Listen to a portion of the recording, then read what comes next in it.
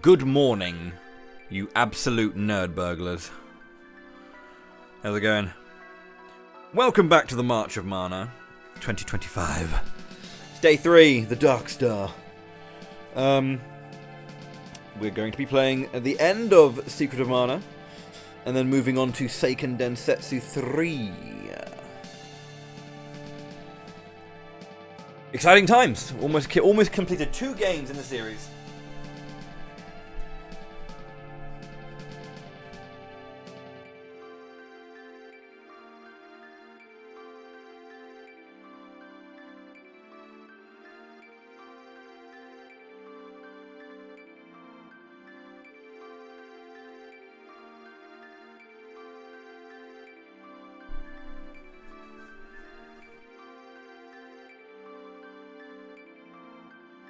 How's it going there, Duncan Thrax? Hope you're good.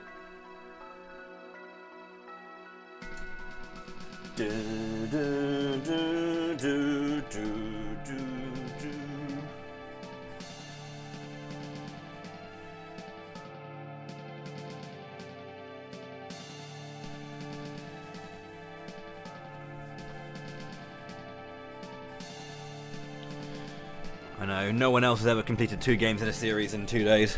Or 3 days.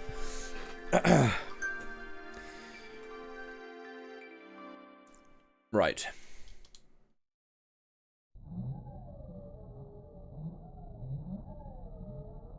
Hello.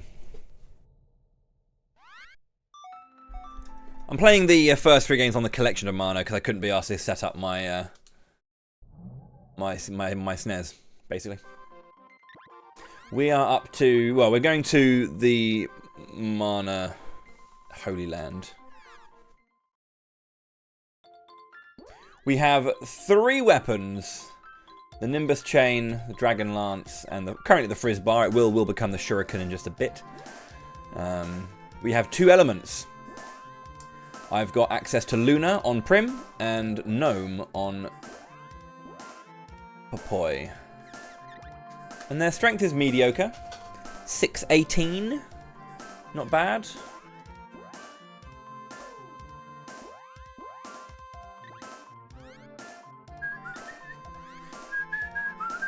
And 580 for Luna.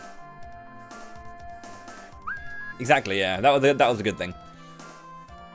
So yeah, I'm hoping you're having a good morning and whatever you've been getting up to. Sorry for the late start. I had a bit of a, I wouldn't say a situation. I had some chores to do, and then I had to go and sort something out that kind of cropped up that I needed to do. So that put me off by a couple of hours. Well, I was intending to start at 11 today rather than 10 anyway. So it put me off by like an hour and a half, really. But yeah, that's just how it goes. Do do do do do do do do.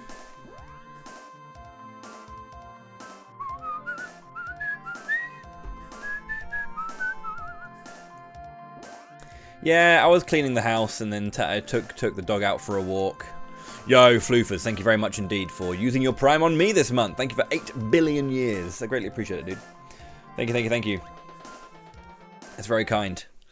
In terms of, like, business of March of Mana, obviously this is an event similar to Camelot Month. I'm raising money to keep myself going, but also to, you know, a portion of it will go to charity as well. So, yeah, 20% will go to charity, and that'll be fun. There it is. Whatever doesn't get met from this particular incentive for Secret of Mana in terms of the level 99 will go to the next one, which is all events in Legend of Mana.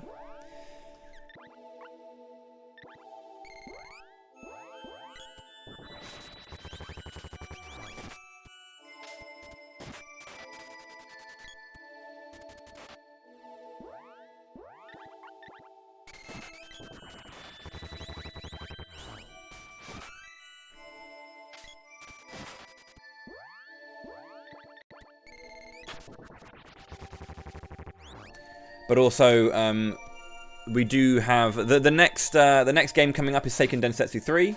All of the characters and their promotion lines are up for grabs. Haven't yet had a character picked, so if you did want to have if you did want to see a certain character used in that playthrough, then I mean, yeah, if you wanted to, you know, any amount, it's first come first serve. Really, I'm not gonna sit there and be a dick about it and be like it has to be a tenner or fuck off, you know, but.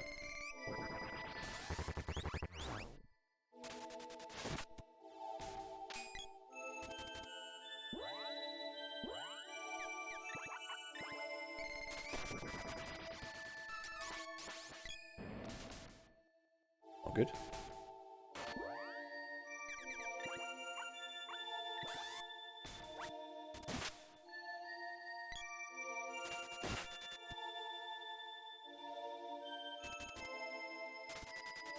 How's it going, Robo Megas? Welcome in.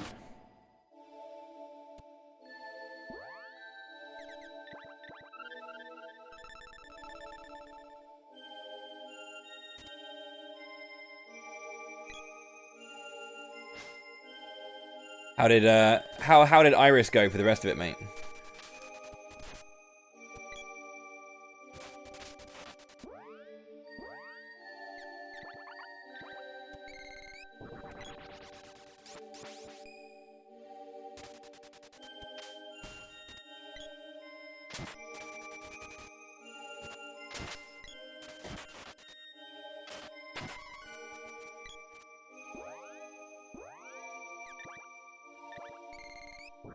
Oh really? You actually managed to get all of them? No way. An actually completed run.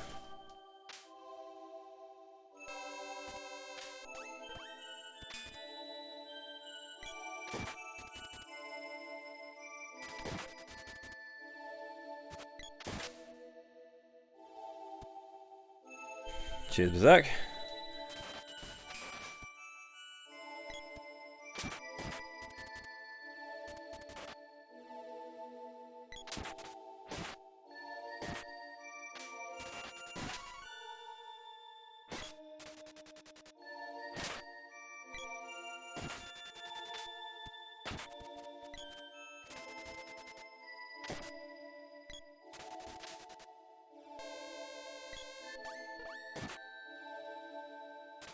Yeah, I mean, we all make mistakes, you know.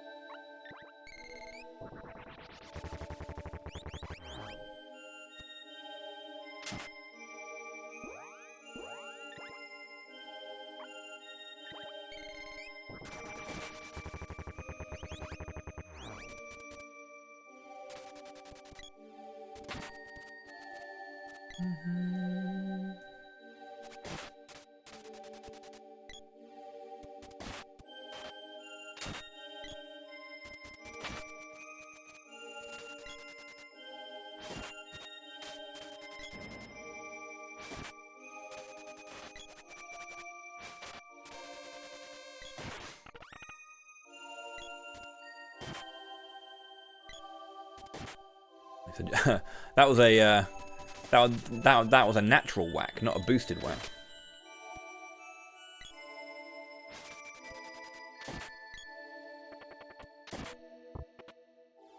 Chocolate won't fit.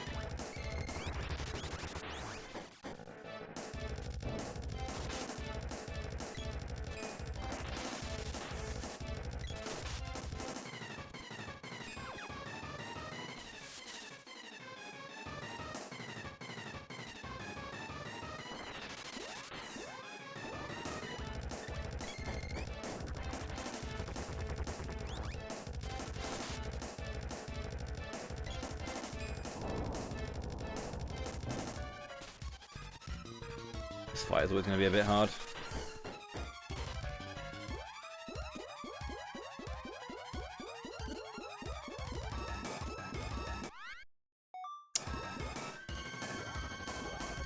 But I thought I fucking crashed the game there. Jesus.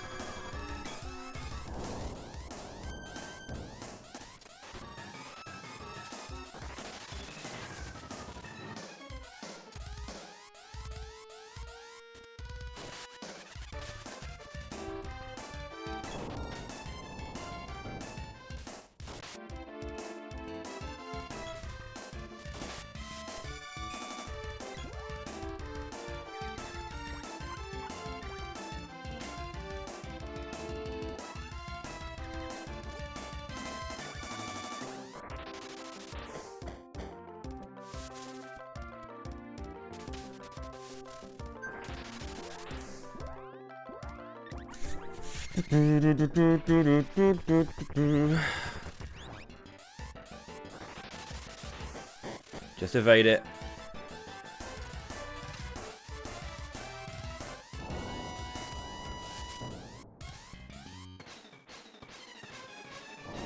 Oh, come on. He was casting off screen, so I couldn't get a hit on him. What a guy. Do something else.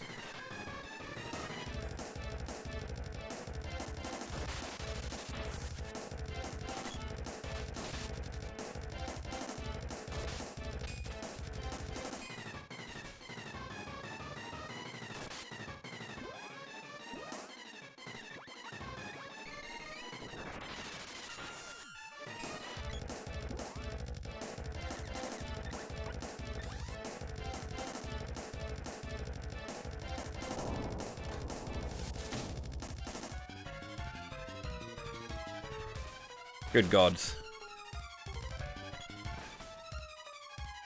Well, I couldn't stop Sprite from dying there.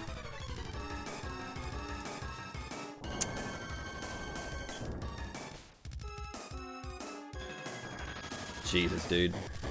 It's going so ham.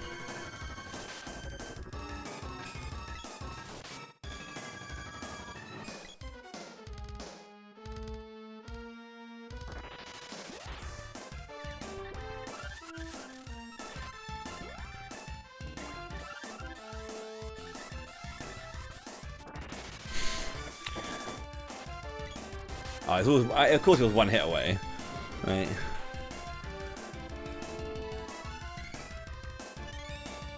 I did get Luna for you. Running out of a couple of wishes already.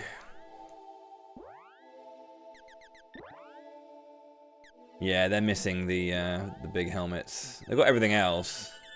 They're just missing the helmets, and that's why they're taking a lot more damage.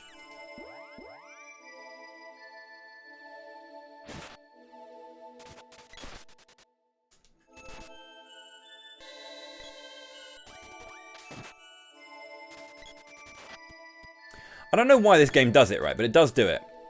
When an enemy's like stunned, you're kind of like more likely to do your like level 1 charge attack, like either your jump attack or that little spin thing there. I don't know why it does it, but it does.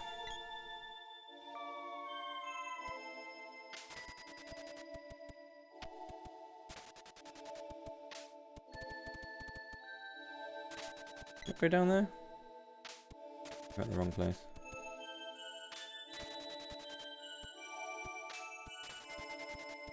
Hello. Might be dumb. Just warned you can go down here. Maybe it's in the next room.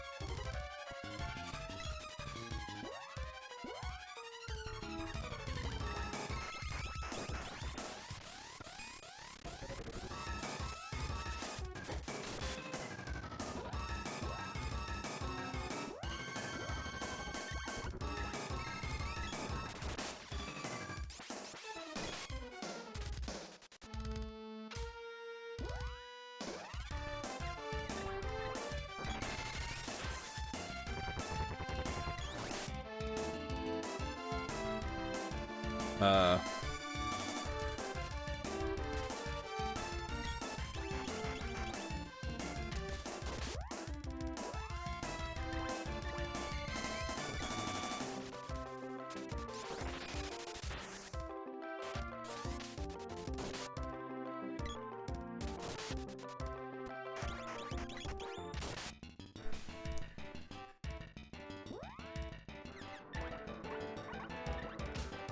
he's not going to get healed for that.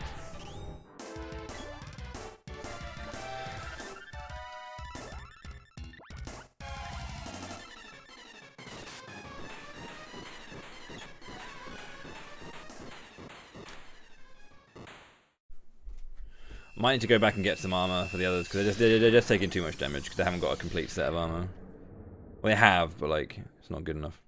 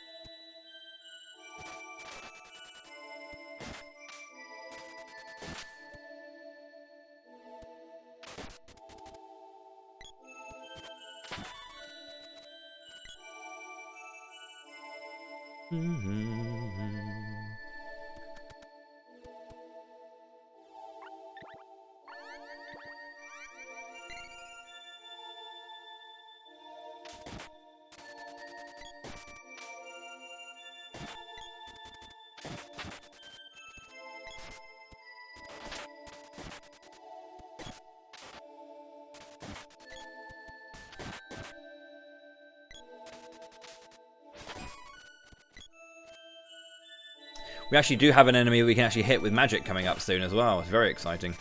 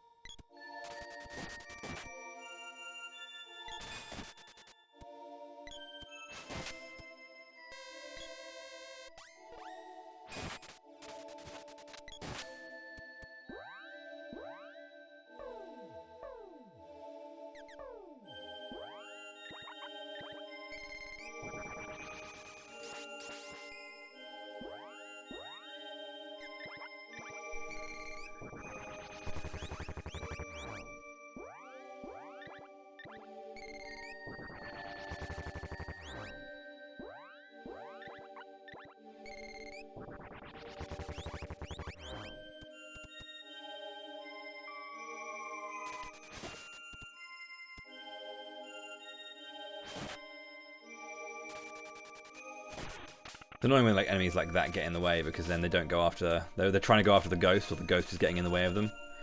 So they panic.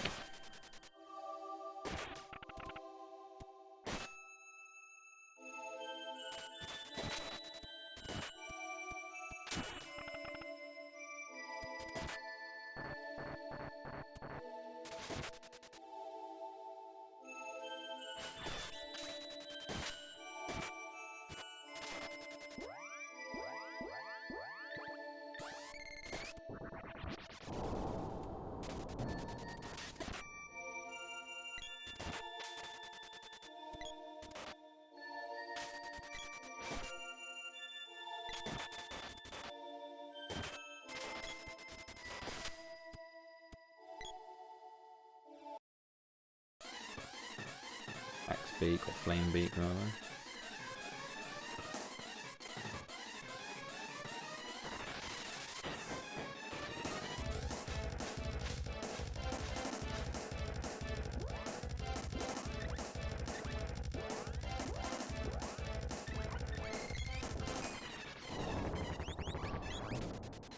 That's damage.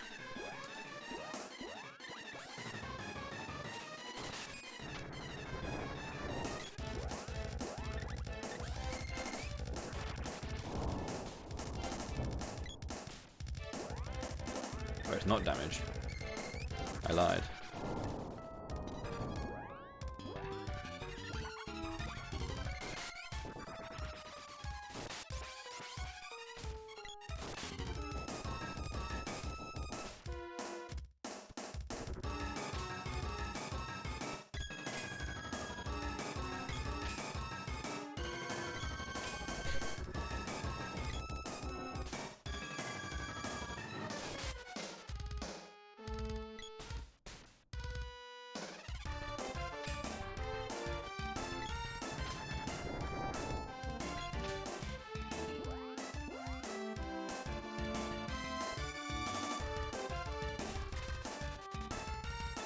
Jesus, I can't actually... There we go.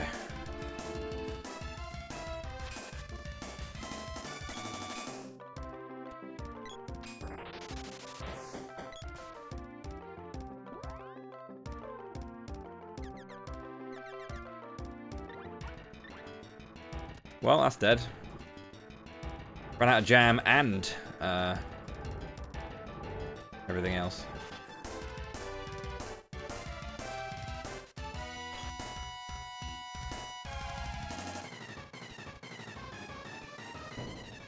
This is an awful map to fight him on.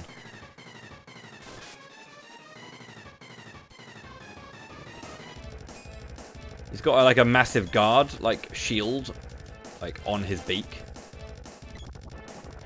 So you can't really hit him that well.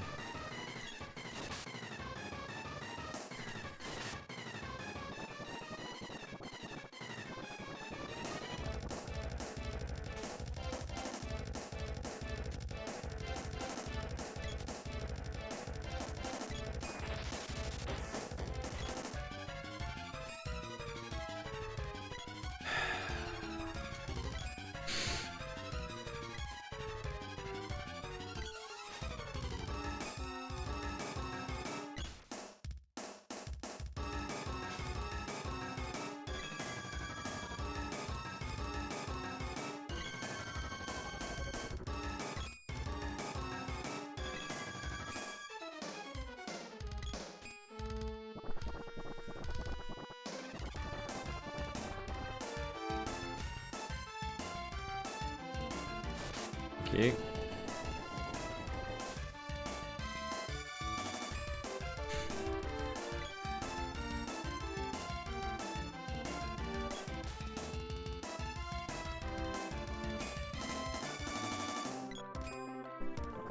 Yeah, his beak just blocks everything, so you have to kind of like hit above him. And if he's not here, you can't do that.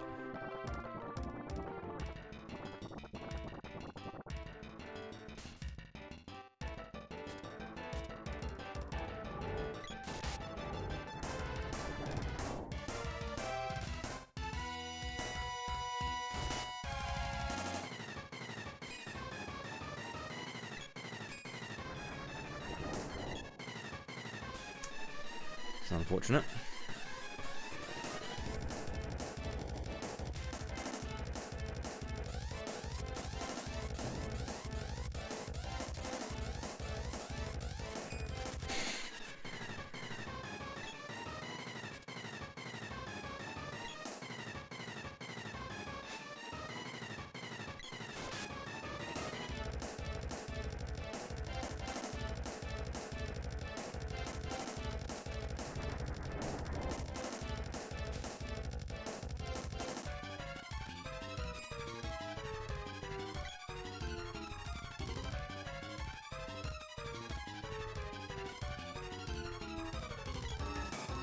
This is why when I found out that actually magic was not dealing any damage is really bad.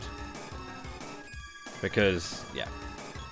The reason you can defeat the first and Spring Beak pretty well is because he's susceptible to Earth.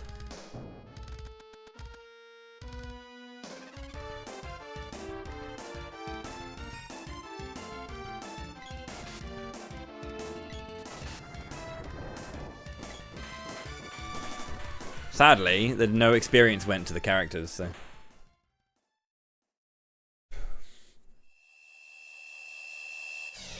Enjoy the OST, so that's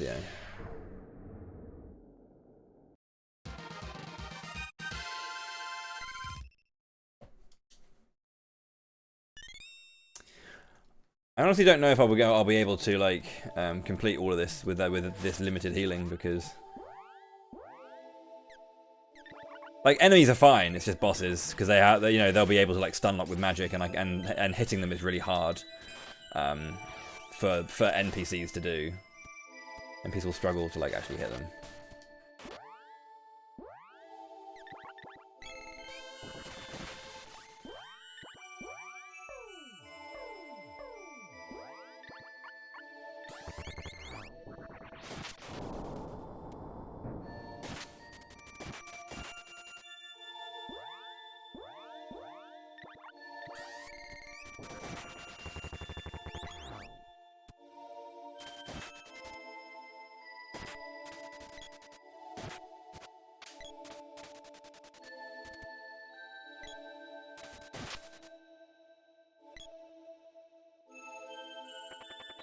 How's it going there, Eri? How are you?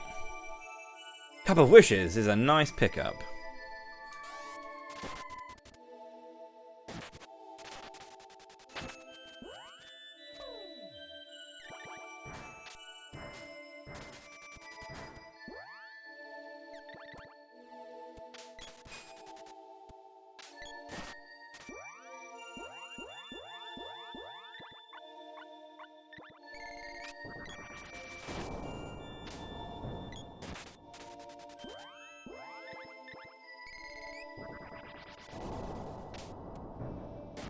Jesus.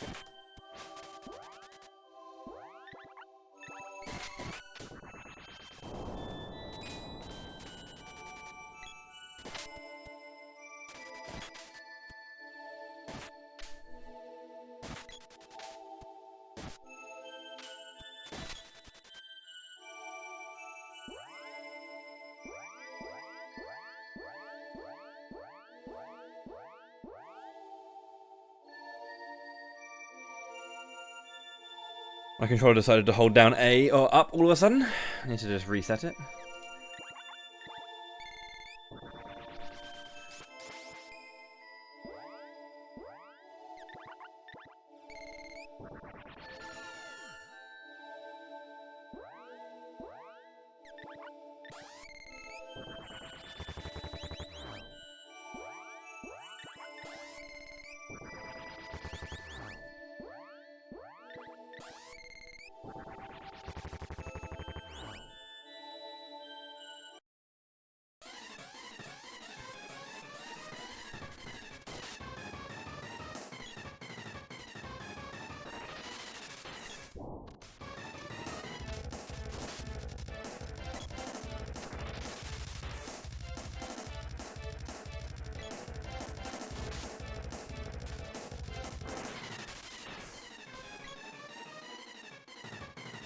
Great. Apparently they're really susceptible to fire magic.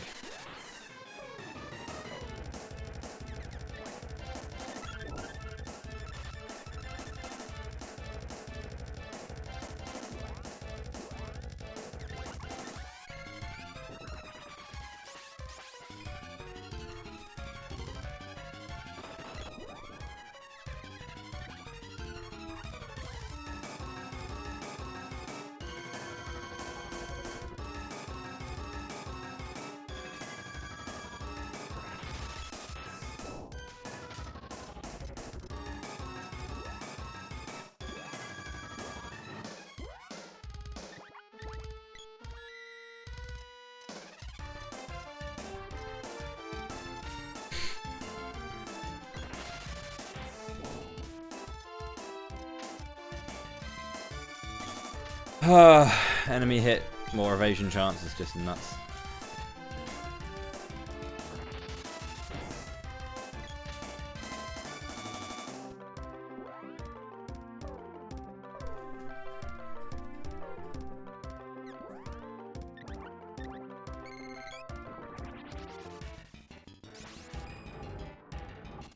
Come on, dude.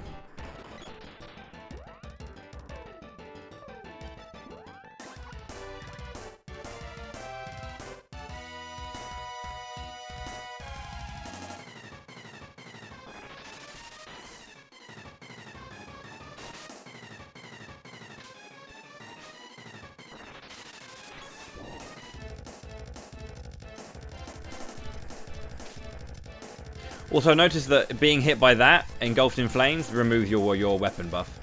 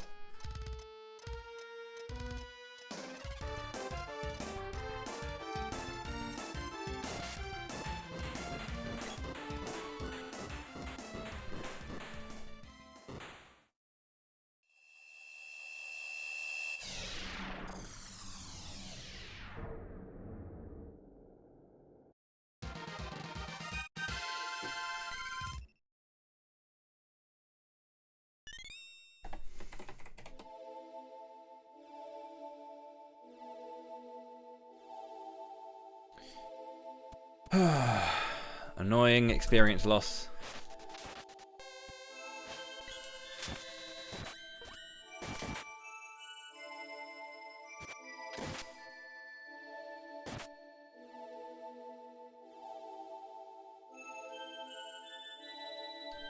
Right, I should be able to get through the next one without having any major deaths, because I'm gonna... Well, at least the next boss, not the next dragon. The next dragon will be annoying as well. But the next boss should be the Thunder Gigas, which means Earth is gonna wreck him.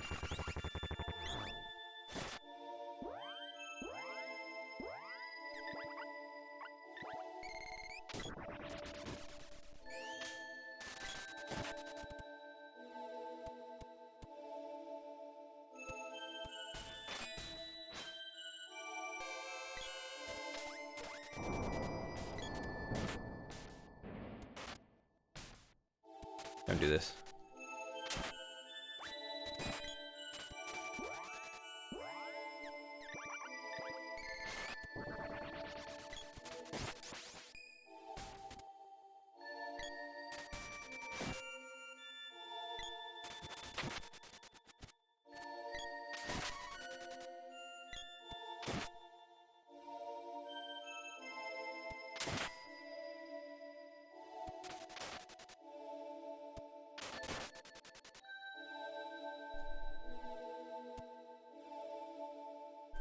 Do do do do do do do do do do do.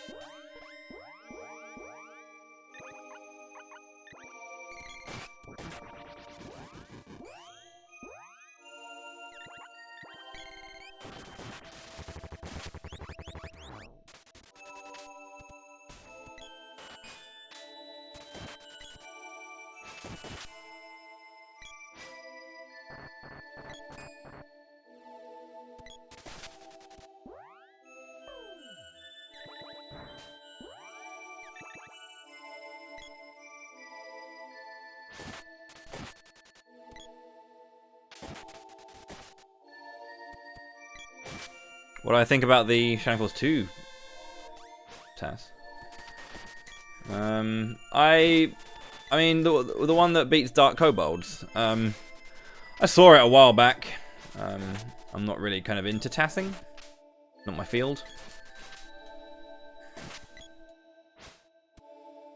In a game like that, it's just gonna obviously like give you optimal RNG, so it's there's not much in the way of like movement tech that it kind of isn't executable by a human, you know.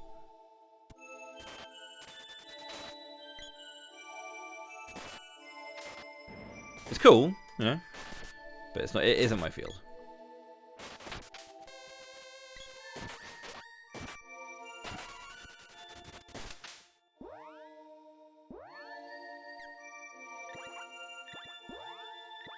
No, I pressed right, but it didn't take it.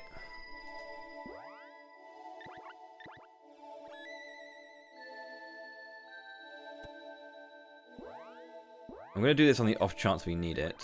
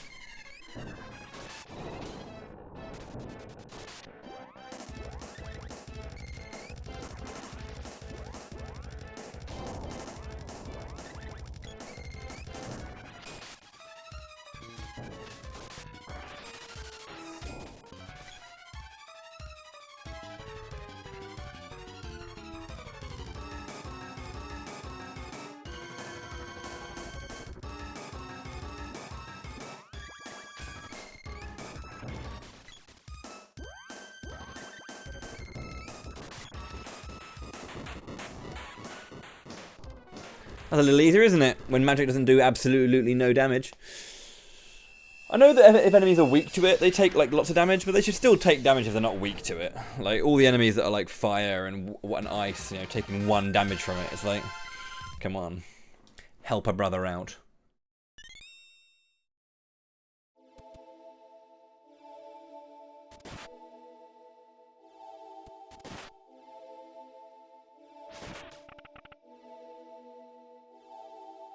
Cup of Wishes. Dragon Ring.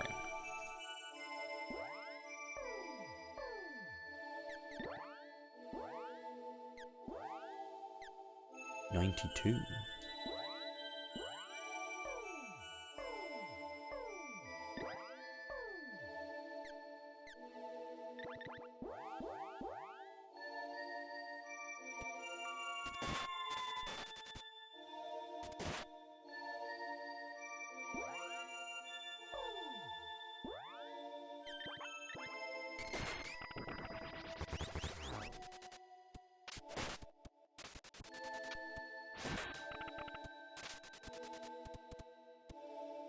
Almost there.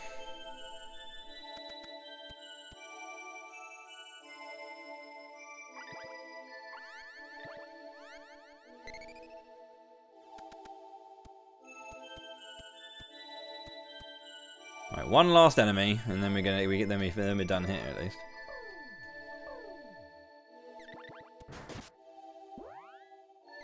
Oh no! I actually hit an enemy with a weapon that wasn't the spear. Run, like completely invalid.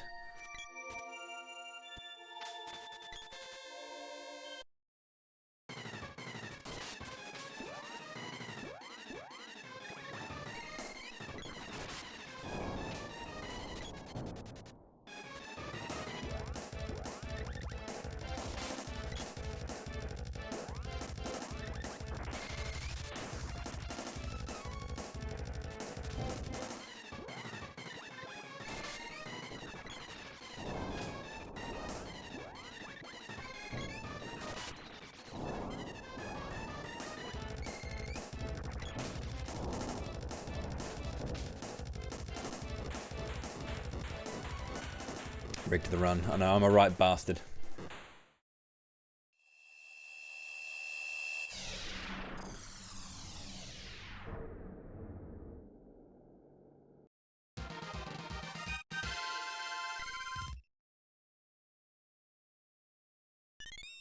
There's the shuriken.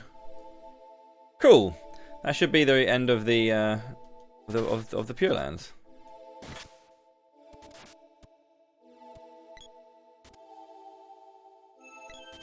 Oh, come on, please.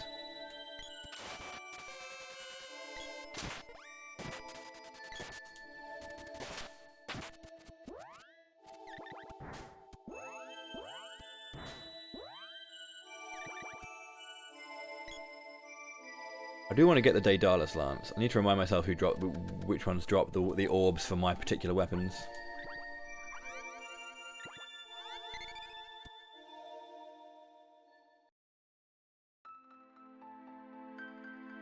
Where are we? We're just by the Manus tree. Manus tree?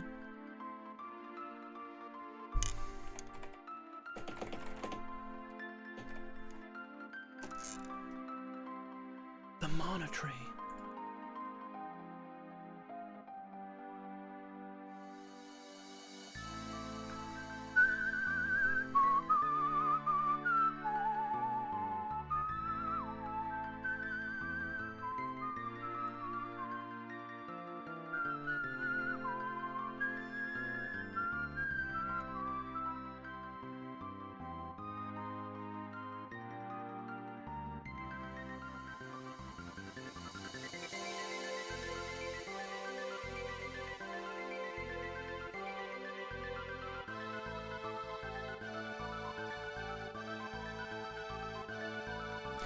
Master Ninja dropped the boomerang. Whip is from the Terminator.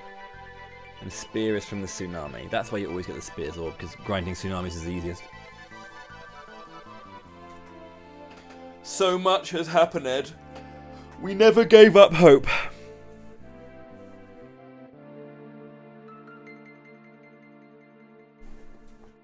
Ask the Mana Tree to revive the sword.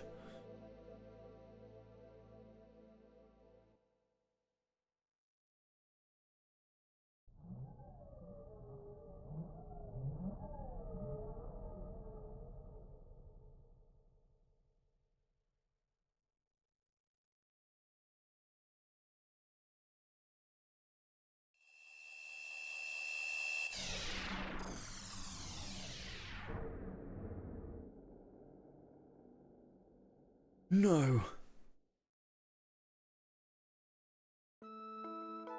Disappear here. Wallowig. Or Waluigi. Waluigi. Wake up. This is where Randy finds out the truth.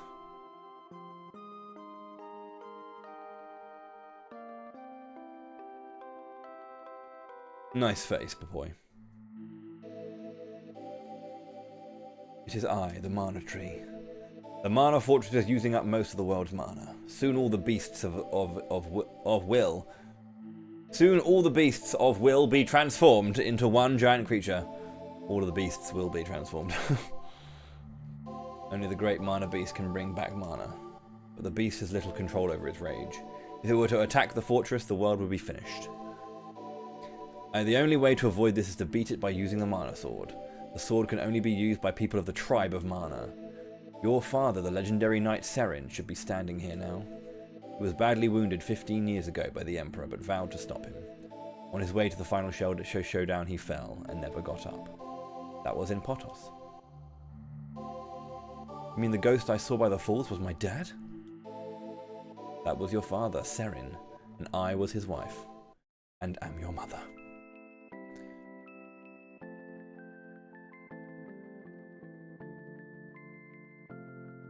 The women of our kind become the tree and the protectors of the world. The men wield the sword and protect us against evil. You must stop the fortress. So yeah, we have like no actual... It's a very interesting game. How's it going there, Incroyable? Hope you're well. Waluigi, I'm sorry, I haven't been much of a mother to you.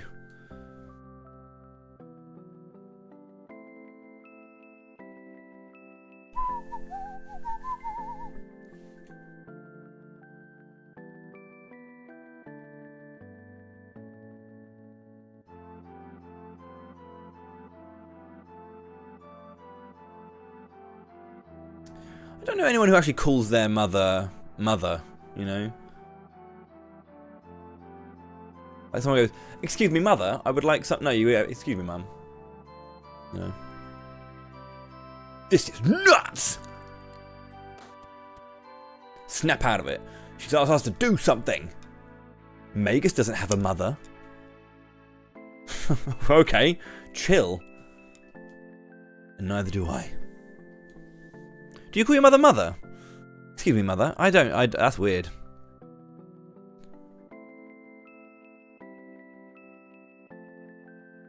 The level 99 grind. That would be great. But if you'd rather see SD3, you can donate to pick the team I'm going to play with. We haven't got a team yet. And we also need their promotion lines as well. Negatory. True. Because I'm a big boy. If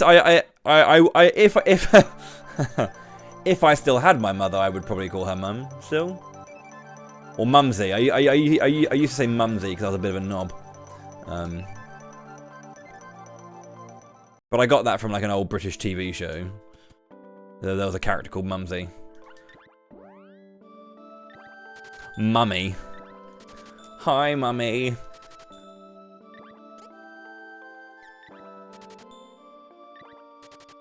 I would feel weird saying mom rather than mum, but that's me.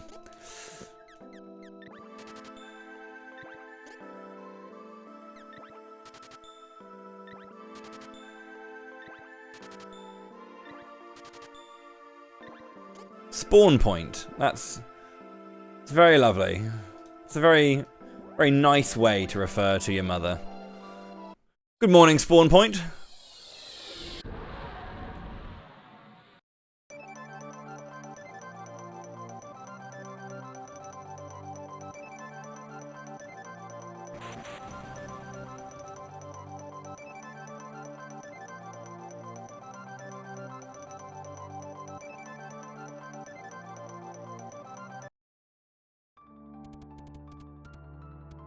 What does your son call you if his mother's the spawn point?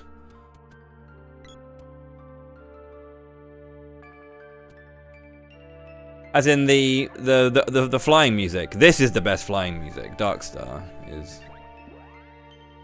This is the best. This is absolutely goated music. The pre-game lobby. That's good.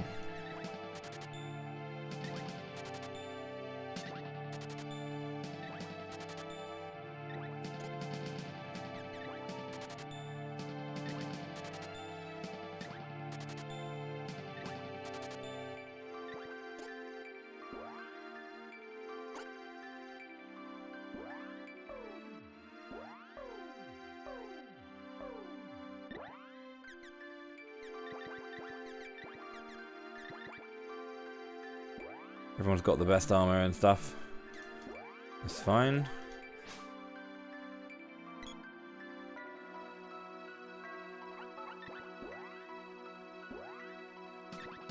The generic, or like when the world's not like dead, right? When you first get Flamey, that flying music is one of my favorites as well. And then Darkstar here.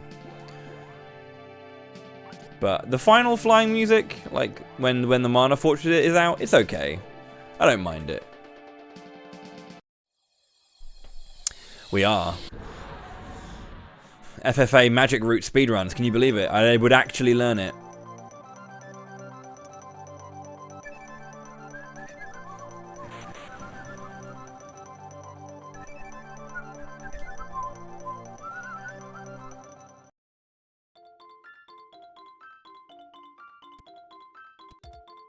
Yo, floofers! Thank you very much for the £20 tip, dude. It's very kind. Thank you, thank you, thank you. What would you like to put that towards? Because I don't think there's a message in your tip. If there's something you want to put it towards, you can do something. A magic speedrun.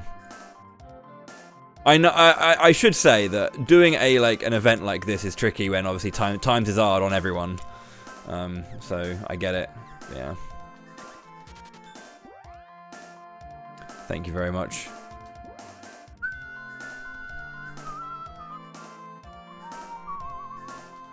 Right. Everyone's weapon level should be max.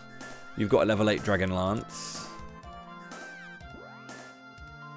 You've got a level 7 Shuriken and level 7 Magic. You just hit level 7. Okay.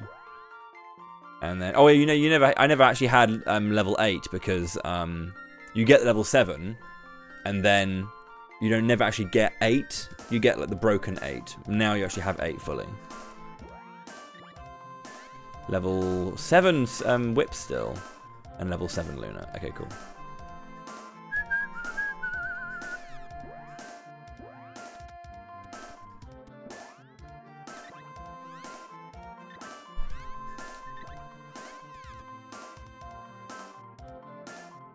Runner's choice.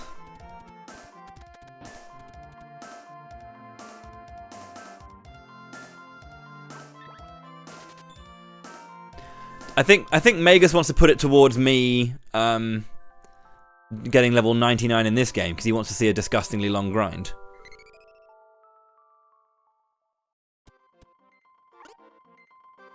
Which I'm game for. I'm game for doing the grind. I'll sit there and hit tsunamis for a long time. Why did I stay again? I didn't want to stay. I'm just really tired. Send me to bed. To the theme of Hosier's Send Me to Church. Send me to bed. I don't know the rest of the words at all. Not even close. Save your game. Right. I'm now level 54, just like Bowie is. Let's go. Those two are not level 54 because they've died for a bunch of bosses, so they're really far behind on EXP.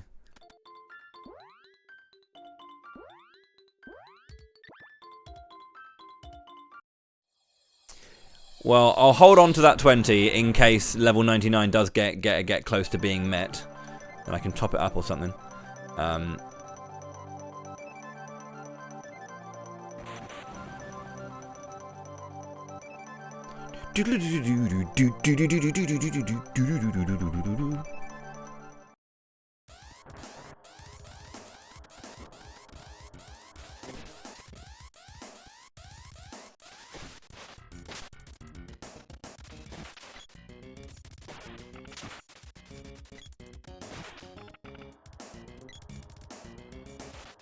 Here we go. We're gonna get the boomerang.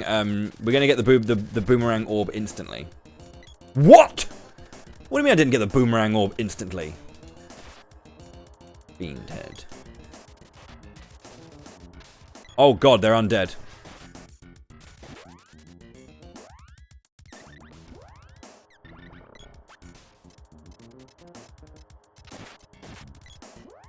Getting bodied already.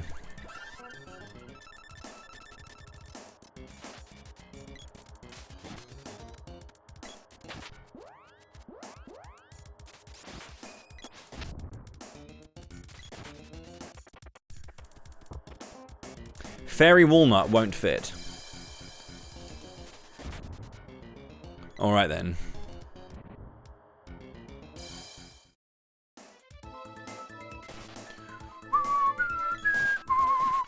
This is the axe orb from the crabs.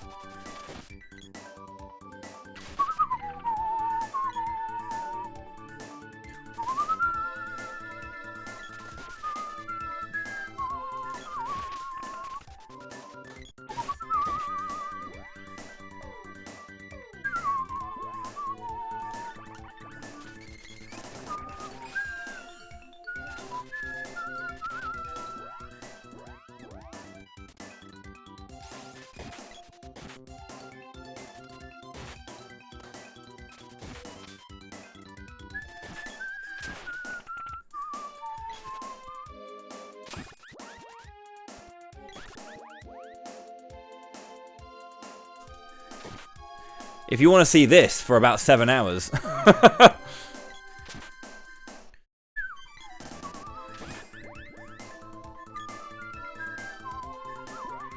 How much experience do they actually drop? I can't remember. We got 53278. 4,000 or 3,700.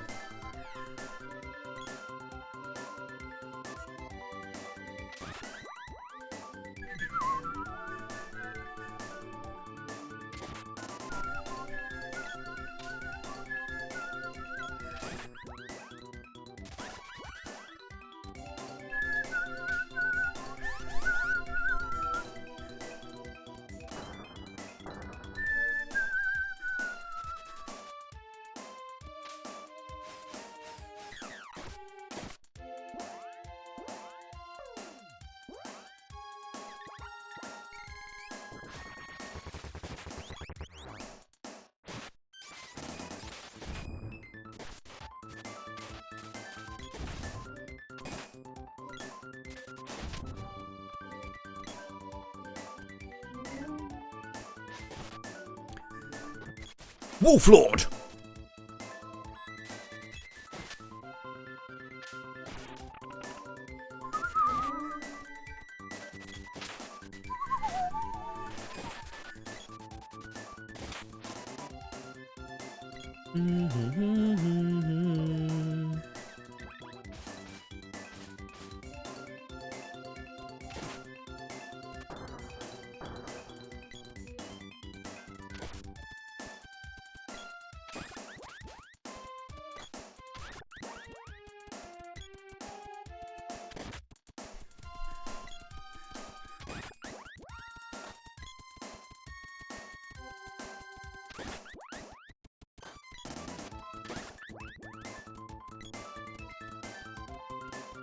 Good job, brother.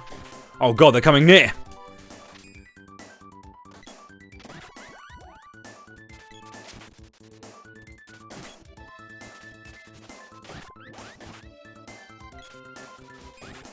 Right, you shouldn't be using that.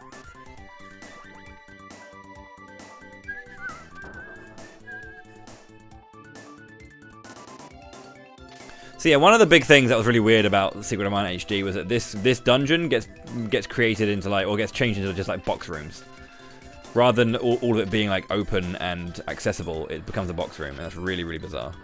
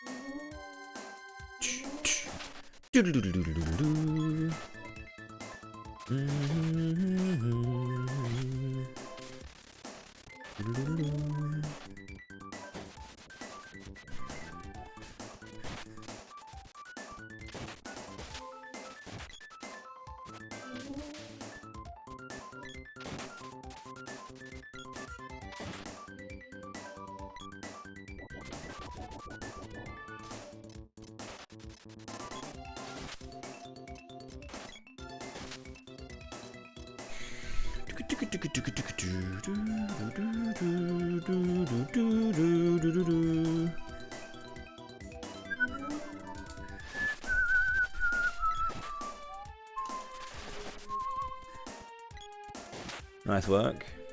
This is the back side to know that you can't go this way.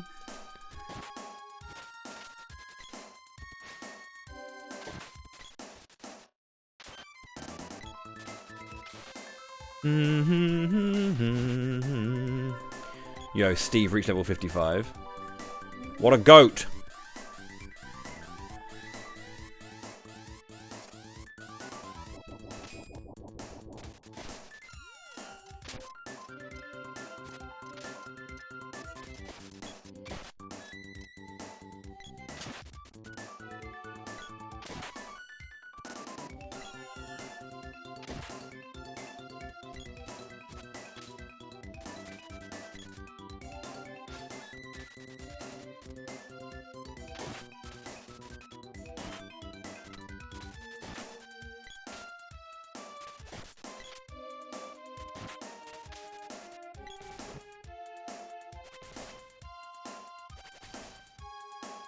Cool. Good thing we saved. Yeah, how's it going, Casa? I like how he managed to do that because one of my attacks just missed. Good to know that Lunar Boost is that good for them, but not that good for us. How's it going, Diane? Thank you very much indeed for 33 billion years with Prime. Thank you for you choosing me for it this month. Very kind. How's it going, Casa? Good. Dragon Quest XI is very, very solid. I'm good to hear. I'm glad to hear you playing it. It's a fucking brilliant game. Bonjour, Ieru. How are you? Oh man, I hit level 55 as well.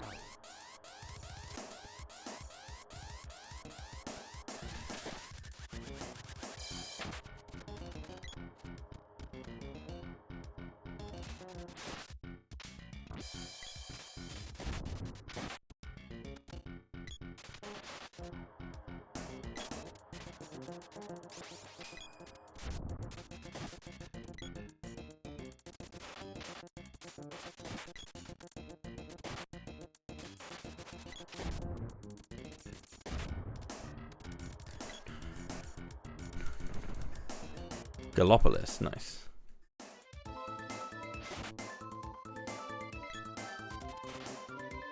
Yeah, that game's just really, really fun. Super joyful.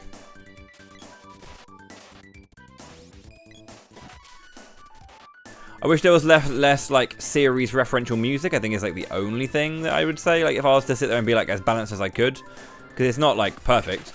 But I'd say yeah, the only thing I really feel like it should have had more of was a bit more referential music. A bit less referential music and not just, and some new stuff. Because all the new tracks are really nice. It's just, well, there wasn't as many of them as like a normal game.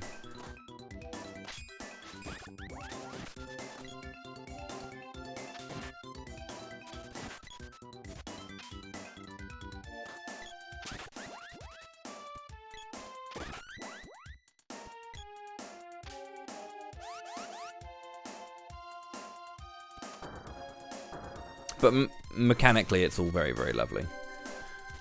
No issues with that.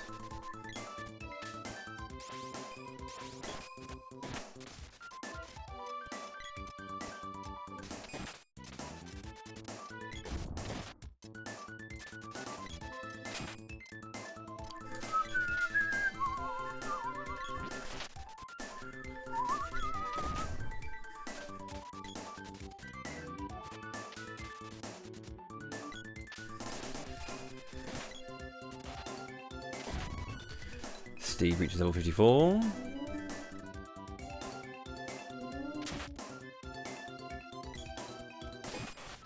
God, the Wolf Lord's back!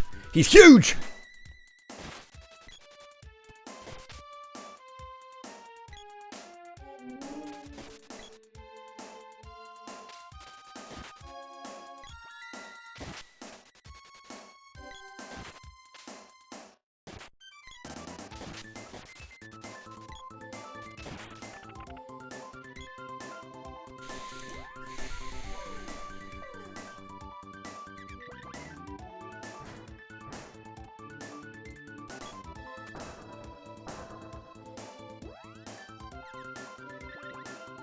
Nimbus Chain.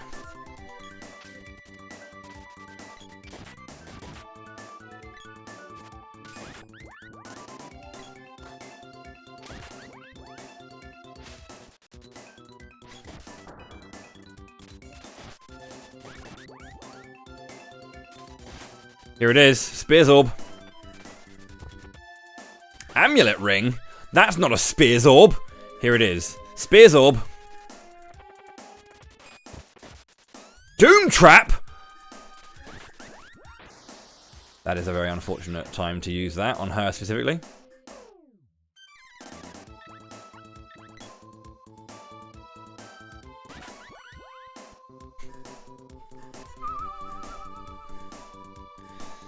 Yeah, Dragon Warrior is just like, it's really weird. I find it really weird hearing it called Dragon Warrior. It's always been Dragon Quest to me. I don't even know why it was called Dragon Warrior back in the day. So, probably some kind of patent thing in the US. Or NA in general. It usually is patent stuff.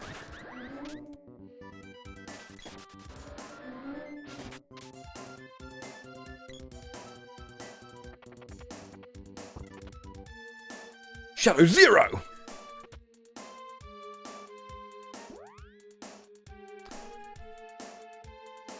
Make it sound cool. Yeah, probably.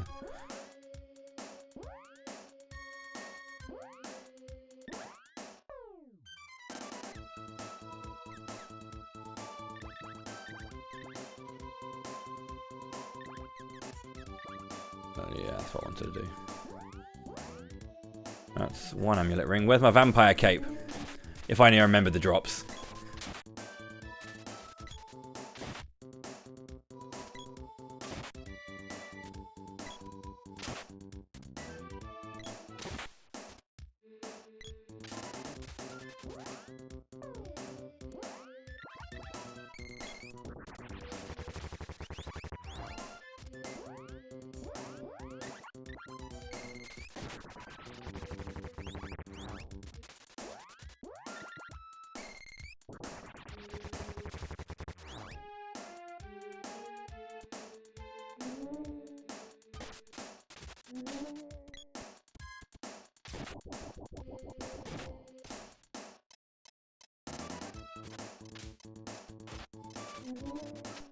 And what, like, 2022 level, like, internet user did they get to localize Hellhound to Heckhound?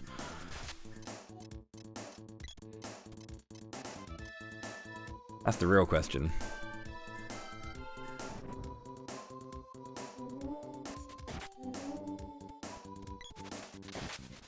I don't really even remember them being called Heckhounds. I could have sworn they were called Hellhounds. Maybe that's a US only thing. Wonder if the UK version just calls them Hellhounds.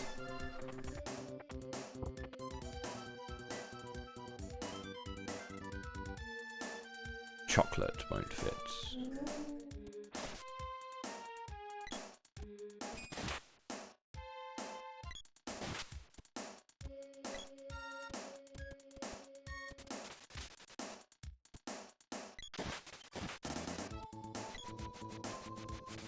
I'd have to play it again to make sure, because it's one of those things where I don't really have specific knowledge to it, you know? Just a memory thing.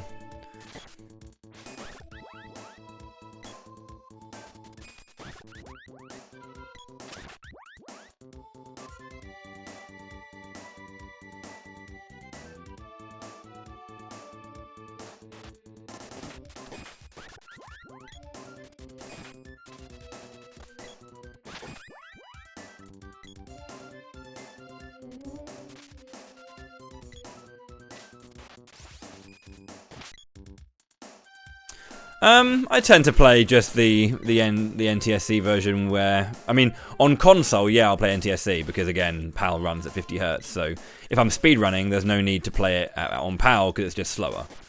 It's just a slower version of the game.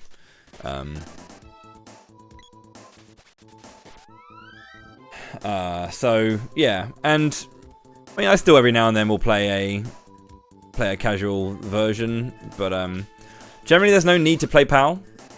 Unless PAL's the only thing you have access to, there's no real need to play on it.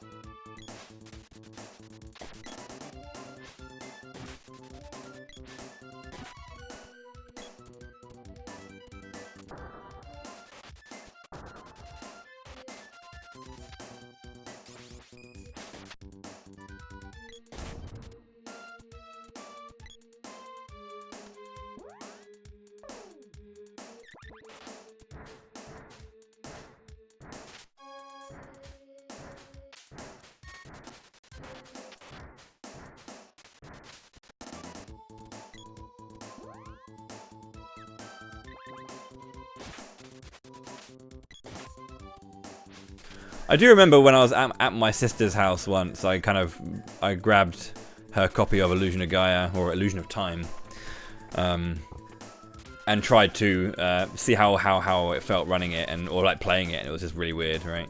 'Cause it's just slower.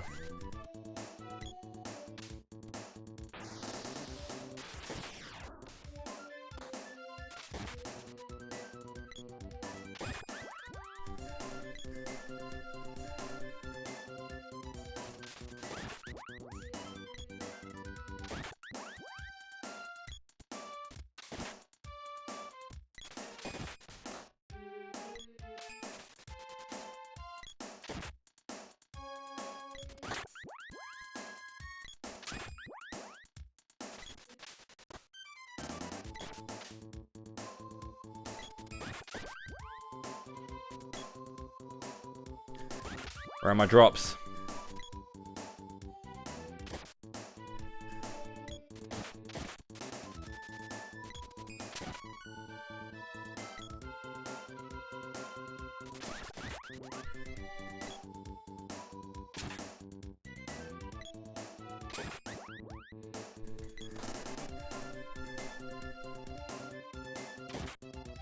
It's lucky that the button kind of like can't be like walked on by enemies. They're all locked in place.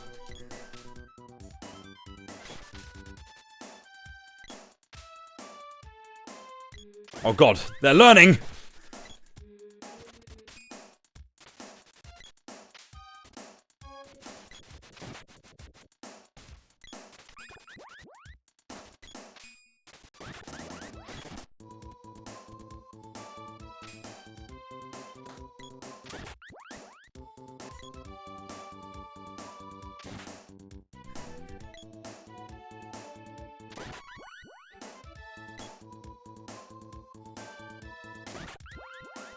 If you want to see more of this, me just doing this until level 99.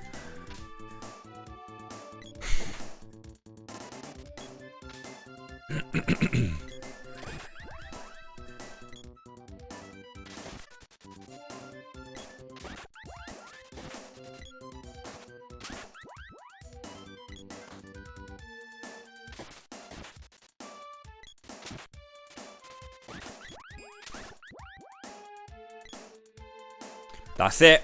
That's the Spears Orb. Oh.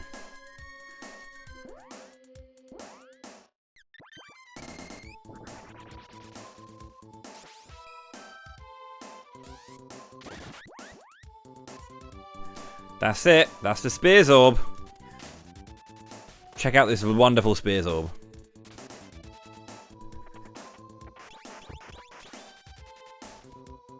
Amulet Ring.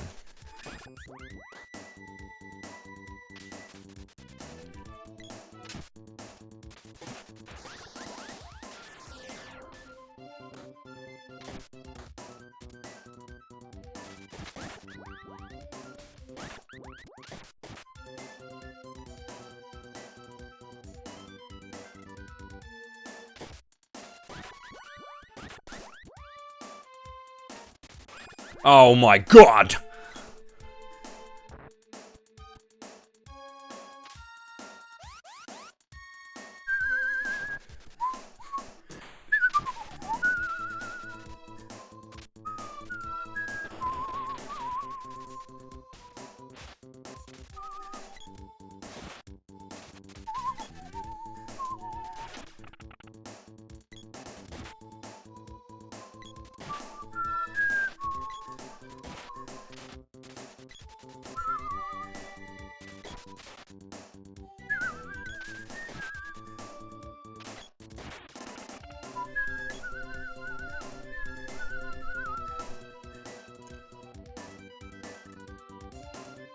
Oh, bless her.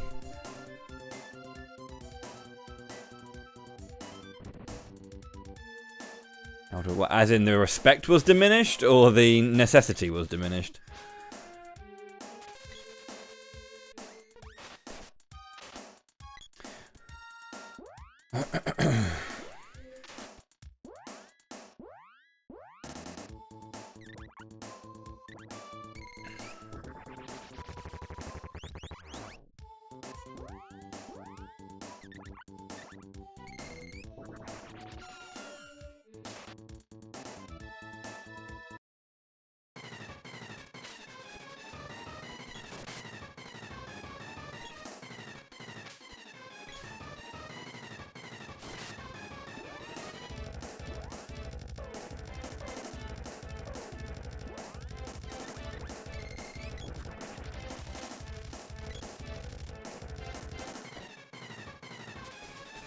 Oh, he changed his direction.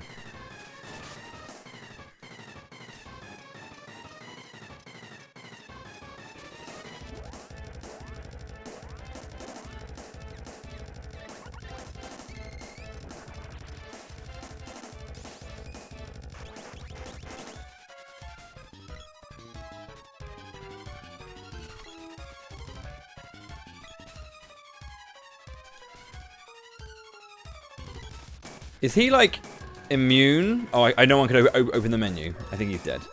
Is he immune to Moon so that, like, you can't actually hit him? Because I missed him every single time there. That was kind of crazy. There's no way I'm just getting that unlucky, dude. Surely.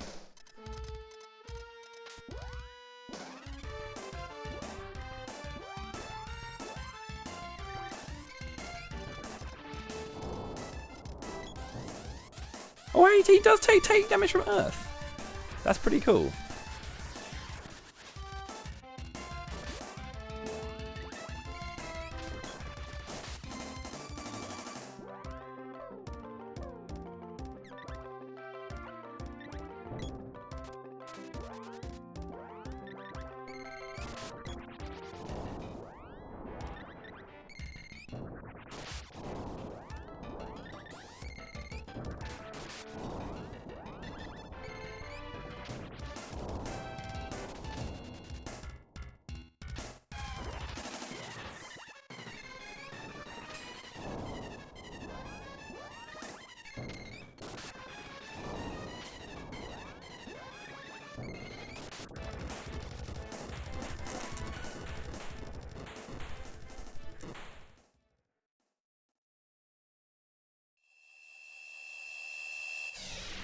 Alt 156.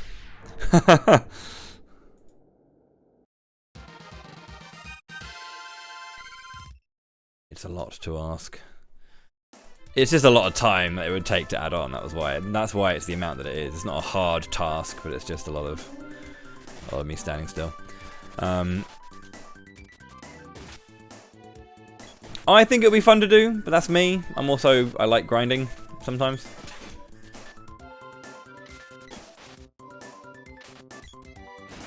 Wow, one shot. The big thing that is, though, is I would like to have a party for SD3 as well. Like, if anyone would like to have a party of their choice or a character of their choice, crack on. Doesn't have to be like a lot. I mean, a fiver, £3, I don't know. It all helps.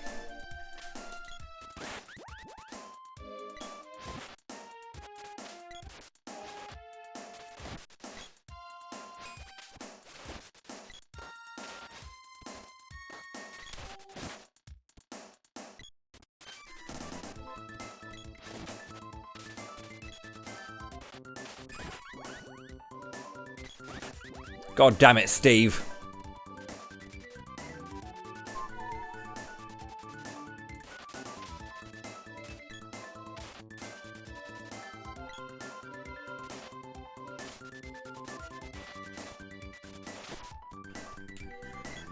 Kevin ain't shit. He's the weakest character in SD3. Kevin is the beast man, yeah.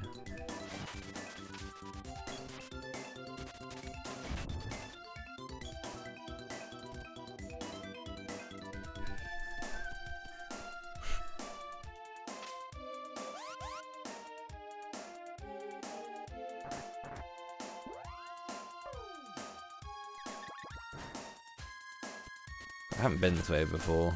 Well, not before. In a long time. Where you want to go, obviously, is to the right, and then kind of around. But this is kind of fun. Seeing how much more of the map there actually is. Captain Duck!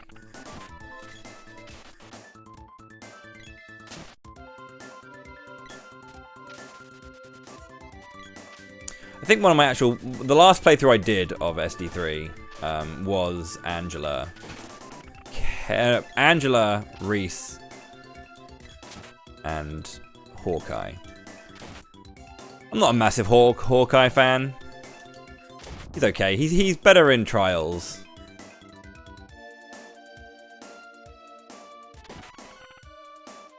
Yo, Hazaria, thank you very much indeed for 57 billion years. 3 months in advance as well. Thank you so much. Duran, Charlotte, Angela? No, I mean, the worst party... I would probably say the worst party is... I don't know. It depends. It depends on the promotion style as well. Like, I'd say you couldn't just say the characters. You'd have to say their promotion line, because, like, Light Duran is not great in SD3. He's not bad in Trials, but in SD3 he's not great. He's not bad. It's just that I think the shields are broken, or like evasion is broken in that game, so it doesn't quite operate the way it needs to. I personally think that Hawkeye is perhaps the worst character in SD3, though. Like, I don't know. That's a me thing.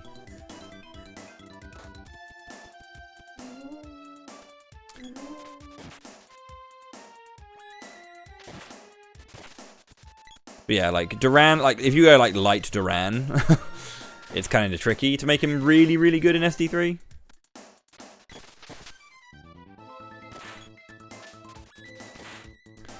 Yeah, it's kind of weird that there's an entire class built around shields, and then, like, the whole point of the shield isn't even, like, operating. It's funny.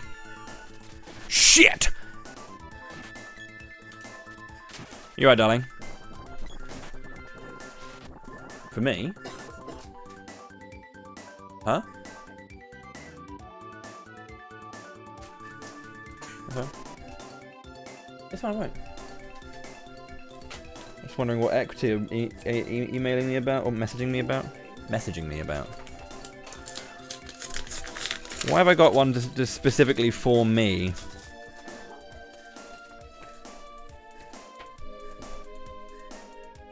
Huh. So I have some mail that I need to check. What is this one? What are equity sending me?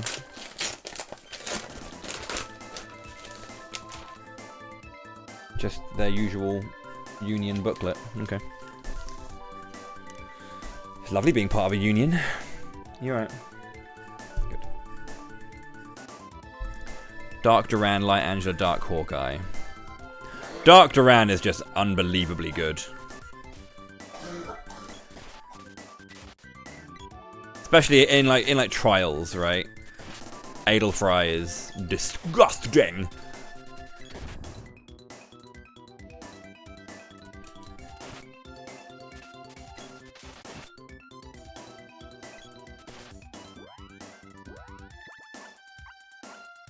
Mama Blue, more like Mama Poo.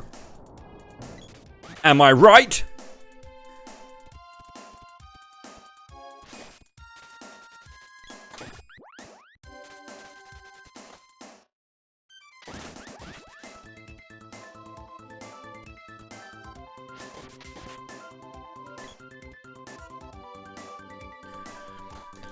My problem with Hawkeye is just that he's kind of like he's generally a bit, especially in SD3. He has 2 hits, but they're weaker. But the thing is, the way that damage formulas work in that game is that you'll kind of like do basically nothing until you hit a certain point, and you'll start doing something. But it's very easy to like just have him dealing like no damage because he just won't, which is a fun one. But also, it's a thing with like Hawk versus Reese anyway. Reese's stat buffs and debuffs just land, or the debuffs specifically, they just land, but they don't deal any damage. Whereas Hawkeye has the whole ability where he can attack enemies and then deal debuffs, but if the enemy is resistant to the element in play, it won't work. Which is annoying. That's not good.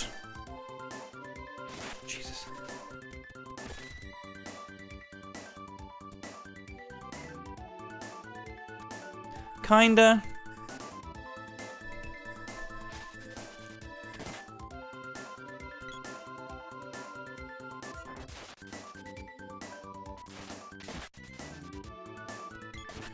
Well, if you want to see me play with the worst party, you can do that to me if you want.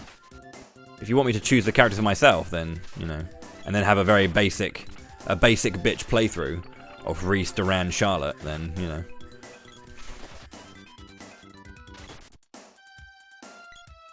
No! Good. Did I equip the second amulet ring? I don't think I did. For fuck!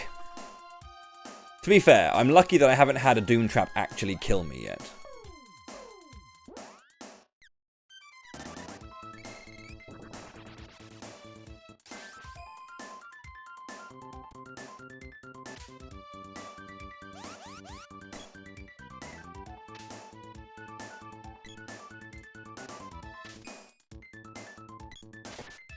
Healing?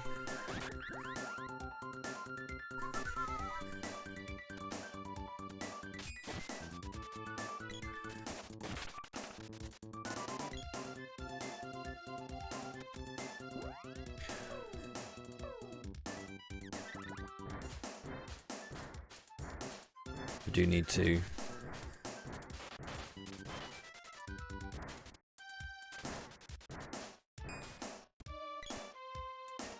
That's so fucking annoying, dude. Get Moogled just before you finish breaking the last crystal.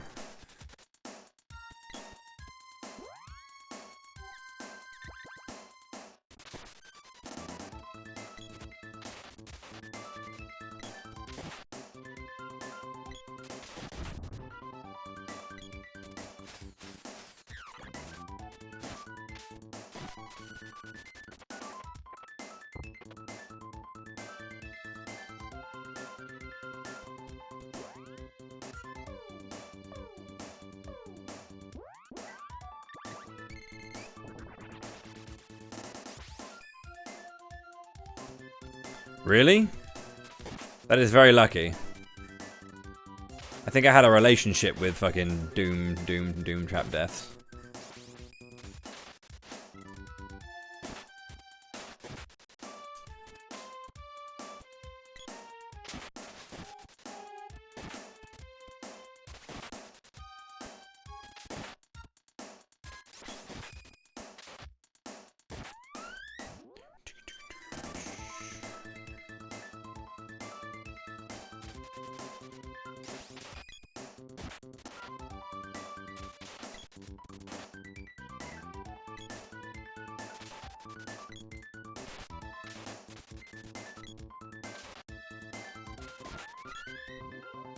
Yo, Rin, thank you so much indeed for 103 billion years!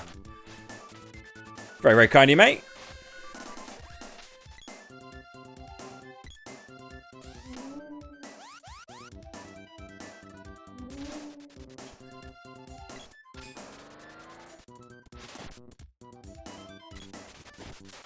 How you getting on, Rin? I hope you're well and life is treating you good.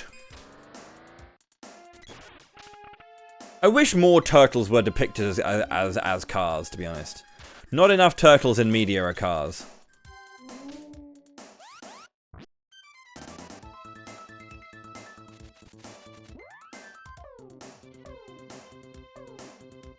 Why am I unable to menu in this game? Like...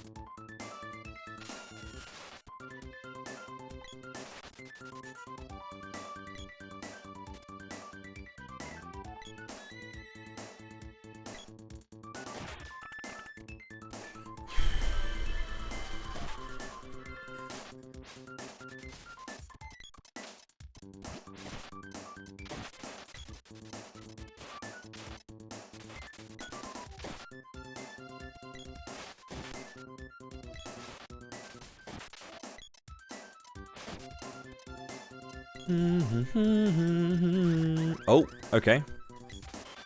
I just ended that man's whole career.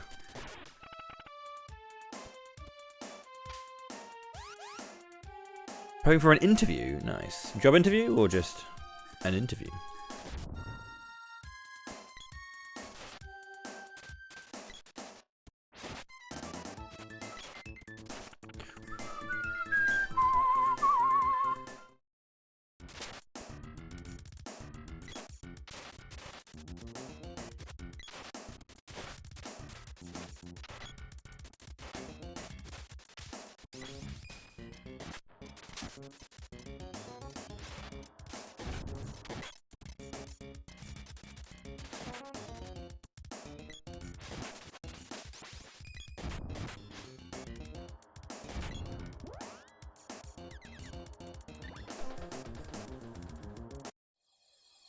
Yes, it makes the AI target whoever you target. It is very handy.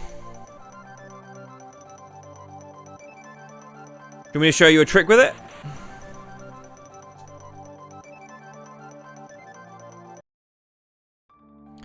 There's a couple of tricks I can do with that. With target.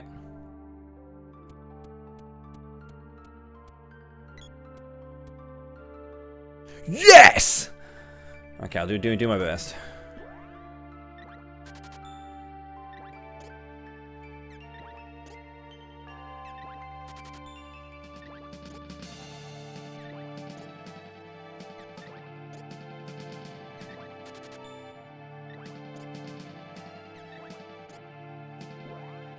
But it's specifically a thing to make the AI target something. And it's like an on-command thing. You can only do it like you do it, and then the enemy will go and attack it. Or the AI will go and attack something, and then it's over.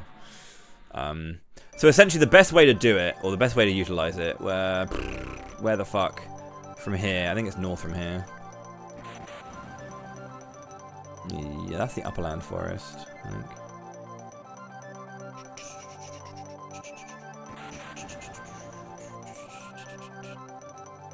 This is the upperland forest. And the Gaia's navel is here, so I want to go this way. I think. There it is, waterland, water thingy. Okay.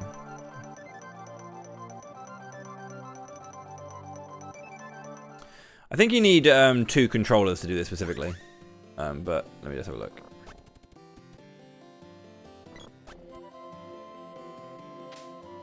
I can't do like the going through the thing, but so these guys are really weak. Let me just quickly sort out my actions so no one attacks anyone.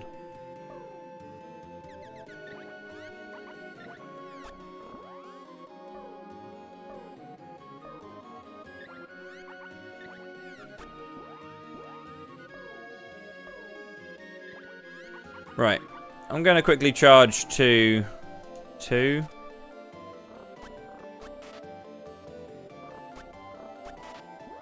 I'm not sure if this happens if you do it this way. Right, I'm just going to quickly overcharge. So I've just done a thing. I've just done a glitch, the overcharge glitch. But now I'm going to send this guy him after them. Eventually he's going to go down and do that. Do you want to go down and do that? There you go. So doing the overcharge glitch is just a way of making that silliness happen, but yeah. When you do target, it sends the AI after them.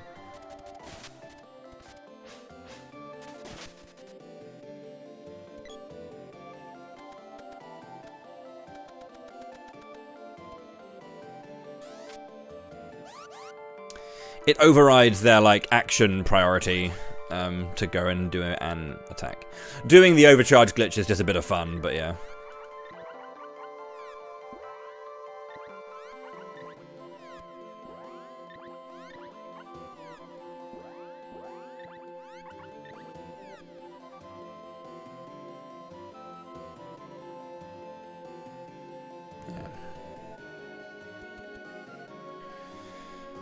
Pretty cool though.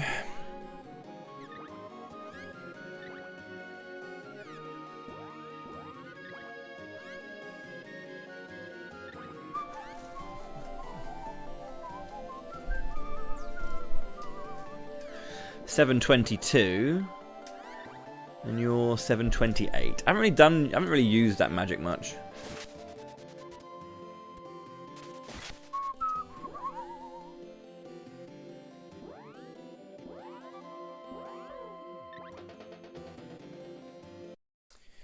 It would be nice to get drops for the level 9 weapons, but I'm not getting them, so crying face emoji.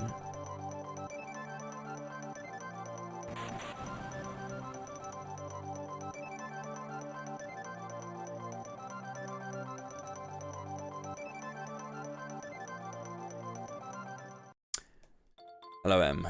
How you doing? Thank you for the luck. I will kind of require it, to be honest, because this game can be horrible. Yeah, they're not that... I mean, yeah, they are, like most rare drops, but, you know. I'm not crying my heart out, you know, about the likelihood. Ooh. Just can't be asked to grind it, you know. 54. Probably like, what, 60 now? Level 60?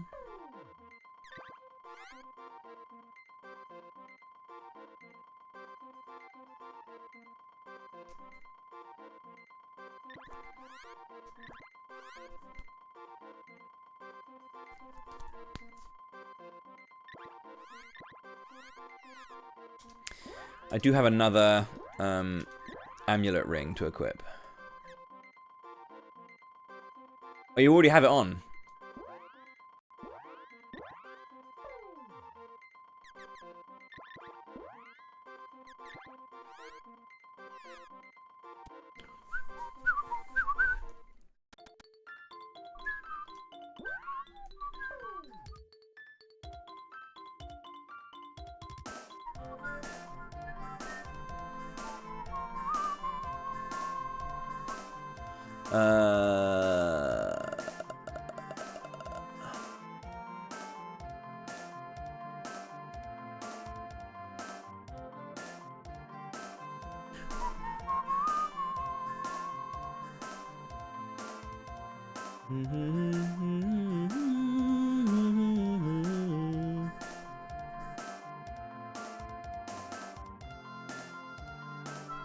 The fairies ring, man. Getting 3 of those would be lovely. Fairy cloak is Master Ninjas as well. Power suit, vampire cape.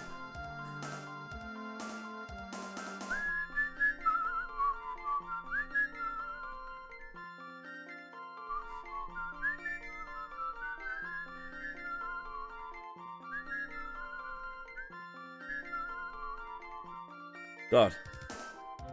Forgot how many helmets there were that you can get as drops. There's 4 more helmets after the needle helm. There's only like a couple of drops after. Actually, no, there's like loads after the gauntlets as well. It's just the vest guard has the least amount of stuff. Ninja gloves, agility hit plus, French moogling, agility plus. There's a lot more drops than I remember.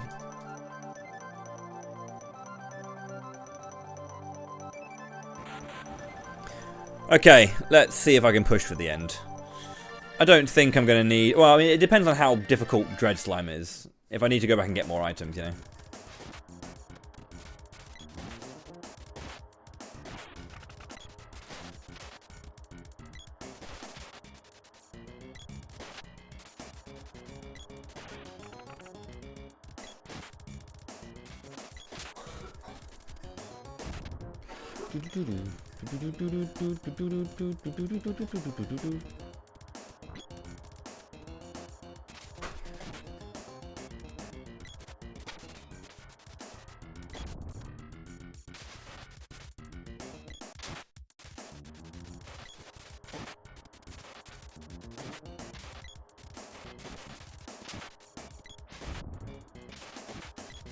This Fiend Head's got a lot of HP, fucking hell.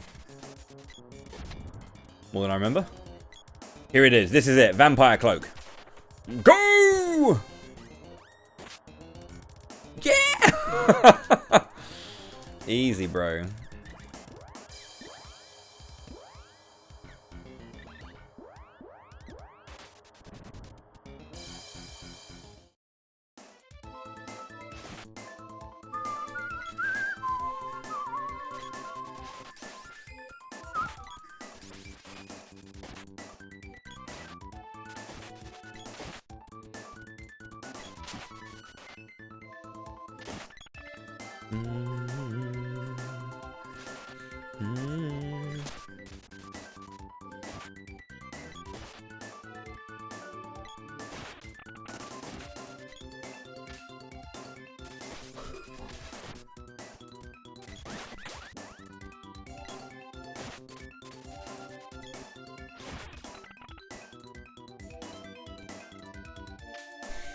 Yeah, I mean, what is it?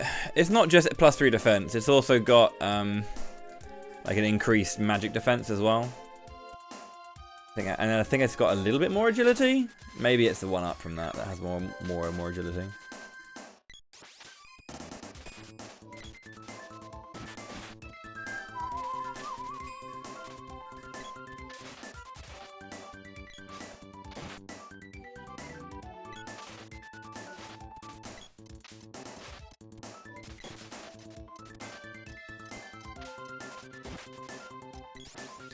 Did I say agility or evasion? I meant evasion.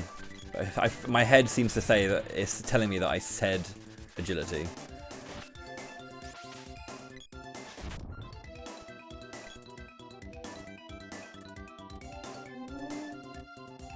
Some kind of strange phantom speech memory.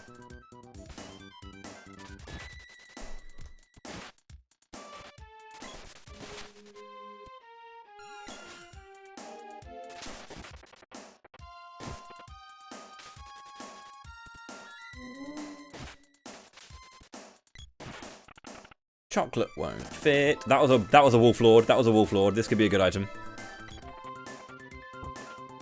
Fairy's ring! That is the best ring in the game, I believe. Yeah, it is. +5 agility. Prevents poisoning, pygmying, frostying, dizziness, ballooning.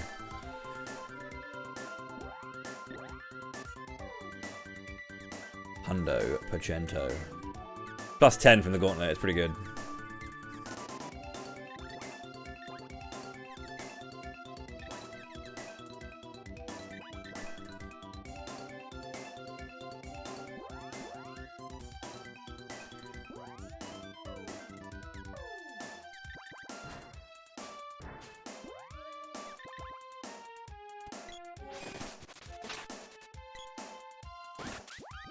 Just give me the spear drop, man. Give it to me. I want it.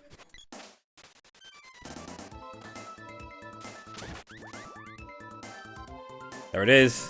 Spear's orb. Another amulet ring.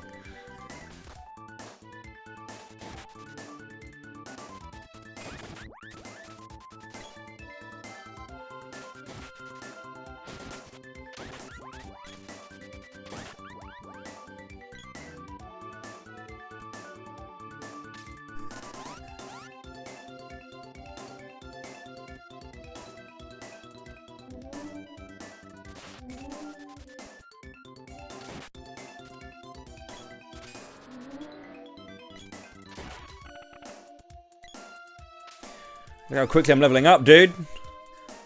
I might accidentally hit level 999 and give you free content. Thank you.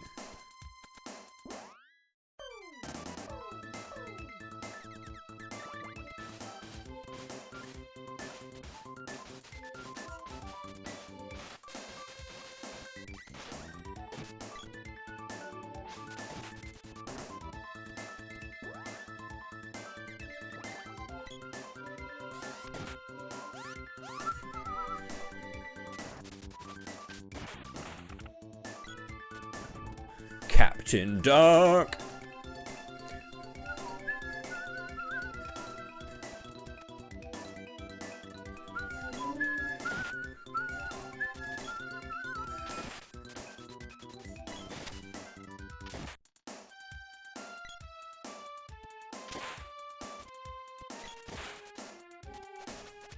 Great.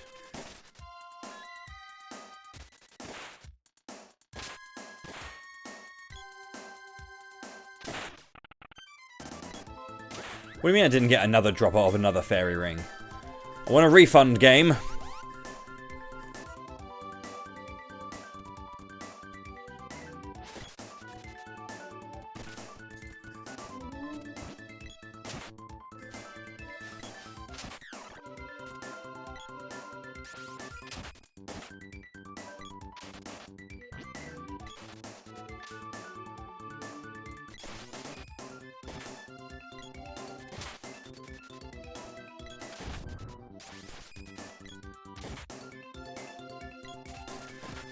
Boomerang orb.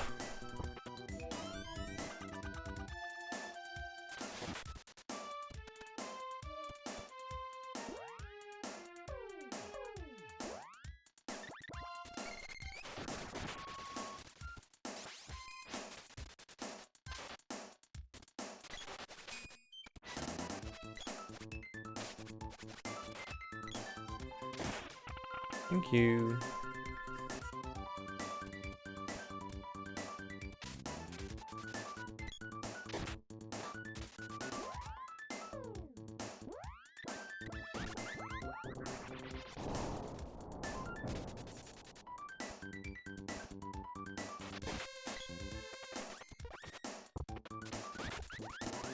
Cup of Wishes won't fit. Shit!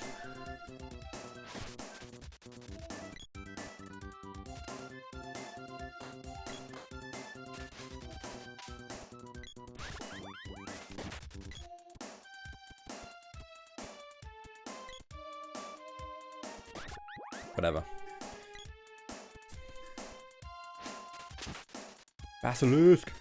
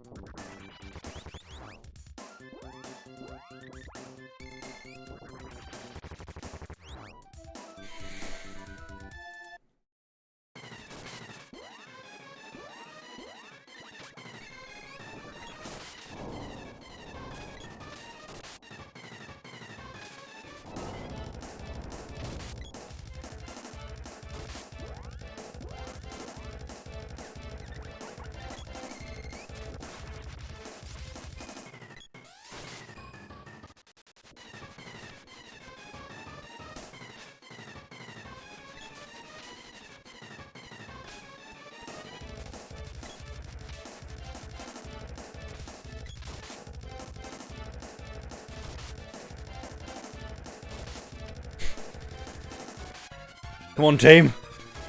Fuck him up. Get your healing off.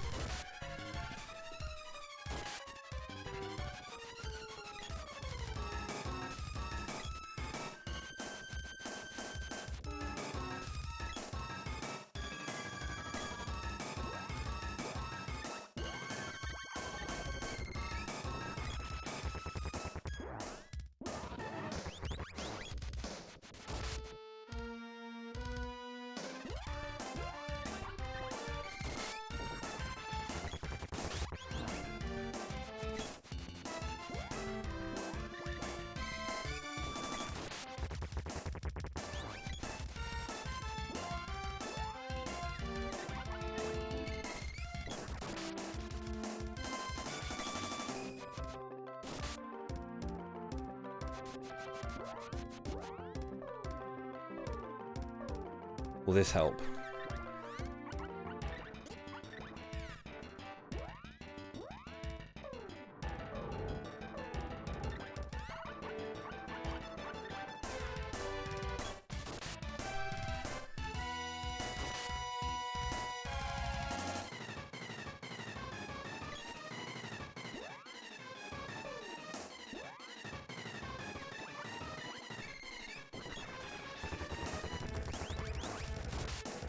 I was gonna say, you can attack. Oh no. I think Hero went too far away. He can't hit anymore. The team. Yeah, I was gonna say, come on. Come on, Sprite!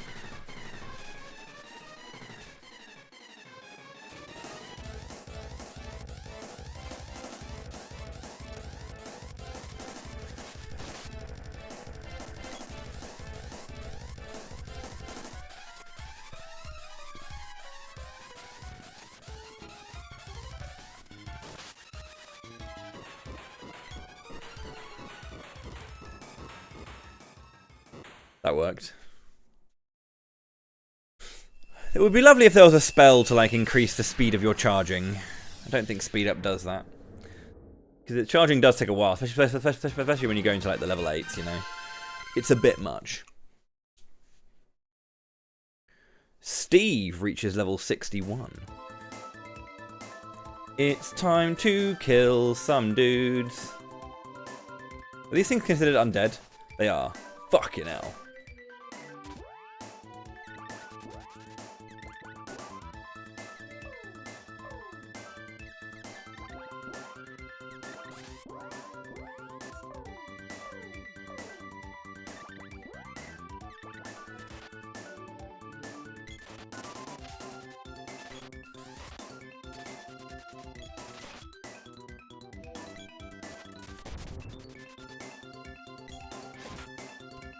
Master Ninja, give me my boomerang drop. Fuck you.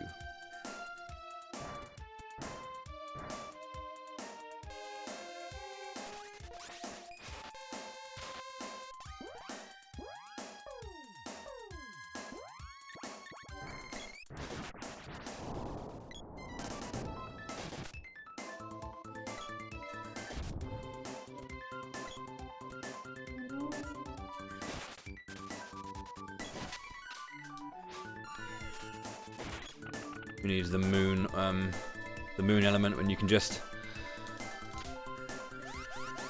level up?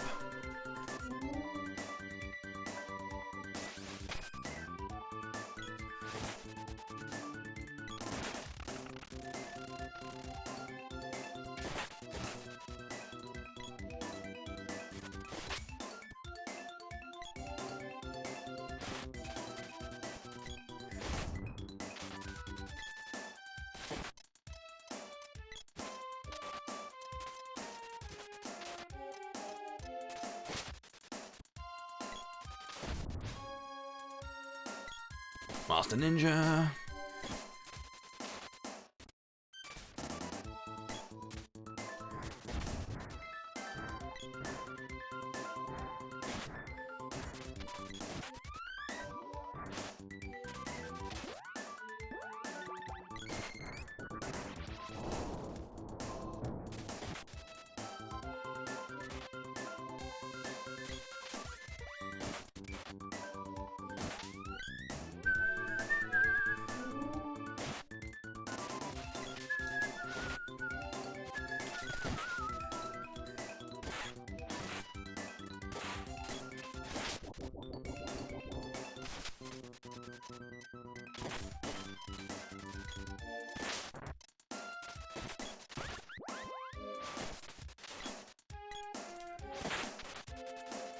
Got a win. Ah!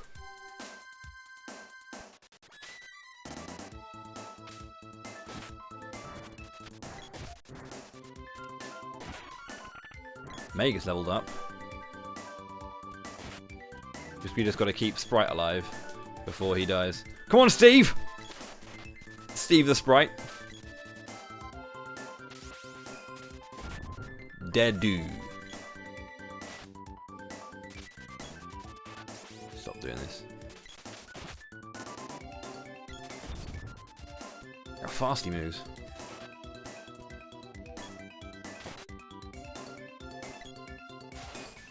Ow.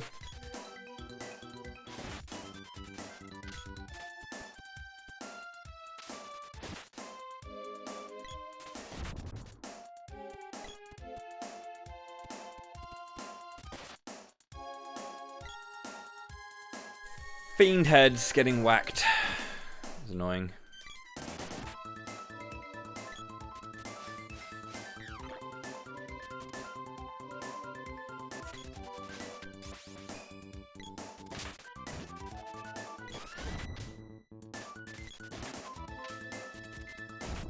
Nice.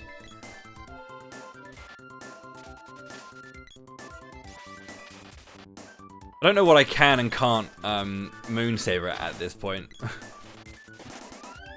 There's probably some safe shouts here. In like these lads.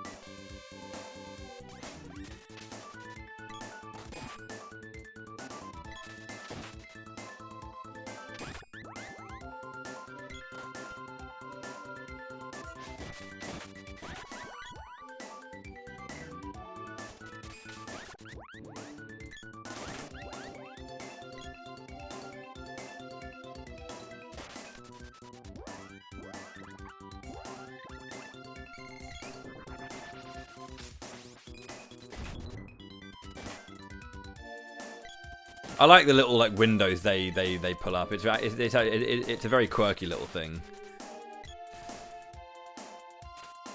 Oh god.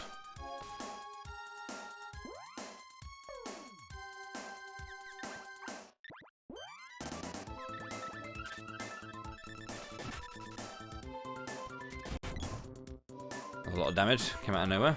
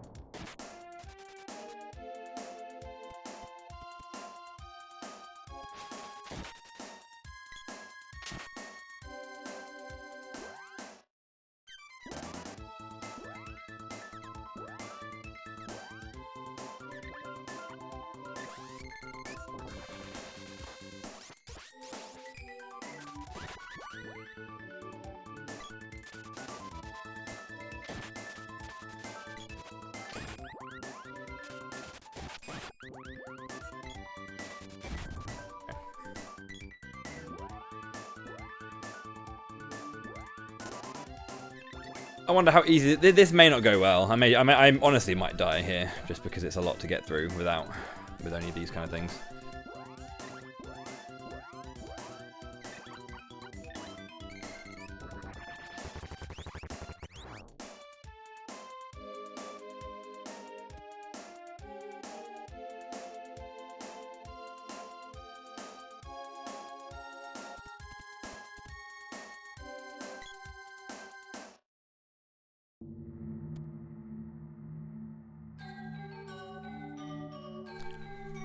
Luck.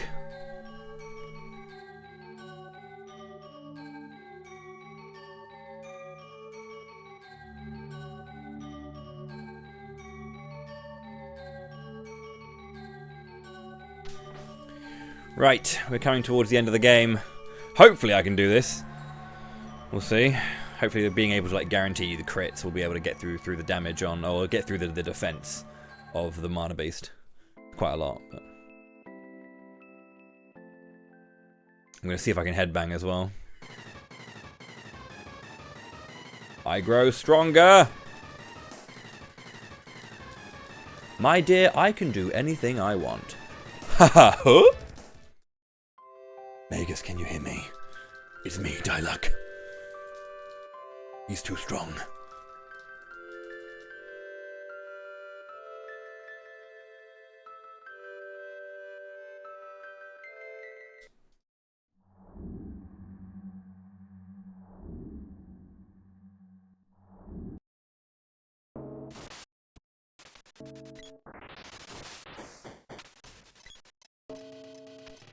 Alright, here we go.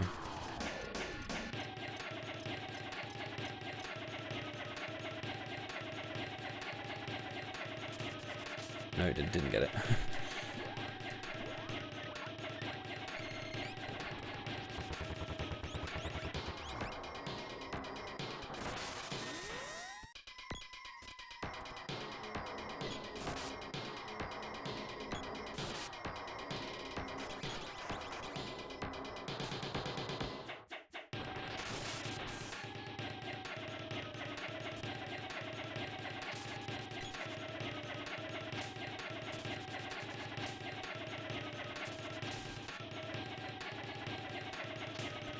Need his head to appear.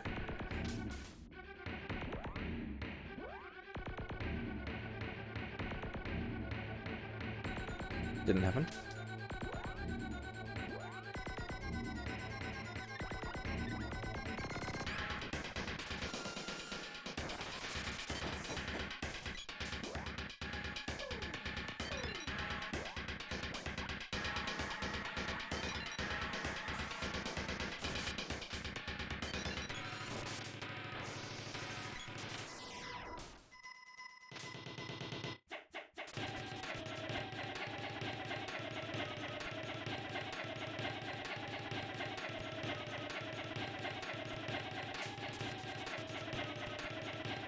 You just head to a pier.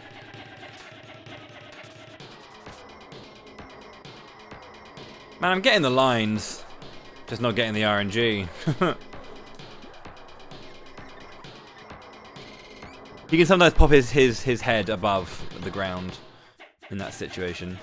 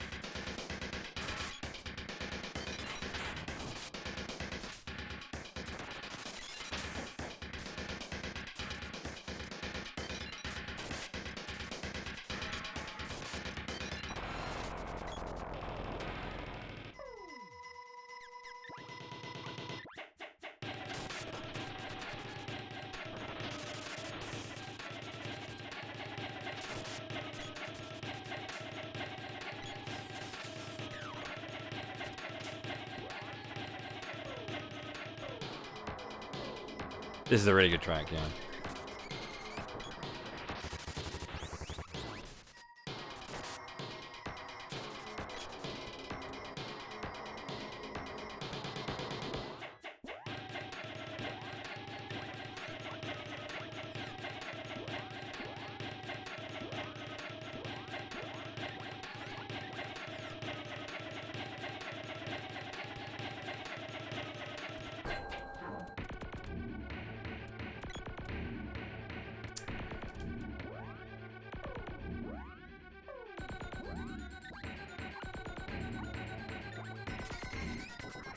I should be using like charge attacks, but like.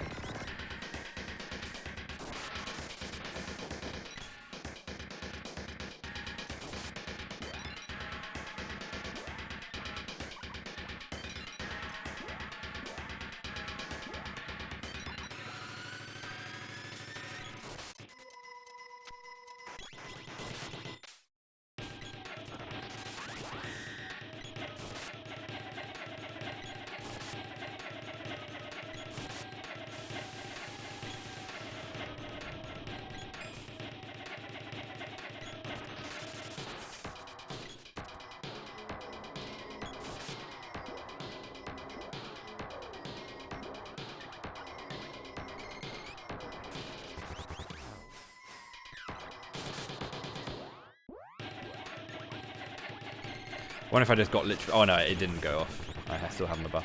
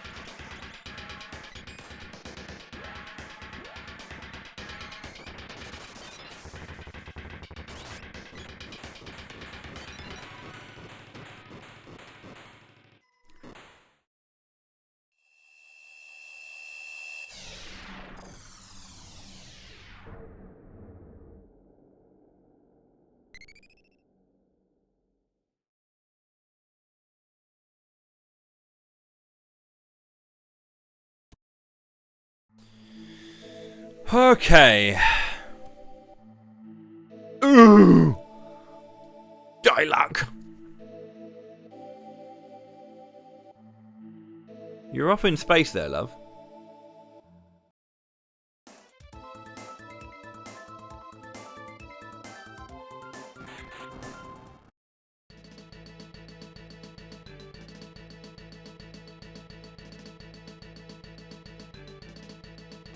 Ooh-ah! What is it? Whew!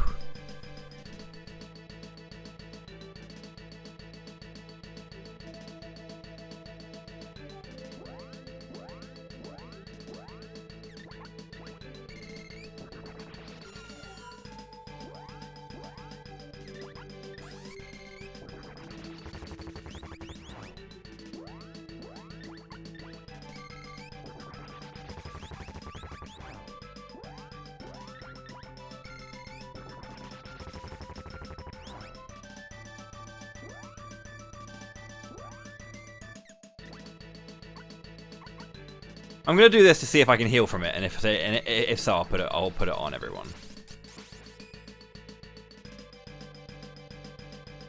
I'm not sure how much damage I'll take from things like the dash in with here. I've got all the good armor on. Do it! I won't hurt a mana beast.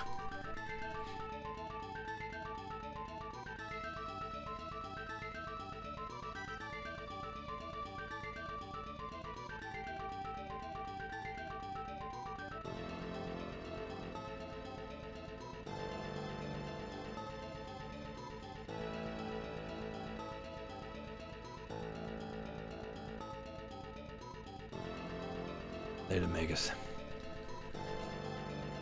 The sprite sacrificing himself.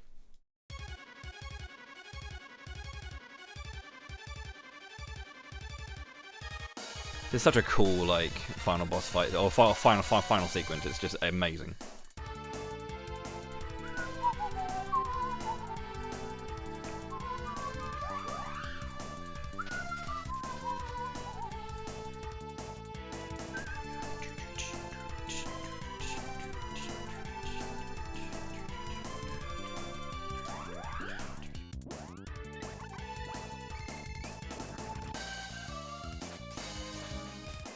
Still hit us. Damn it.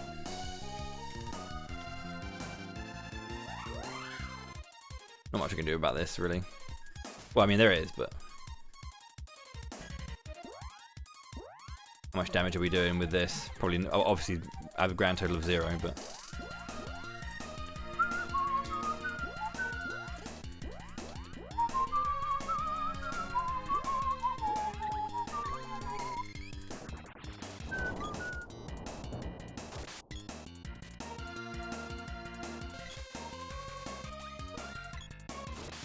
Not much damage. That's whacking him as well.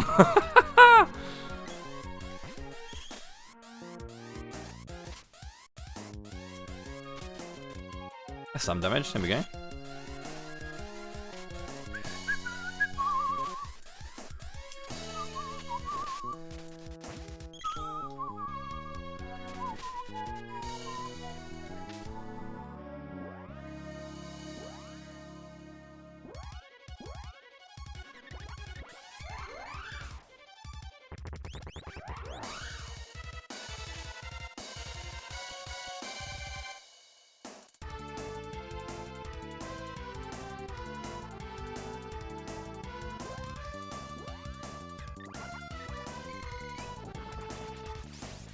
Oh, way too early.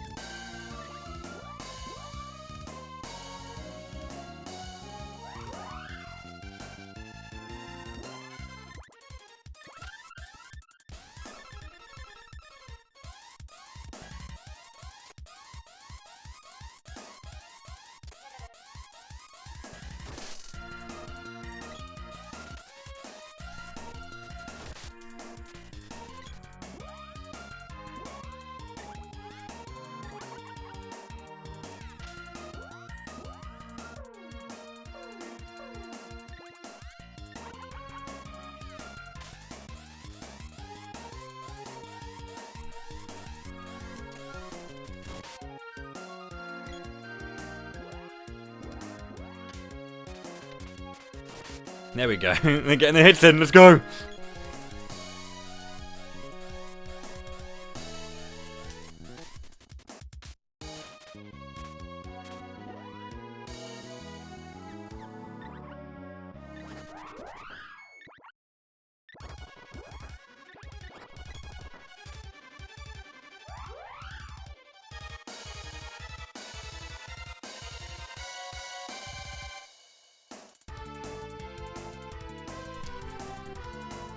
Oh, let me have a look. Thank you so much indeed, Incroyable. It came through. Thank you so much indeed. Yeah, to a £20 tip. Thank you very much indeed. If you wanted to put it towards something, just say. Because there's no like message. If you did want to put it towards something, crack on. I haven't got enough money. Magic power. Magus. Thank you very much, dude. That's very, very kind of you.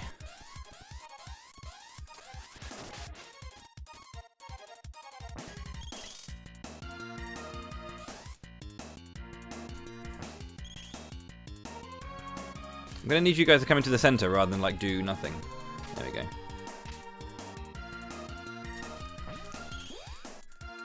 This is tricky.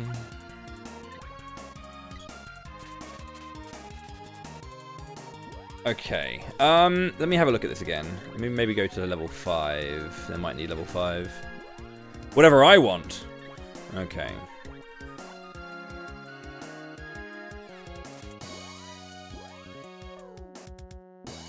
Need to give myself more crit stacks.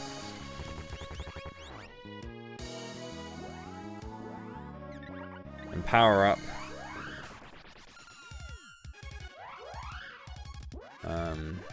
More crit stacks for you.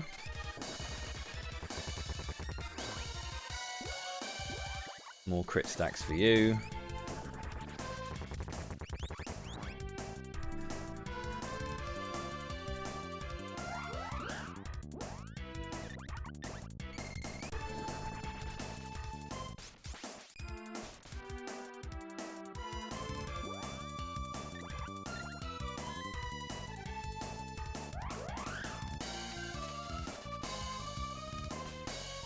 Whew.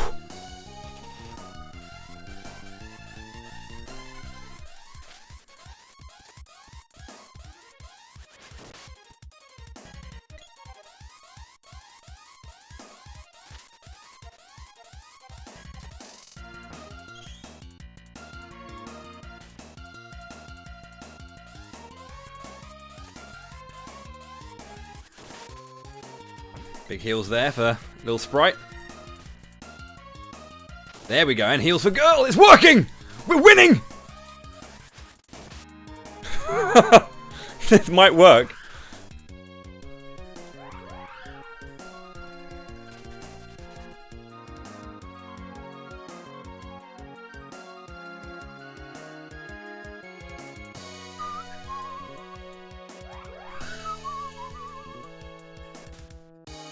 I'm going to re-up my crit stacks again, I think, just in case.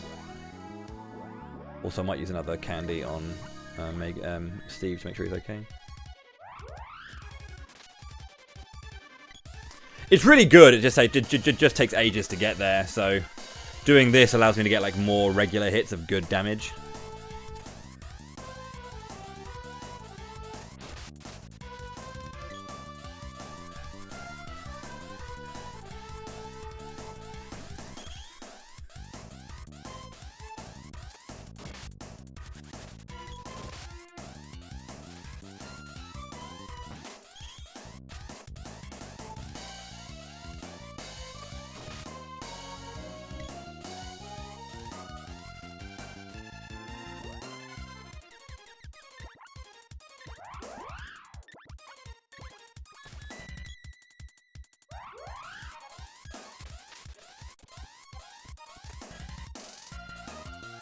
Yeah, if I was to do level 8, I'd probably hit for 99999, but it's just like an extra few levels of charge.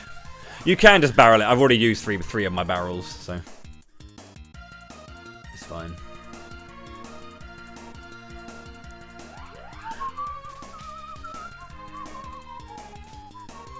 Come from the bottom, please. Thank you.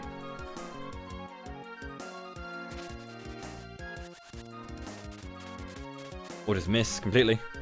That works too.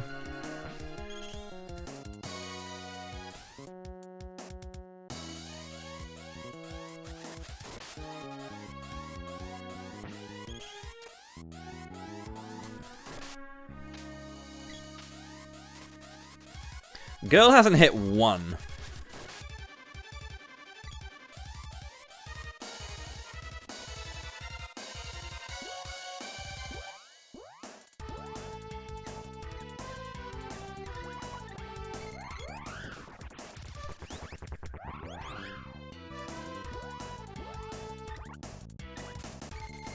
I think it's because I think when your evader's down, I think I'm doing less damage because my attack was A bit low.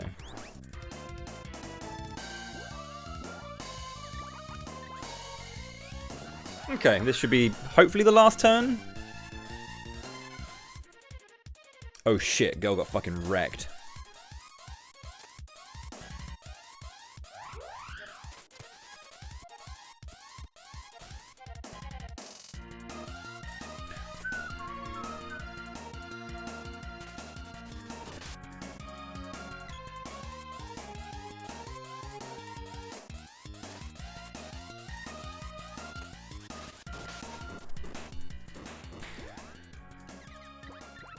GG's. No sword. Oh, okay. Well, there was a £20 tip that came through from Floofers and a £20 tip that came through from Incroyable. Thank you so much indeed, the pair of you. I will put those towards characters, so I get a team. I'm not going to pick my usual team. I will pick some other characters. Negative, I won't. Okay, well, then I won't... You will put my 3 towards characters. £1 to Hawk, £1 to Angela, £1 to Duran. Light brother. Well, yeah, I mean, okay then. I'll put the I'll put the £40 that is currently ungiven out to the classes then, because that is £1 per character, friend. Not their class lines.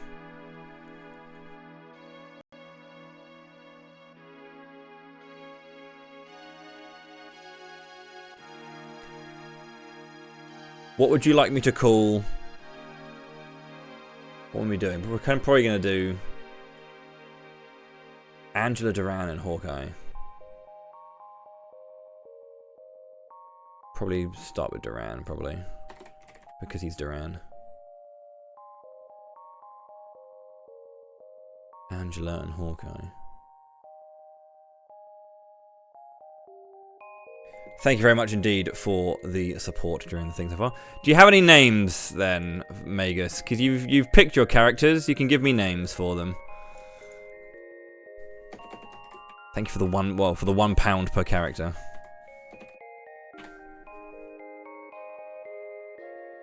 Well, I mean, this is the thing. You would choose a character and get to name them, but you know. Black Rabbit fight is not on this particular playthrough. I won't be doing it on this playthrough. Trials of Mana, though, I'll do it on that.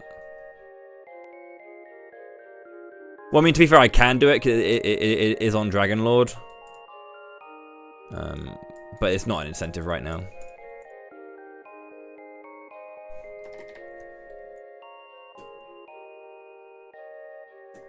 God, you have to make me put a fucking 3 at the end of this. That's great.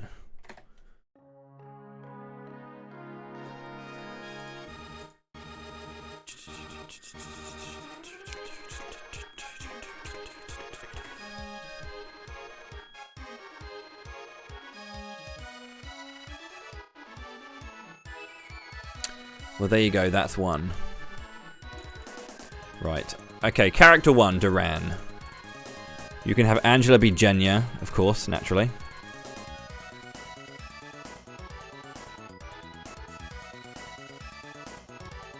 Hawkeye is Leth. Or Lethy. Okay, well, what I'll do is I'll put...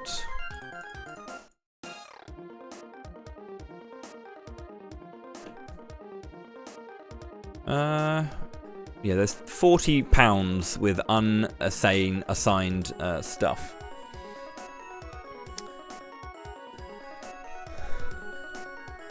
Durian. Isn't that a fruit of some kind?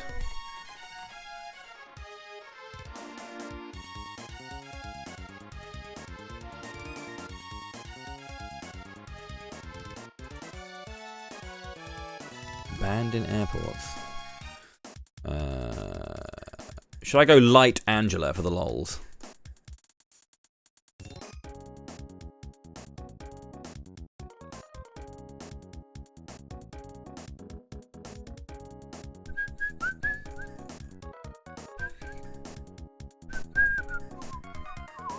So if I was to go like light dark Duran for Lord. And then if I was to do... They could, yeah. I mean, like, again, I have 2 donations that haven't got anywhere to go. And rather than sit there and, like, flog a dead horse in vain, which is really kind of, like, very annoying to do, I can just pick 2 and then make it easier for someone to grab 1. Because I don't want to be an annoyance.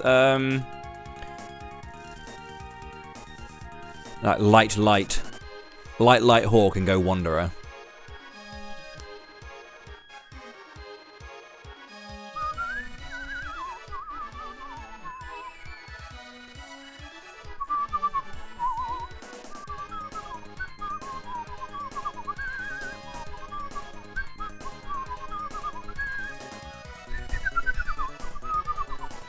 Technically, there's time until I actually get to level 18 to promote, but the sooner I have it locked in, the easier it is.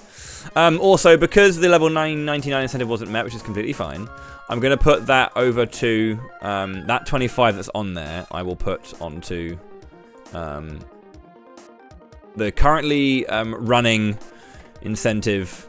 There is no in-game incentive for SD3, but the next one is doing all events in Legend of Mana, which is currently at 60 out of 250.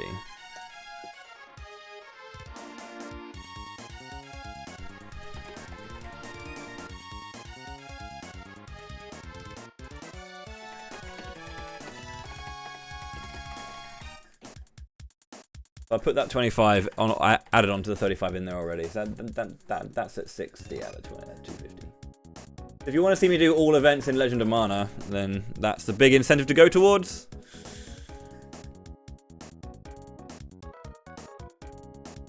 Thank you very much for the support thus far. With the 2 £20 donations, I'll do one. Basically, I'll put these. Well, I mean, again, if people want to pick my class lines, they can pick my class lines, and then I can just put the 40 towards the all events. But otherwise, I'm going to pick a class line. I'll hold on to see if no one wants to grab bag any class lines. Then I'll kind of, I guess, pick or whatever. But I will be playing with Duran, Angela, Hawkeye, which is...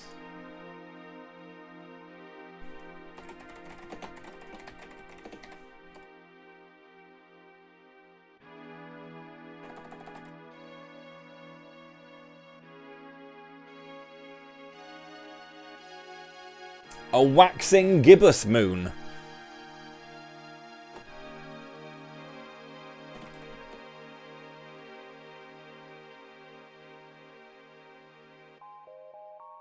No, too late. Yeah, you're no longer a fan.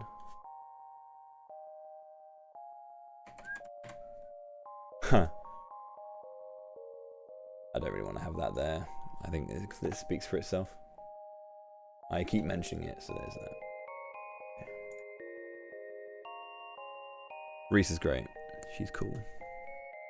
Sweet. Okay. I will take a mo.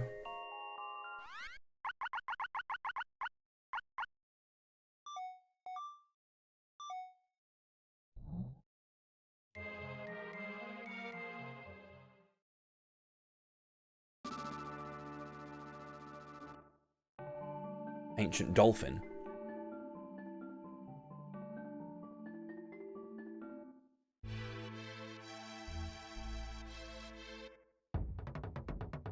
Damn drum.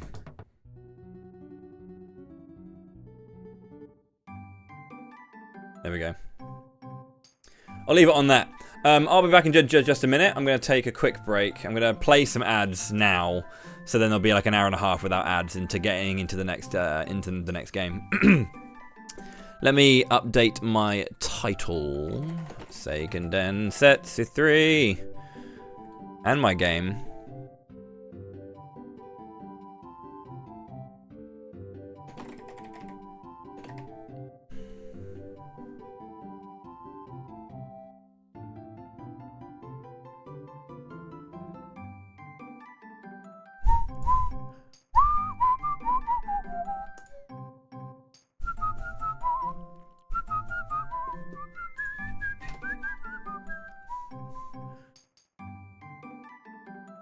But yes. So these three characters, Duran, Angela, and Hawk, can have bad classes if you make them light.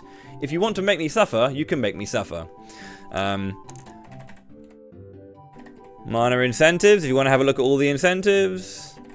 If you're curious about what the fuck I'm doing as a whole, March of Mana, you can click on that one as well. And I think that still works. It does. There you go. That's everything you might need to know if you want to know. Thank you for watching thus far and enjoying the event. Cool. On the incentives page, there is 2 tabs. There's the March of Mana 2025 overall incentives for each game. But then there's also the milestone unlocks, which means that as we hit certain milestones in total raised, I will endeavour to produce more speedruns for you. You can have a look at all of those. Thank you for watching. I'll see you in a few minutes. Don't go anywhere. Cheers, cheers. I'll start SD3 after this break.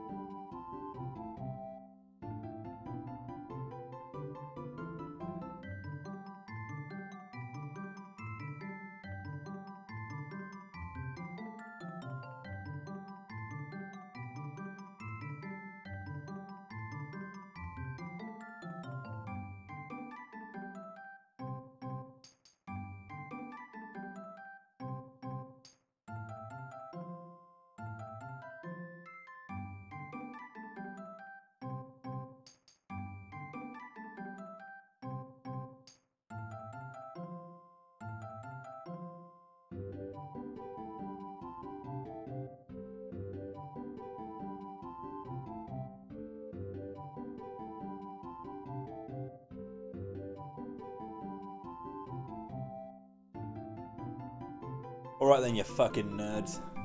That's a bit harsh on me, isn't it? Okay, we're back. I'm gonna crack on with Seiken Densetsu 3. Which is probably... a lot of people out there say this is the best one of the original 3. It's very good. It's not my favourite, but it's very good.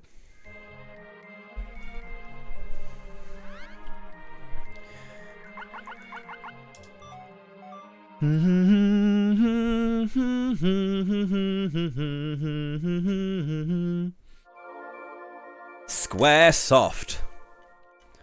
You do. You do. We're all nerds here.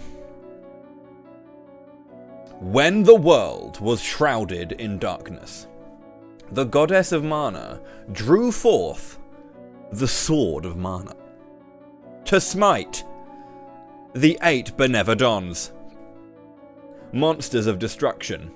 She sealed the horrors away inside the 8 mana stones, bringing the realm back from the brink. Weak from rebuilding the world, the goddess changed into a tree and fell fast asleep for years. For years.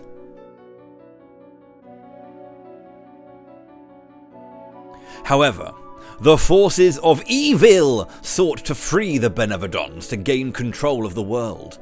They started a terrible war to further their plot and destabilize, with a Z, the kingdoms. Peace was at an end. Yeah, Trials HD is fucking gorgeous. If this is the only mana game you like, yes, you're odd. Because FFA is really, really good. Sword of Mana is really, really good because of that. Secret is really, really good. Visions is really, really good. And Children is fun.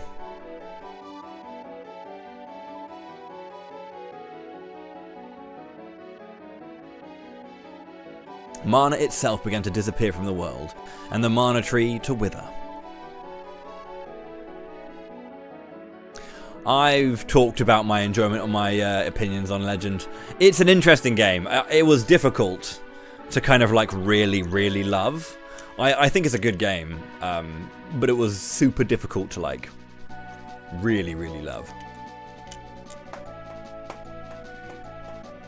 How's it going there, Givra? Welcome in. GG's on your run at Speed-Ons. I hope you had a good time. I assume, is the event still going, or is it over now? Cannot do that, Kingston. They were donated for. Unfortunately, in order to get characters, you got to donate for them. And Magus put his money where his mouth is and made me play with these characters.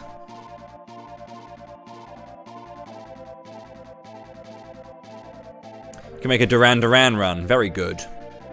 It's over now. Fair enough. No, it was good. It was a really solid run. There was some stuff that you did that was a little bit. There was a lot of stuff that was kind of like standard, right? That was like I was expecting. There was a couple of things that I wasn't, which was really nice to see. Your menus are very. It's the same way of doing it, right? But the way that you did some of the menus was kind of like, oh yeah, you can do that. It's cool. Sound settings: stereo, normal, new game. Right, let's go with Duran Duran.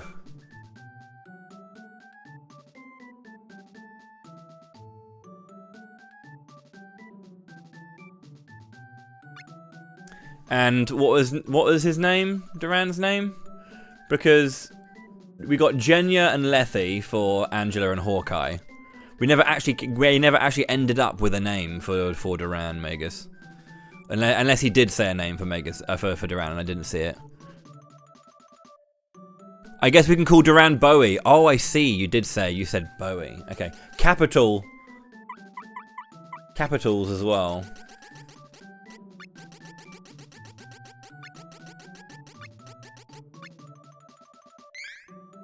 We have Angela, who's obviously called Genya. Angelaj. Do you want the 23 on the end? Or do you not want the 23 on the end?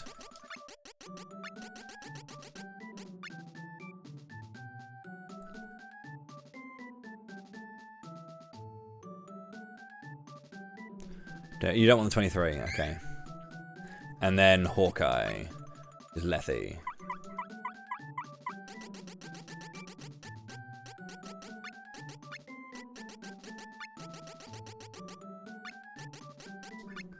Okay, cool. Let's go!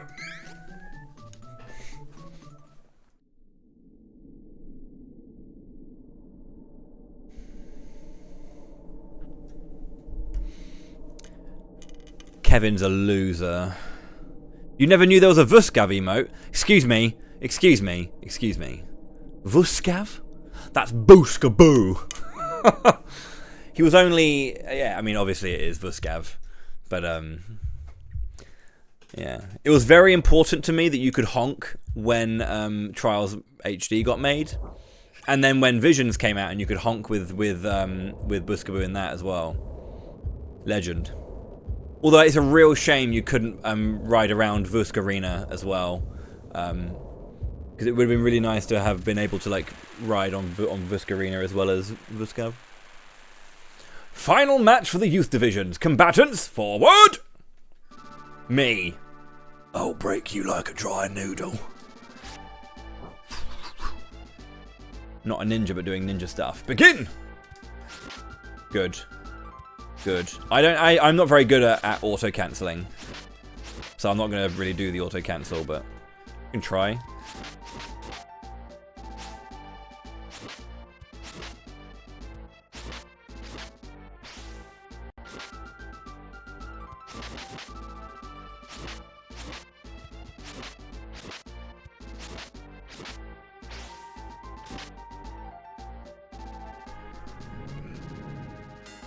There's a really good clip of PJ playing Trials of Visions, but the grin that breaks out.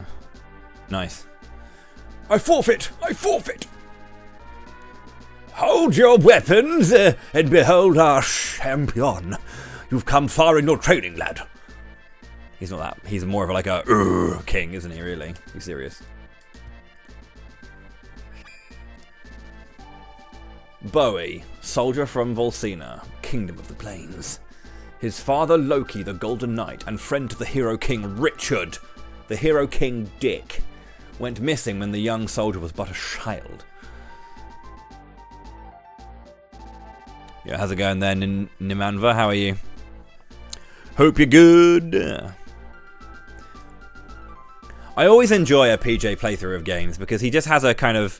He has this kind of like an incredibly... If no one here follows PJ DeCesar, please do. He's wonderful. He does every now. I think he still does a bit of speedrunning every now and then, but he does a great playthrough. He has a very unique kind of like reception to games, I feel, and the way he kind of like looks at them and the enjoyment he gets out of them, because he just enjoys playing around with shit, right? And just mucking around and just seeing what you can do with the mechanics that you have, like the tools that you get put into your like toy box. And because of that, he doesn't... There are games he dislikes, of course, but like he'll generally always just like find the humor and the silliness in games. And he'll normally find dumb shit and really kind of lean into that, and yeah, it's good. Papa, where are you going? Off to slay some dragons, son. The fearsome beast known as the Dragon Lord is the strongest of its kind. But don't worry, His Majesty and I won't lose. He's like a London boy, is Loki. Take care of your mother and sister while I'm gone, you understand that? I will. Bye-bye. My dad wasn't a Londoner. Don't know why I'm doing that voice. Classic Big Richard. Yeah. Madame, your husband Loki. He took a blow that was meant for me, causing both him and the Dragon Lord to fall into the depths of an abyss. My men and I searched the area for a week, but to no avail. We could not locate Loki.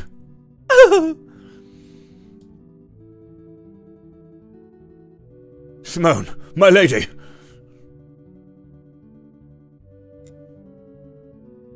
It's very easy to softlock in this game, I feel. Well, to softlock? It's very easy to struggle at this game. Okay, so the reason I think that this game is like, it's gorgeous. Like, if you look at the visuals on this game, it's absolutely unreal. Secret of Mana is a really good looking game. Very, very beautiful, very, very colourful and all that kind of lovely stuff. But the detail in the sprites and like the area locations and everything in this game is unbelievable. This game is also meant to be for a completely different console, which means that the SNES is just chonking its way through this game. Everything causes this game to stop playing. Use an item, everything stops. Use a spell, everything stops. Use a level 2 skill or above, everything stops. And then it's very easy just to walk into a room, an enemy does a room-wide AoE and just one-shots you, right? Because that's the way that this game operates. It had to kind of like, it couldn't have as much running at one go because of how much power was going through every single moment. It was a bit tough, but for me that will always be a performance thing, and like this is a slower paced game than Secret. Secret has its own problems. Secret's got plenty of its own problems. This game is just a little bit like, it's a little bit more stop-start. And if you're okay with the stop-start, you're gonna love this game. Whereas with Secret, it's a more ongoing, but it's a lot easier because it's always open. There's a lot of stuff going on. It's a lot easier to like get stun locked by stuff and kind of like just find yourself in tricky positions. It all amounts to the same stuff, you know.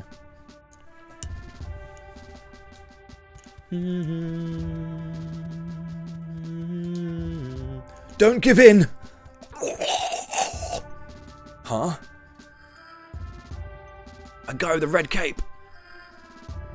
The remake of this game is genuinely fantastic. Like, the game deserved it.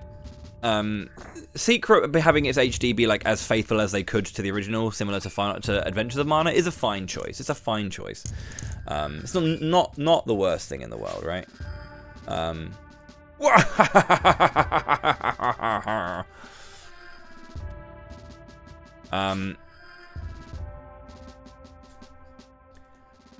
It's a fine choice, but this game never came west, so to give it a full proper remake was really, really good decision, and it just played so brilliantly as well. So there's that. Getting bodied, dude. Be-doo, be-doo. Now the finishing blow. Seems you'll live another day. No matter. If all the king can boast is soldiers of your caliber, we can take this kingdom anytime we choose. Don't know if you've ever seen this one. This is Seiken Densetsu 3, or Secret of Mana 2, as people used to call it, because they're idiots. And it's a good-ass video game. It's a good-ass video game. Witnesses say the man was wearing a red cloak. It has to be that Altinish cur, the Crimson Wizard. You mean Altina sent a spy? No honor among the lot of them. We should mount a full-scale attack. Right! Hold. There is no proof that Altina sent the intruder, nor would they have reason to attack our kingdom in the first place. Whoever attacked last night got past our defenses and some of our best soldiers. If we act hastily, we could fall into our enemy's trap.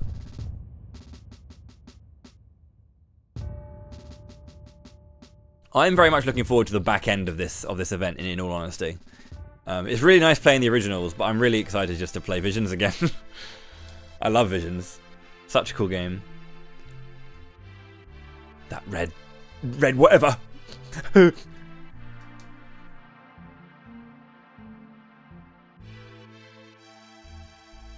Wendy, wait. But they kind of created like an in and out of battle system in this game, where you can run as freely as you want. In Secret, you know, you have to sprint and then you kind of run out of like stamina to attack for a little bit.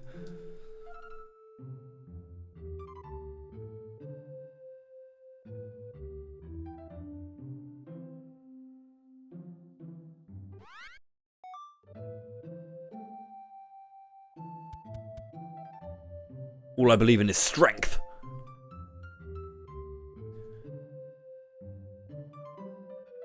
Switch your class. My class? Son, you listen and you listen good. Even a clueless fighter like yourself can eventually change to a better class. Now get out of my shop. I hate you. Switching classes, huh? If it means I can defeat that Crimson Jerk, I'll do anything. So my Visions playthrough is going to be all about that goodness I'm going to be doing a 4-job Fiesta style thing. Of course, naturally.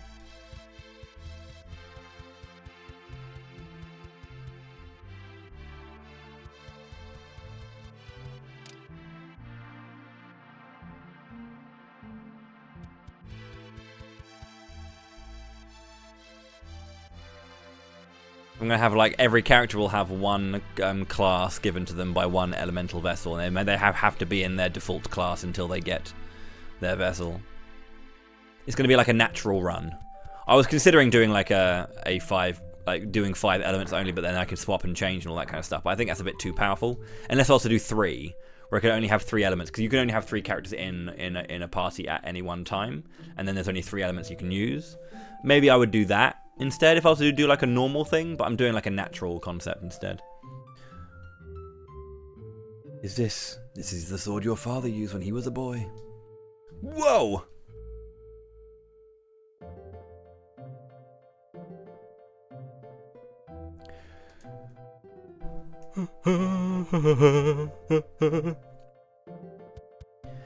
I even get to shill my own document. I made a massive class document for all of the characters, which is linked in that very document. In my incentives document, there's a link to my class document, which has all of the class information for every character and element in Visions of Mana. All the abilities, all of the abilities they learn, and everything that it does and all that kind of stuff. And I think the only thing I want to get done is stat modifiers from base.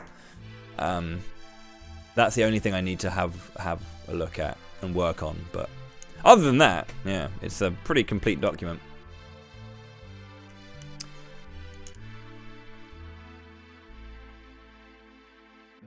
I do not plan to return home until I've made him pay. Acknowledged.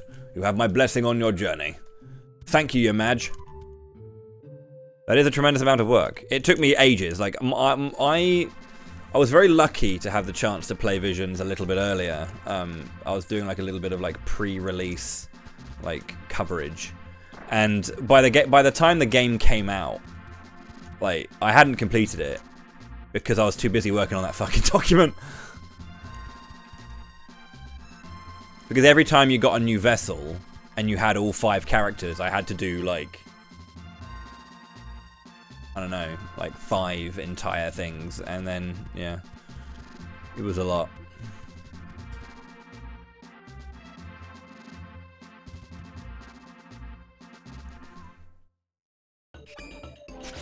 You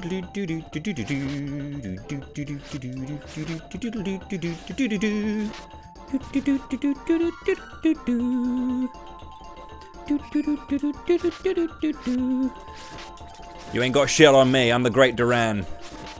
I'm the Great Duran. Oh my god, they're killing me!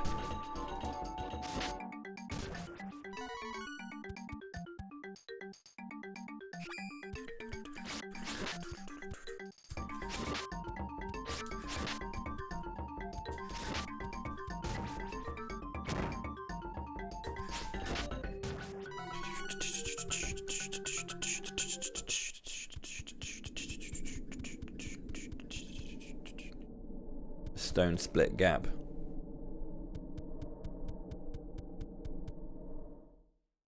Who likes good music?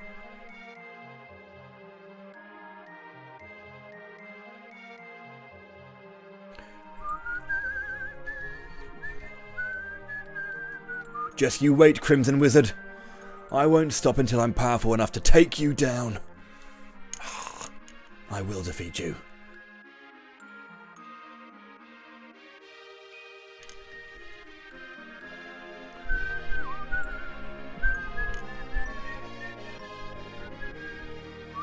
Bowie, bested by the Crimson Wizard, lost confidence in his skills, but the young fighter set out for the holy city of Wendell to gain the strength he needed to win.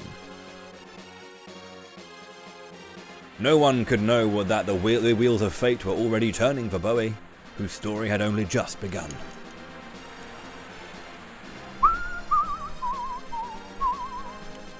Trials of Mana.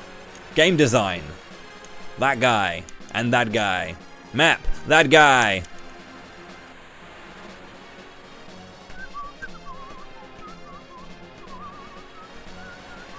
Credits already, yeah. That was a good game. Good game. Thanks for watching. Now it's time for Legend of Mana.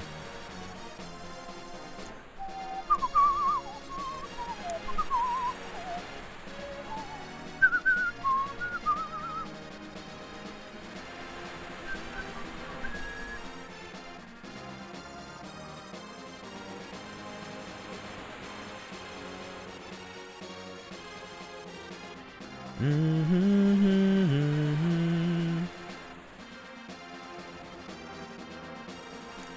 1995 Square.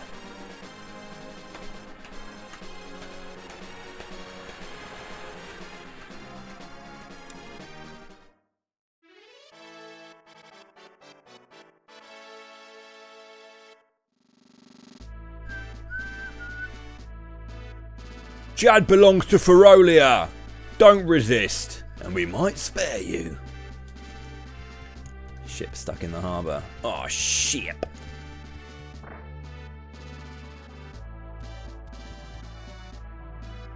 I'm not talking to the barkeep, I'm talking to this guy. This town is caught up in a war it never wanted. I don't know what's going on, man.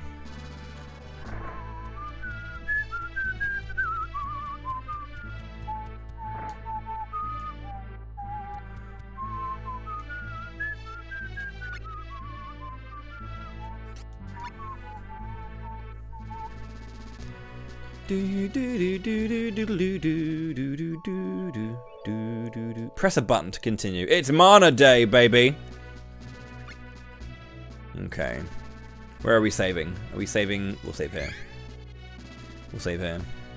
We've already got a Genya. And Bowie. That is embarrassing. I think was that when you came round, Magus? Was that when we played this when you came round? Probably was.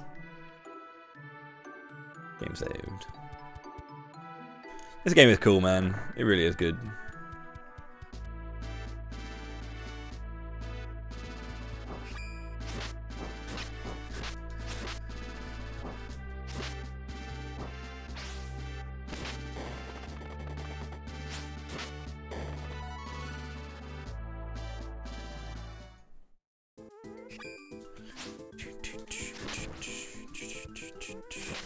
Look at one-shotting rabbits. Duran is huge. Oh, he didn't one-shot that rabbit.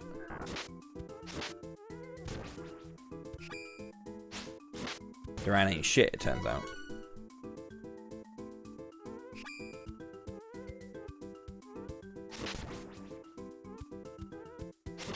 Powell is a good track.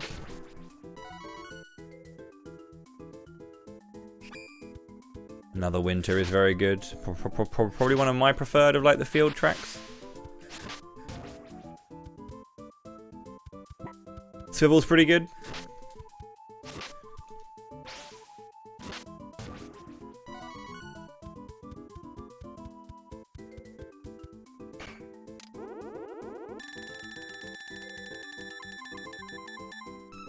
Oh fuck.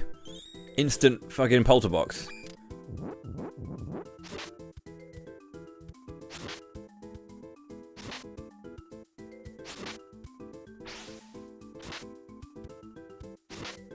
A bit much. One experience for that. Good God.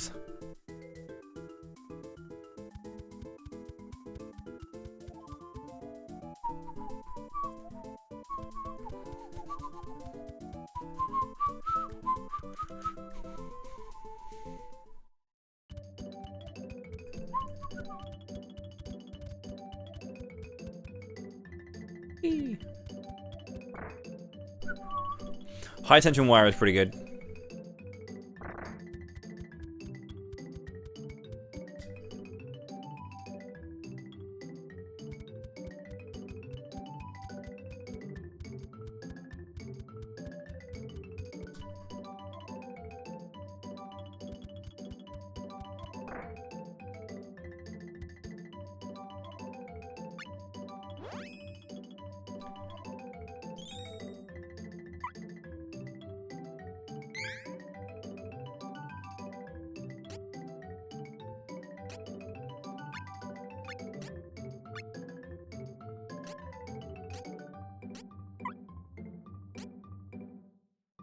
Settings. That's fine. That's fine.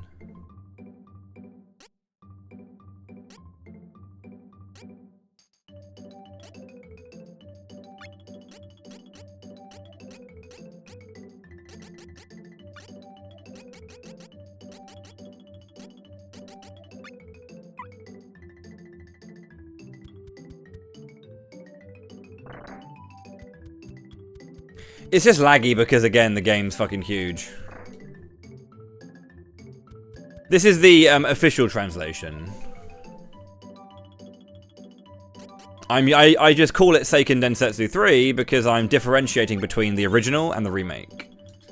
It's really annoying calling Trials HD. I prefer just to call it Trials of Mana and this Seiken. And then you can go, oh, I know which one is which.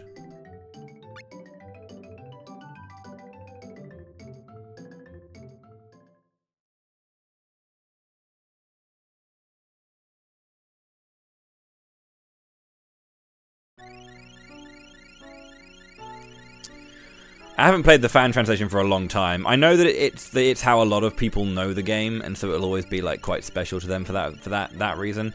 But this is a fine translation. It's the exact same translation that they actually use for Trials. That's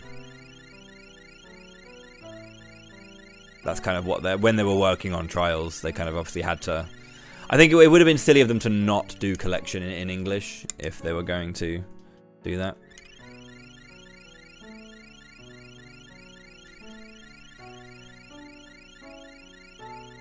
What the? It's very cute that everyone like leaves their shoes outside of the bed. A cute little bonus, wasn't it? What?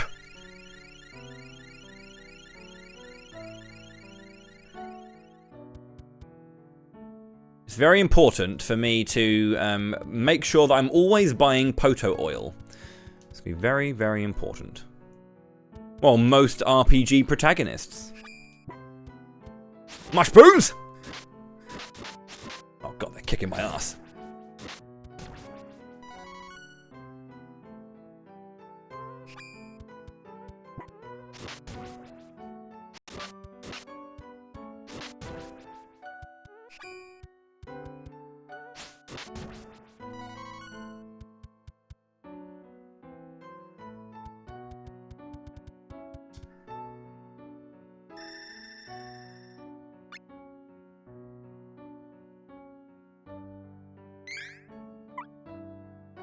But yeah, like a lot of what this game does is like delayed a little bit, and it's quite laggy's the wrong word. The game can lag, but like generally things just like take a while, especially that 3x3 menu that you can open up. Like that does take a bit of time.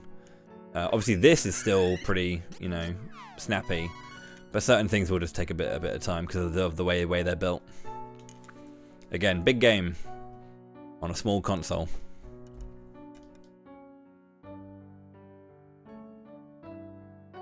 There are a lot of cool games that are very cool, but don't quite have this level of detail. Ugh! I'm a soldier from Volsina. The name's Bowie. What?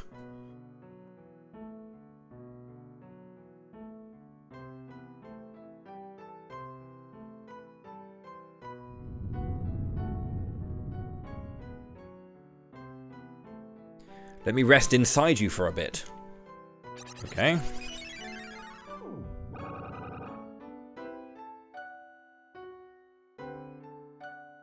Hurry. On it.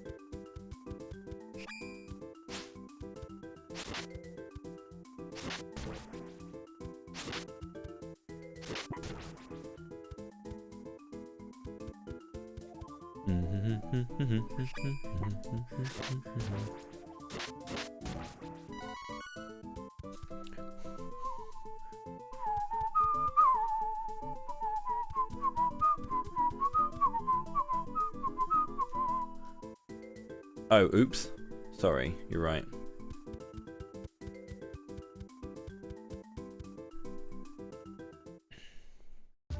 What? What happened? The work of beastmen, those bastards. Wendell's in danger. Go, go, go.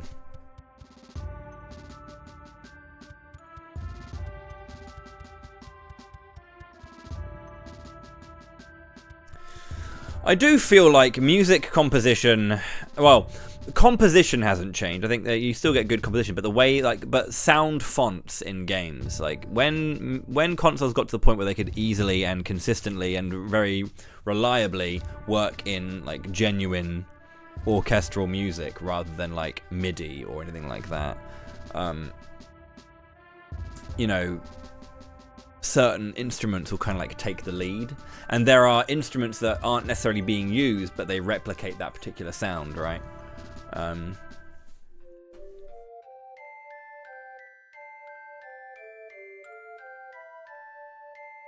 So I mean, again, when I talk about things like Visions, I always say that Visions is an amazing game, but I feel like the soundtrack is where it. I mean, Kikuta did amazing. The compositions are all really good, right? But only a few tracks sound demonstrably like Mana, and again, the composition, I can't fault the composition. They're great tracks, but there's only a few that really make me feel like, oh shit, man, I'm in a Mana area, and that's due to not necessarily the composition, but more the instruments that are chosen to lead and to control, you know, the music.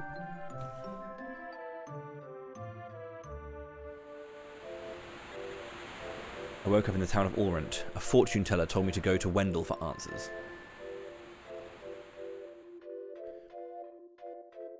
Insert comment about, wow, this stuff sounds just like Persona 5. They'll listen to like jazz from like the 1950s and be like, whoa, I can't believe they stole from Persona 5. Don't be a twat.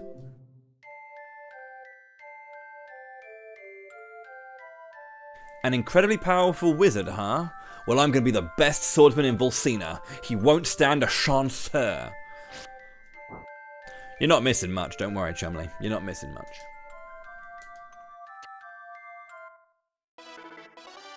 Jenya joined the party! And it's level 4. Jesus.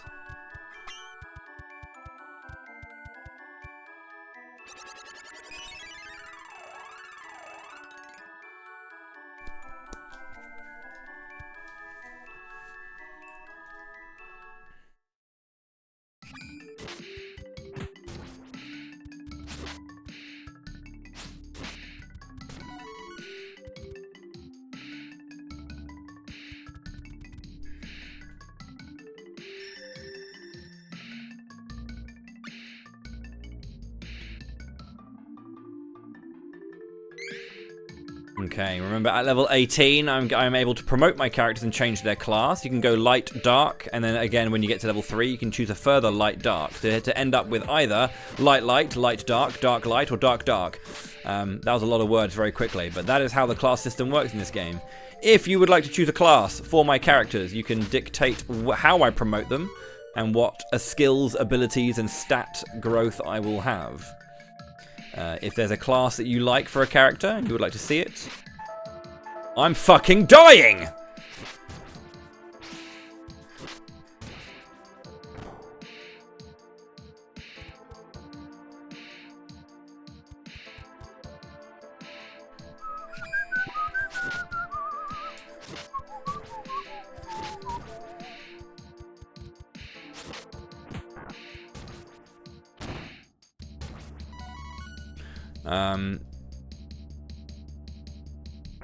Oh god, this is a trap.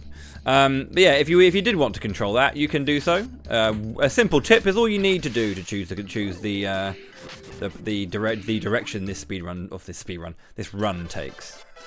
I want to probably go for stamina, to be honest.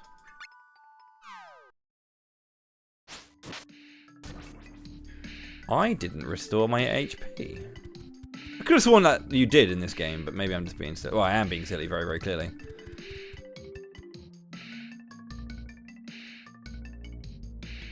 Help me! If you actually choose Charlotte as your third, you'll always get her here. And you'll have your entire party now. Well, ASAP. The earliest. Beauty or not, stay away from the ledges. But...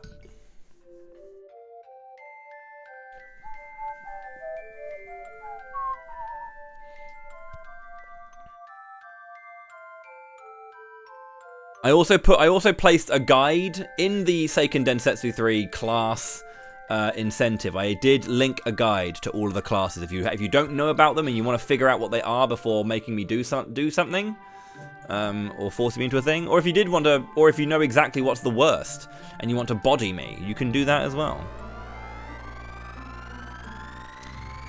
Duran can equip shields if he goes to the light route. Yes. I'm not sure if they fixed shields in the Collection of Mana version.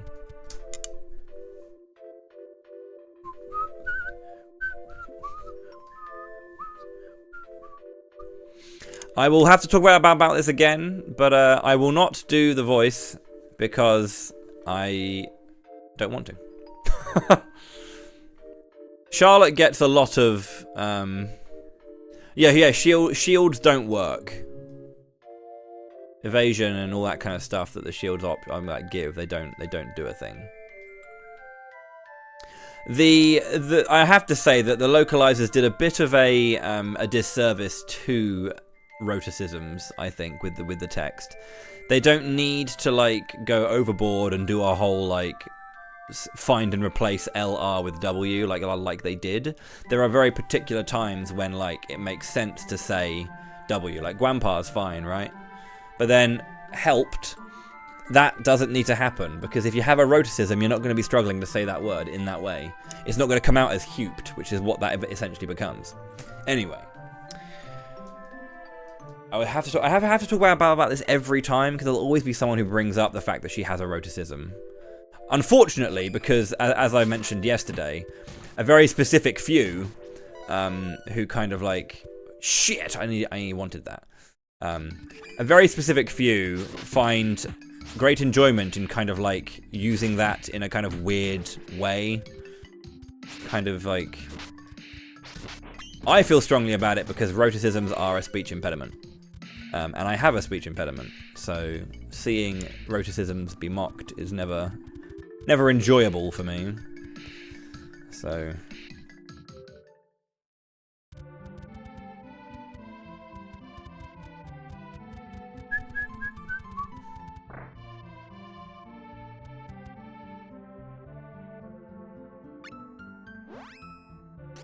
Cannot equip.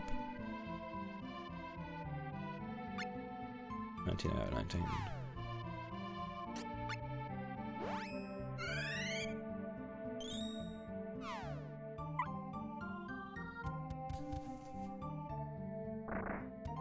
But again, I know that when I play Trials, I'm gonna have to go through the whole rigmarole of talking about it again. I know. Just know that I will have to talk about it. 2, 3, 4, 5, 6, 7, 8. 1, 2, 3, 4.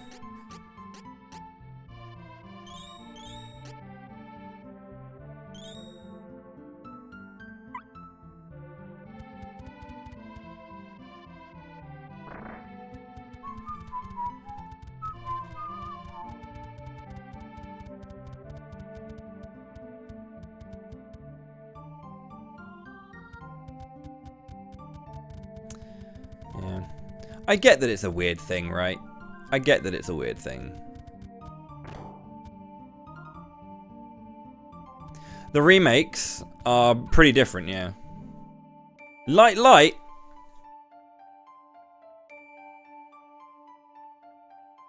There is. Desregoth, thank you very much indeed for the £9 tip. Bowie LL, Jenya LL, Lethy LL. Fuck me. A lot of work. That's a lot of work.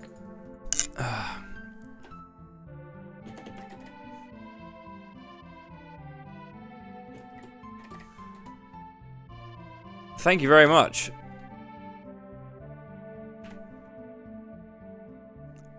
For setting in motion great pain. Great pain.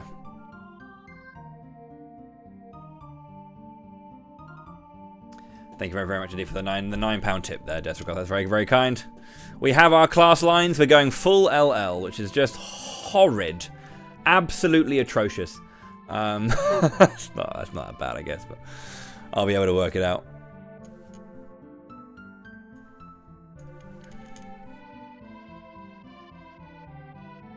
That means I can put the 40 that's waiting onto all missions or all events. With great pain comes great schadenfreude. That's true. Okay, so we're £150 away from me doing all events in Legend of Mana. There are like 69, 68, 67 events in Legend of Mana, and I will do all of them if we reach that amount. I can even add in a black rabbite if you're kind enough. Maybe we'll see.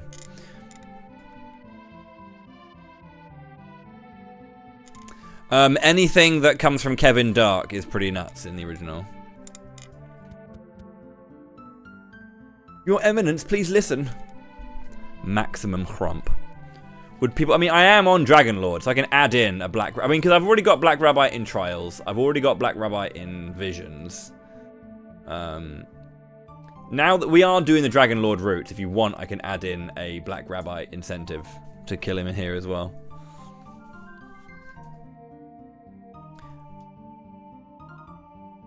I guess press 1 if you would like to see a potential Black Rabbite. Any grinds on this one today? I don't know.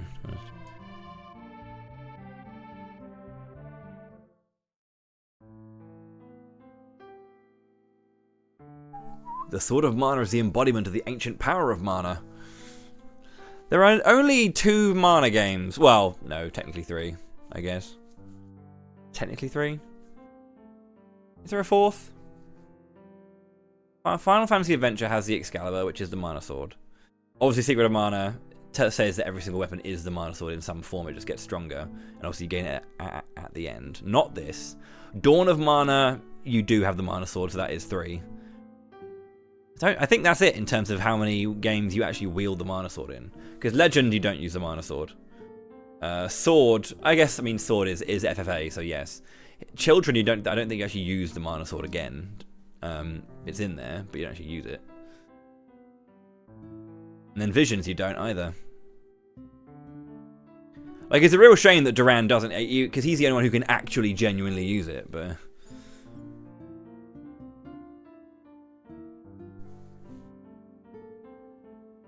Maximum Chrumpage.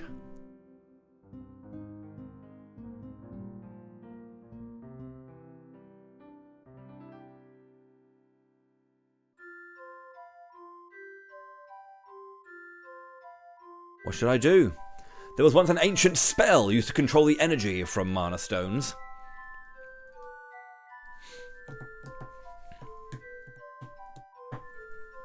There is no longer anyone alive who knows how to work this cursed spell. There is one way. If we borrow the power of the elemental spirits that reside near the Mana Stones instead, I can open the portal with my remaining magic. Splendid!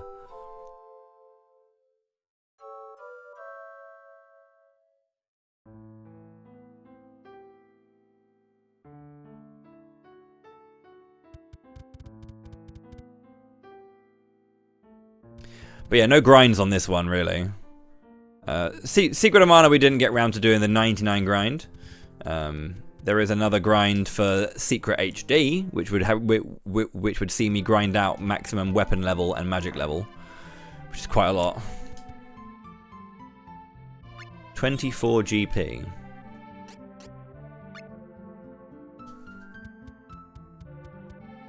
If anything, what I'm going to need to grind out is question seeds.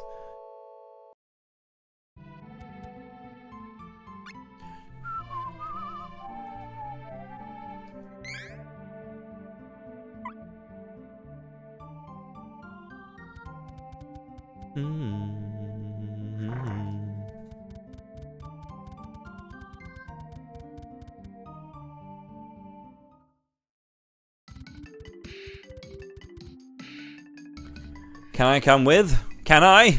No. I gotta find Heath.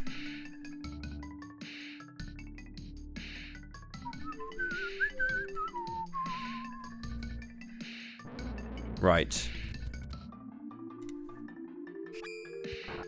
Batmo is a great name for a bat.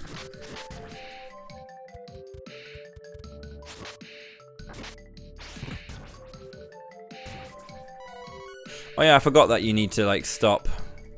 You need to do this. Look at the attacking speed, it's great.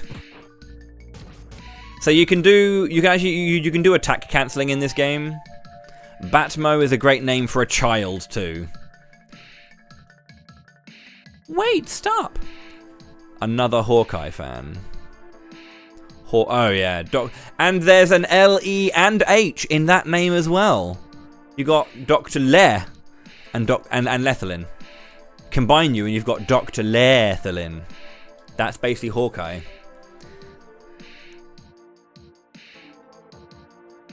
I think similar to Trials, if you have one, you'll get the other. I don't think you can get two of the same item instantly. You need to kind of get other ones. Yeah. So yeah, this game has, at least that happens in Trials anyway. It may not happen in SD3. So this game has attack cancelling, right? There is a cool thing in this game. In Secret, to change your character, you press select, right? And the same thing is true here. Intellect. The same thing is true here, that you press select to change character, but you can also see the next to Angela is the letter R. And if you hold down the R button, you actually instantly take control of that character whilst you're holding the R button. And if I let go, I'm going to play as Duran, like this, right? What this means is that every time you hold R, you're someone else. Now, if you hold down A and then tap R, you'll basically jump between who you're controlling over and over and over again. And the way that this game's like stamina mechanic works is that you don't actually have visible stamina, but you have to basically like gain access. You basically have to wait to get access to your attack again until it just comes back. However, if you press R to deselect yourself, it resets the timer. So you basically can just get like more and more attacks off more consistently. It's kind of broken. And the speed run for this game is Kevin as a wolf being attack cancelled, because the man just murders everything. He is so powerful. It is quite silly.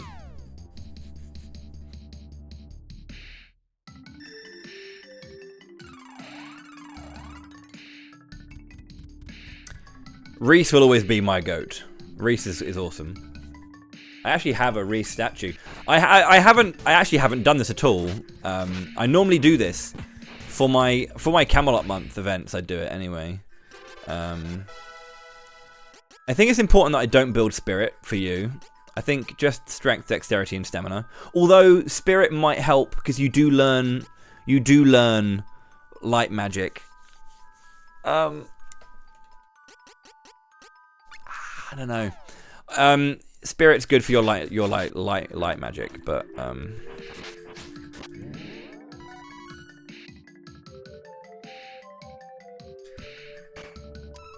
Dream Read. Yeah, so behind me there are a wonderful variety of games. Now for Camelot month, those top two shelves is all of my Camelot shit, right? So all of my Shining Force titles and Golden Sun and everything up there. That's all of my like stuff.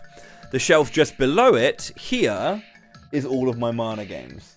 So like my 5 copies of Mystic Quest, 3 copies of Secret of Mana collection. So all of it basically, all there. The soundtracks of a couple of them as well. But I did actually pick up what is it called? I can't remember the name of the website, but they do. Is it Army? I can't remember the name of it. But they do statues and shit where they did like the Pyra and Mithra from Xenoblade 2. But I did get Reese when she was released, which was very nice. It's a very lovely statue.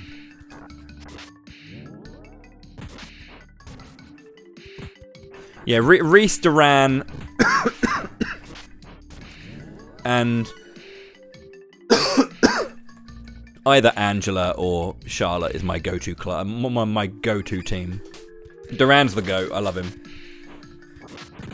Duran is really, really fucking cool.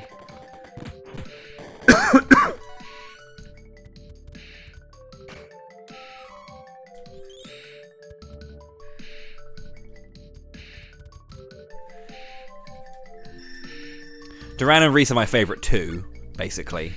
And then I'd probably go Angela, Charlotte next. And then probably Hawkeye, then Kevin, in that order. But yeah, joint first is easily Reese and Duran. Reese is just so cool, because like she's your D buffer, and debuffing is just so sick in games. In games where debuffs work, like...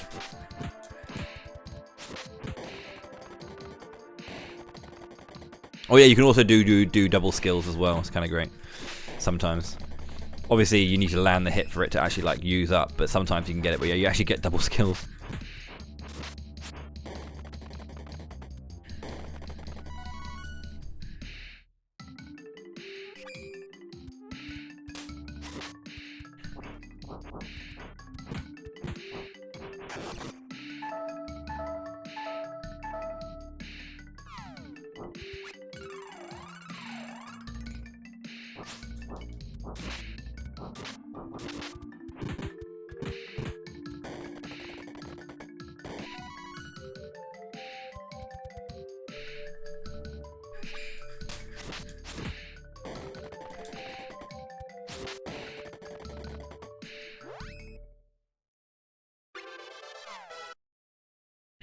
Okay.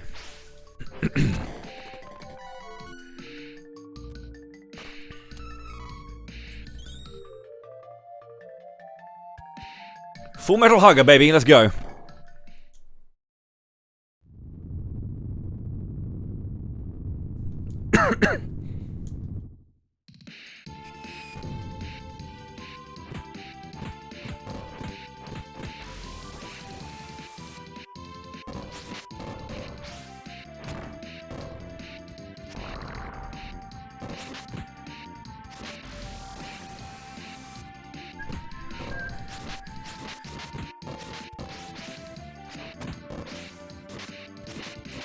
But yeah, you don't want to be controlling the person you're cancelling. You want to cancel the other person. You want to control the other person and then cancel the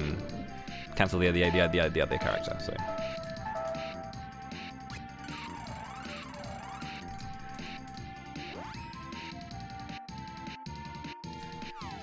So I'm controlling Genya and then cancelling Duran.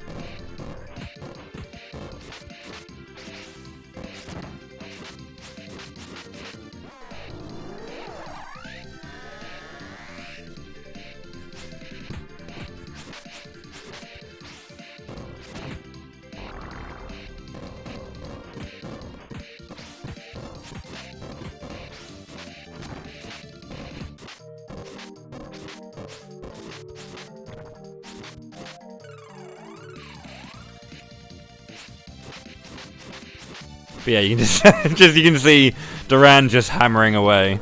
How's it going, Hessian? Absolutely. Absolutely.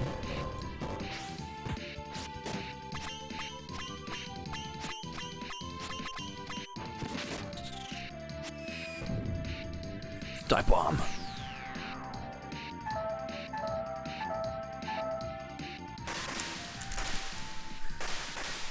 Yeah, Full Metal. So Full Metal Hagger, or the Full Metal Hugger, didn't actually start here. He was the Metal Crab in Final Fantasy Adventure.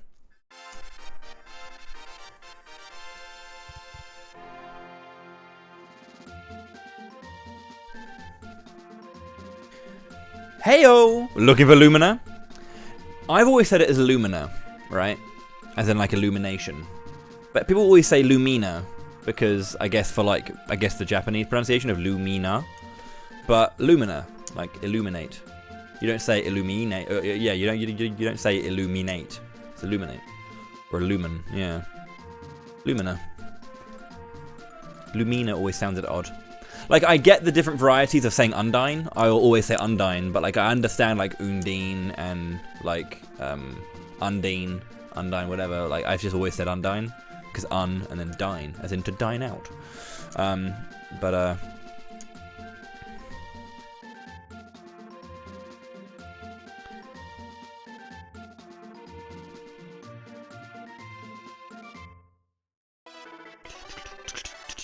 Good job, Jenya. Keep improving your intelligence. Can we send that? Can we just cut out the rest of the sentence and can we get a screen cap? Good job, Jenya. Keep improving your intelligence, so we can send that to Jenya23, please.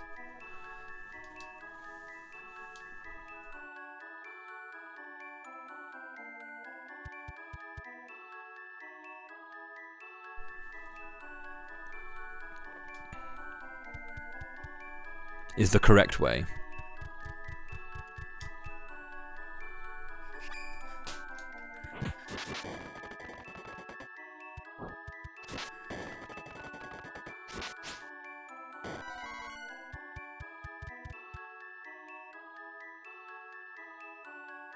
What will you do? Probably use Fairy again. And then, by the way, Final Fantasy Adventure, we got knocked down a waterfall a couple of times. How about today?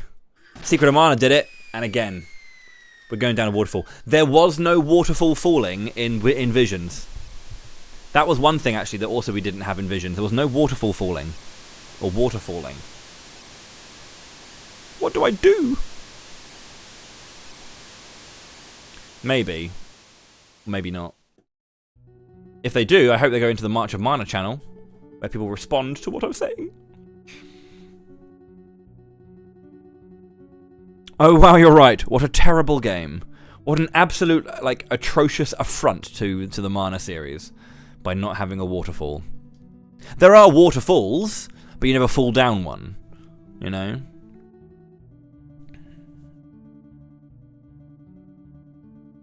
I can't explain how much Visions of Mana was just an absolute fucking beaut.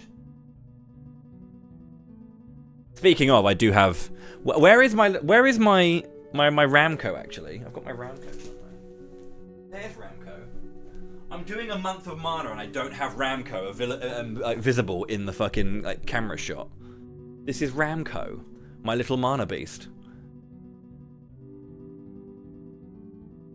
You sit there, buddy. I did not buy the really expensive special edition of Visions just for this.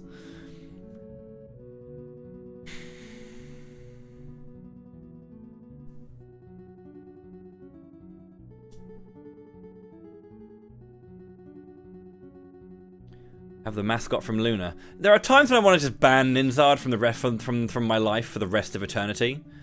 You know, like I just.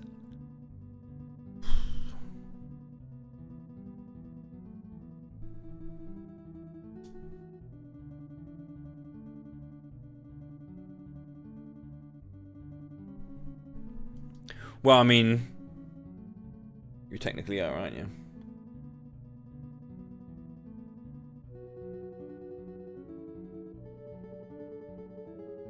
You must say.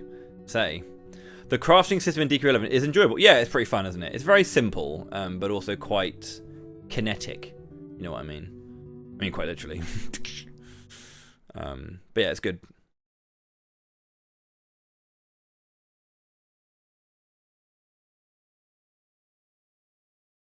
Wait, where? Of all the nerve.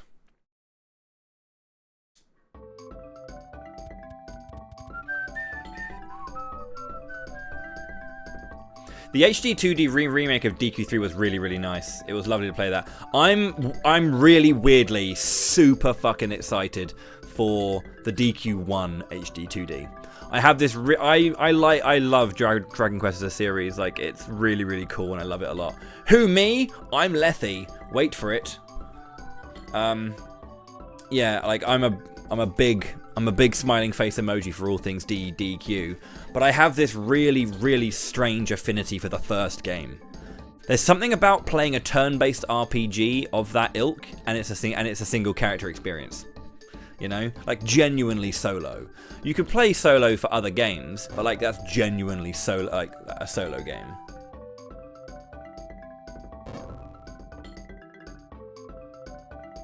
No, I've been tricked.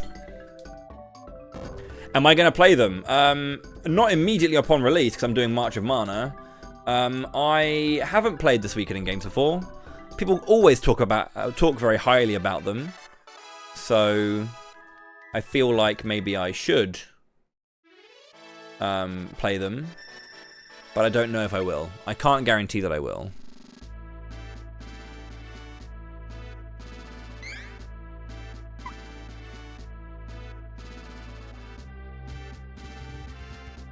Yeah, I played the SNES version of DQ1 and really like that. But like, I really weirdly, I was doing a lot of like, I speedran DQ1. I did Dragon Loop for a little bit. I don't have any VODs anywhere, but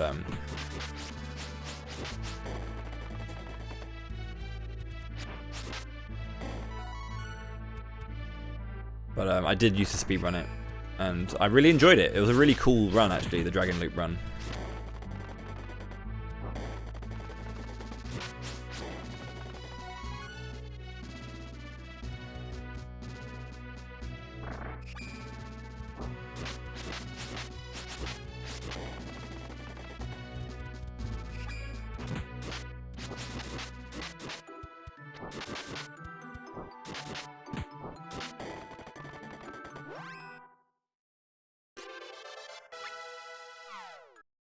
Learned Holy Bolt! Holy Bolt!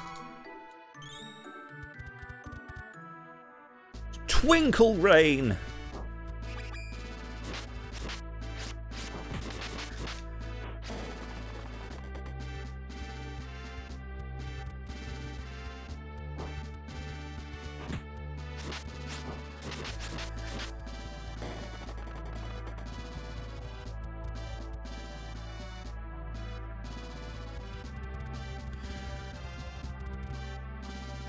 So, do you want to know what's really funny? I think it's funny.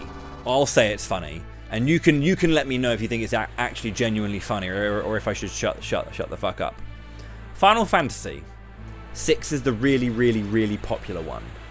I really like 5. Dragon Quest 5 is the really popular one. I really like 6. Dragon Quest 6 is awesome. Love Dragon Quest 6.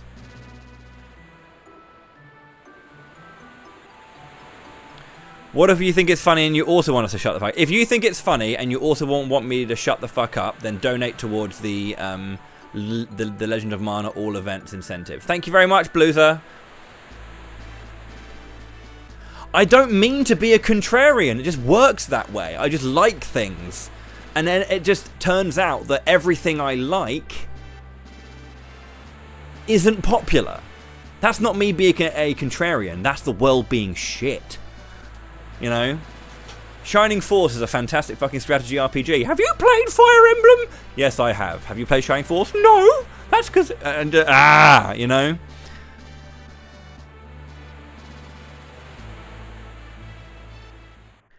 I'm like, oh man, I love PS2 RPGs. And they go, oh yeah, Final Fantasy X's great. I'm like, yeah, of course it's the only PS... Or Kingdom Hearts and Final Fantasy X. Like, there are other PS2 RPGs. Hey, have you heard of Shadow Hearts? No? Okay, great, no worries. Are you going to play it? No? Okay, fine, no worries. 5 is very popular in Japan. 5 is very popular in Japan. And it's hugely popular in Japan. But that's in Japan. But outside of Japan, 5 is not that popular. It has its fan base and it has its niche, don't get me wrong. But that's because it's a Final Fantasy. The series as a whole is an over this all in like eclipsing like series for RPGs. You know. You're about to play Scenario 2. Let's go, Hessian. Let's go. Normally we name Julian after you, so, you know. The Hessian army, dude.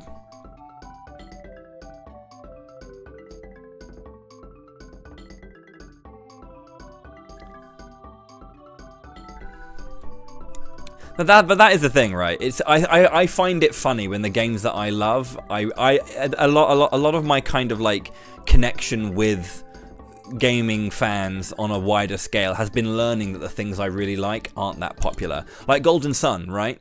I played Golden Sun when it came out on the GBA, and I get it. I'm a Camelot fan, right? But like, I played Golden Sun and was like, holy fuck, this is the most insanely awesome game ever. Surely everyone's going to play this game because it looks incredible, it sounds incredible, it's incredible like mechanically. Everything about Golden Sun is this like just like lightning in a bottle video game. It's just so right? And then like 100,000 people bought it. And I'm just like, why? How is the question? How did not that many people buy it when they see it and go, that looks amazing? But that's because it's a Game Boy Advance game, right? But like that's majority of my time. That's what I'm finding out, you know. Is the stuff that I love isn't that popular, and it's fine. But like, you know. Because there are these games that just, for me, are just these all-encompassing, like... That it was the standard. Like, the standard of RPG is Golden Sun on that console. And every other RPG on that console is just not as good for me. For me, you know? The way that the other games look isn't... I mean, there are some games that look amazing, right? Like Castlevania... Harmony of Dissonance looks great, and so does Circle of the Moon. But the way those games move and feel just isn't the same. It isn't the same. And, you know, but that's just how it goes. I don't mean to be a contrarian, it's just weird that no one likes what I like. Like... yeah. Like, the thing is, Evermore is... I mean, my copy's there. Evermore is a game I grew up with, you know? But it's interesting. I think the thing is as well, is that like different areas got different games, right? I'm a big Secret of Mana fan, and Secret is again a popular game on the SNES, but in Europe we only got action RPGs, really. You know, I'm trying to think of like turn-based RPGs on the SNES we actually got. Mystic Quest Legend, or Final Fantasy Mystic Quest, if you will. I think the list ends there. European release RPGs. Did Europe get 7th Saga? Lufia 2, yeah, we got Lufia 2. Did we get 7th Saga? I forgot about Lufia 2, but again, Lufia 2 is not a big game for me. It's massive in Germany. It's massive on the... I first played Lufia 2 when I was 19 years old.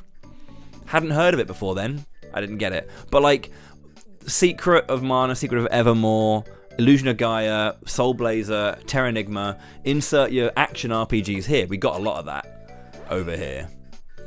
But yeah. We get... oh, hello. Circlet. Helmet. Love a helmet.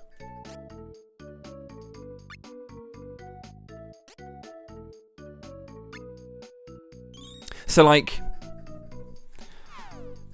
I think a big thing is like a lot of certain games that are loved did make it over to the US. Like if I'm thinking of like RPG, not just action versus turn-based, but if you think about RPGs on the SNES, I would never ever think of things like Earthbound or Super Mario RPG. I would never think of those because they're not games that I ever had. I'm also not a massive fan of them either, but that's a completely different story. But like those games didn't come out over here, so I wouldn't ever think of those games. SMRPG is amazing. It's okay. It's okay. I don't like the way it looks. The remake was nicer than the original. The remake was nicer than the original. I didn't like the way the original looked. The good thing about SMRPG is that it has like the time-based thing.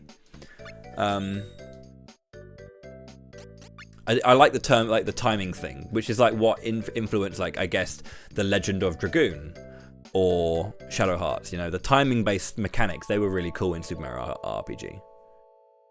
But yeah, like that was a good bit of the game that I liked. But I think it's a very simplistic game. It hasn't really got much depth to it, but it is, like, I would say it's a fun experience. But I much preferred playing the remake. The remake made me appreciate it so much more than the original.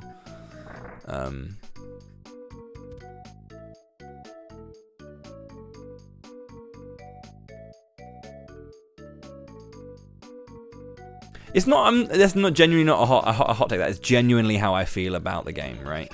Like, there's a lot of games that are praised as like being these like console-defining games. The same thing is true with Earthbound, right? Earthbound is an interesting title, but I'm not that into it.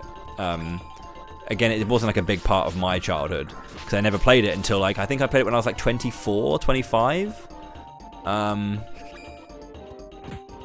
like the thing I like about Earthbound is there's two really nice mechanics in Earthbound. Instant victory when the enemies are really weak compared to you. That's fucking lovely. Because if you just, like, especially in games where, like, enemies will run around on the map and you can interact with them to get a fight. If you interact with a random enemy and they're weak, you'll just instantly wipe. And I really like that. That's nice. The rolling HP bars are really nice as well, where, like, if you took critical damage, if you healed yourself before you died, you would survive. That's a nice mechanic. That's an interesting thing. That's the idea of, like, literal triage coming in and, like, saving someone from, like, a fatal wound or a potentially fatal wound. Like, that's a genuinely good mechanic. And I'm surprised that not more like active kind of games don't do it. It was very interesting. Because a lot of games, when they do damage, they do instant to the amount. You have 100 HP, you take 50, you have 50 left. Rather than you're going to take 50 HP over time. Can you heal in time? You know, like that's a thing that I genuinely think more games could experiment with because it's quite interesting. But other than that,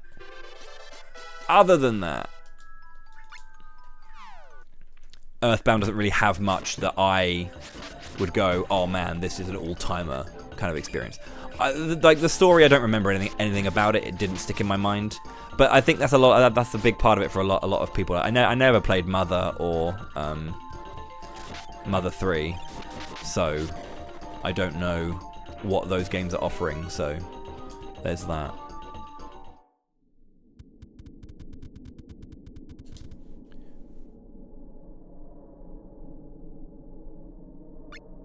Mr. Saturn.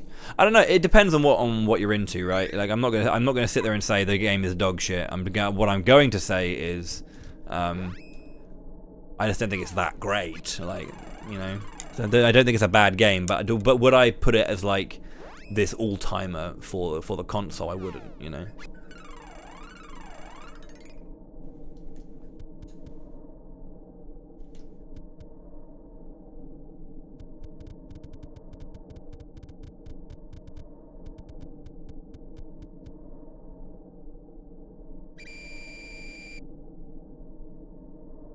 Princess Genya, you are charged with treason! Shit. The Donkey Kong Country games are similar in their look. Like, funnily enough, Golden Sun does a similar thing. They are pre-rendered sprites, right?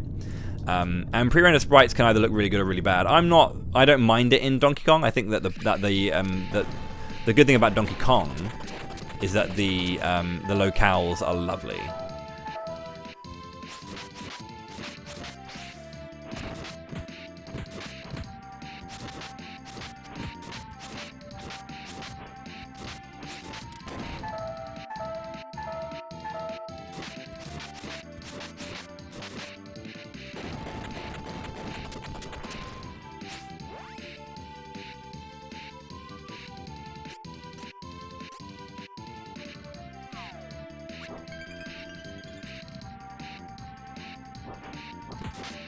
An urban contemporary setting, I guess.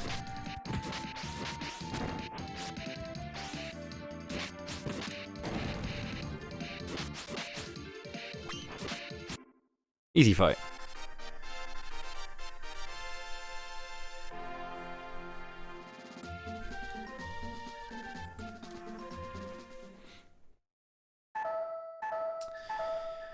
I think sci-fi, like genuinely sci-fi RPGs as a whole are quite rare.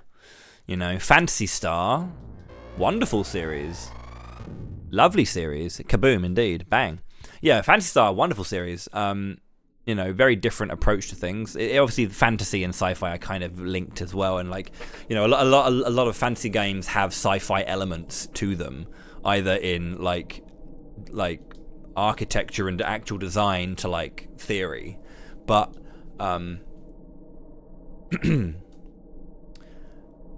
but like there aren't many games that are like legitimately just fucking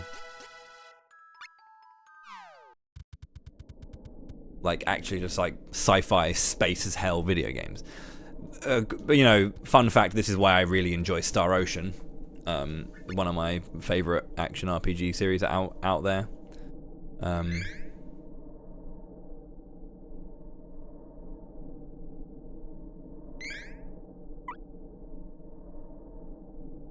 Game saved.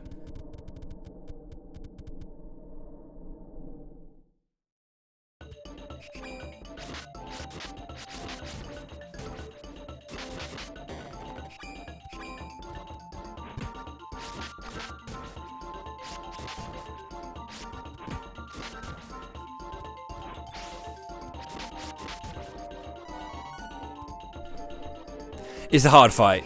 The machine guns are very hard.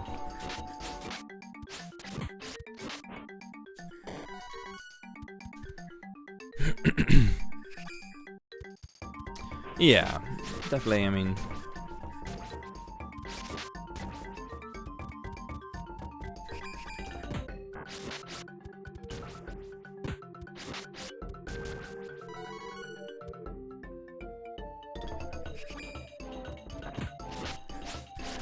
I think the thing is with like modern settings, right? And like RPGs set in the modern world. Now, okay, so I'm going to speak from a position of ignorance here, and I know I'm speaking from a position of ignorance. I own them, I haven't played them. But just bear with me, right, whilst I make this point. And I've played them for like 20 minutes, to be honest, but I haven't actually like done anything in it. Playing an RPG, like RPG mechanics, there's an ad break. I should probably wait until the ads are over. That's a really bad time for a break.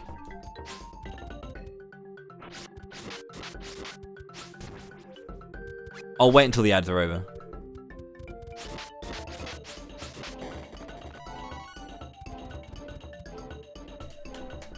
He was holding the thought, yes.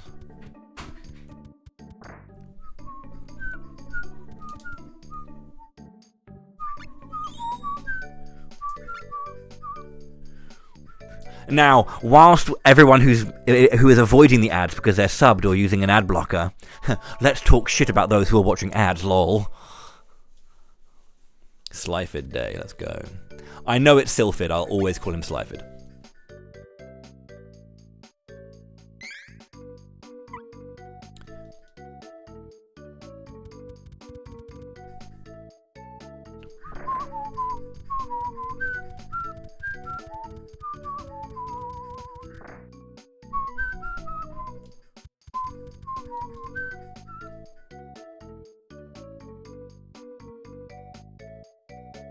Lickety split.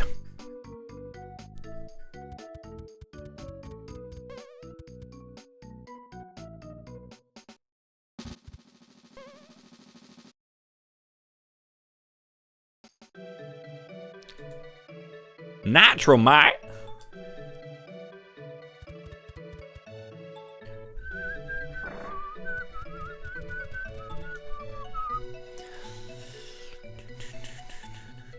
I guess we look for fuel. Guess we gotta ask around.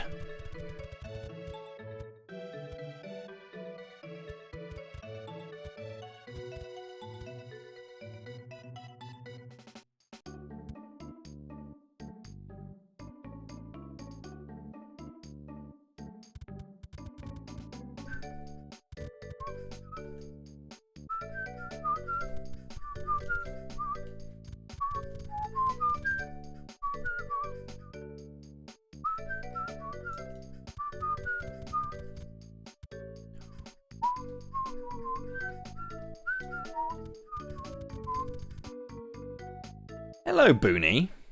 Hi, Dad. I'm here again. I'm being a boon. I'm sure you are.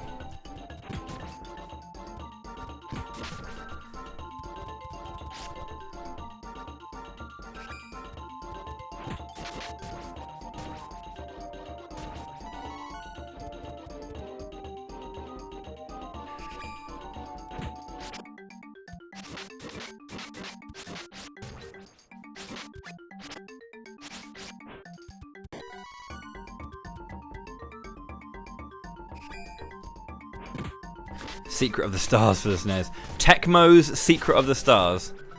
Right, we are back from break now. So I need to go back to where I was. Oh yeah, I was speaking from a position of ignorance on something because the idea of modern settings for RPGs. You can probably tell where I'm going with this. So where I say I speak from a position of ignorance. When I play RPGs, and specifically RPG mechanics, like the way it all operates, right? It makes me feel a certain way, right? And playing games set in a specifically modern time that hasn't gone out of its way to do anything to to make very clear evidence of it being an alternate version of the world or whatever, right? An example I give is something like Shadow Hearts, right? So Shadow Hearts isn't set in the modern day, but it's set in in a conceptual modern era, as opposed to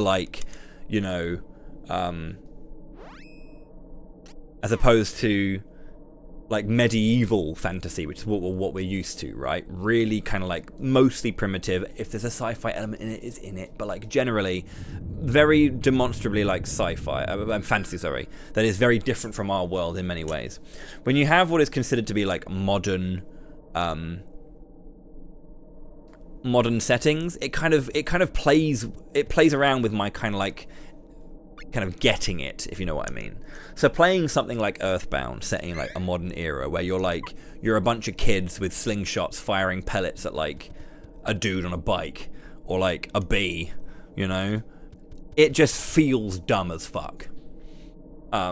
Whereas something like Shadow Hearts, it's set in very clearly not an actual real world, but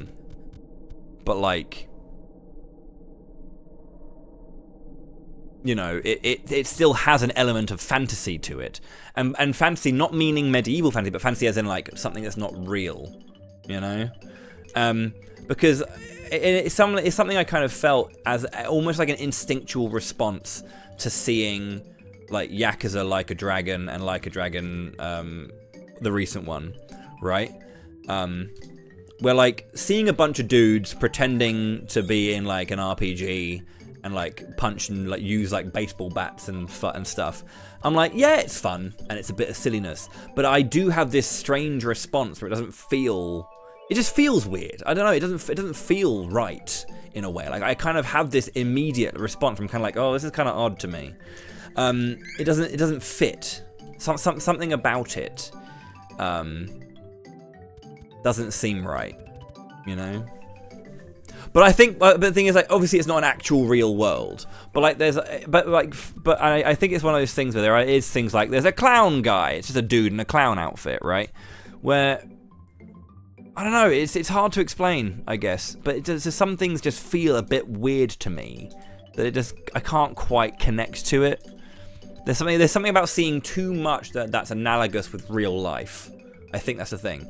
When I see too much that's analogous with real life, I kind of go, ooh, this is a bit odd. When I'm playing a particular type of game, there are some games that obviously seeing the real world doesn't. That's kind of the point.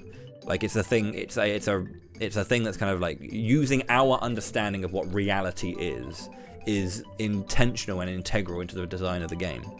Whereas when I have a thing that's set in the real world that I'm supposed to understand as the real world, or a kind of version of Earth, that isn't kind of making very clear decisions to kind of pull it away from that.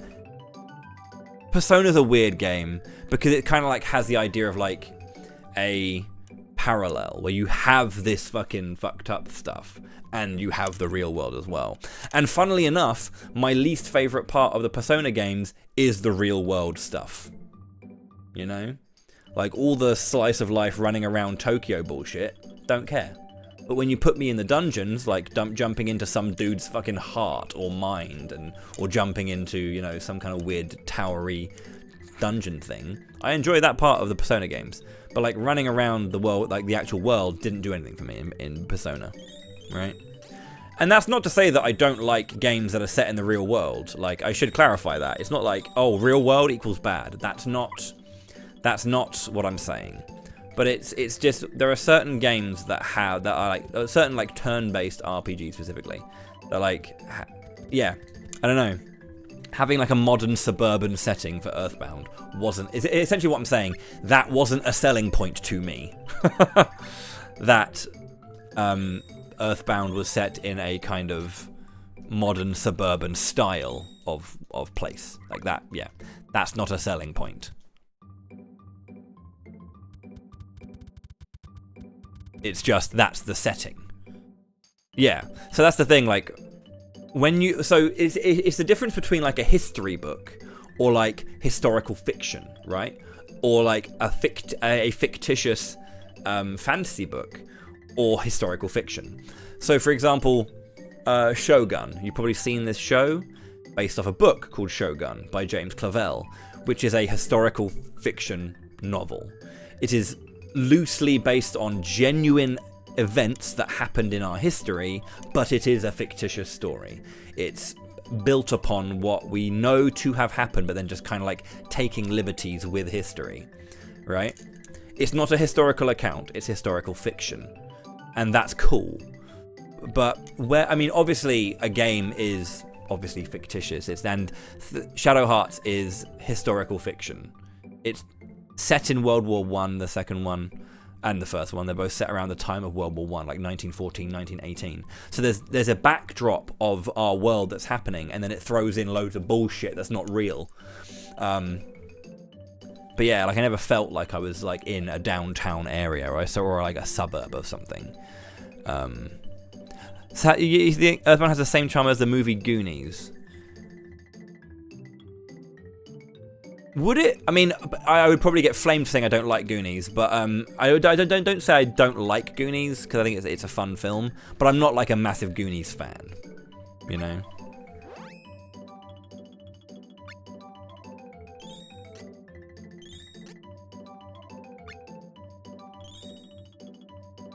But yeah, maybe if there's like a specific thing that's being like catered towards, I'm not the target audience. Like whatever's happening up here that kind of wants me to enjoy something, like I'm clearly not the target audience for this, you know. It's not an indictment of the media. It's just whatever I'm into doesn't seem to like connect to it, you know. Who lived in the PNW, Pacific Northwest? Is that what that means? Okay. So, like, isn't that just Washington State? Or is there another part of it? I don't know. Why specifically that? Oregon as well. Darth can go. Armor can go.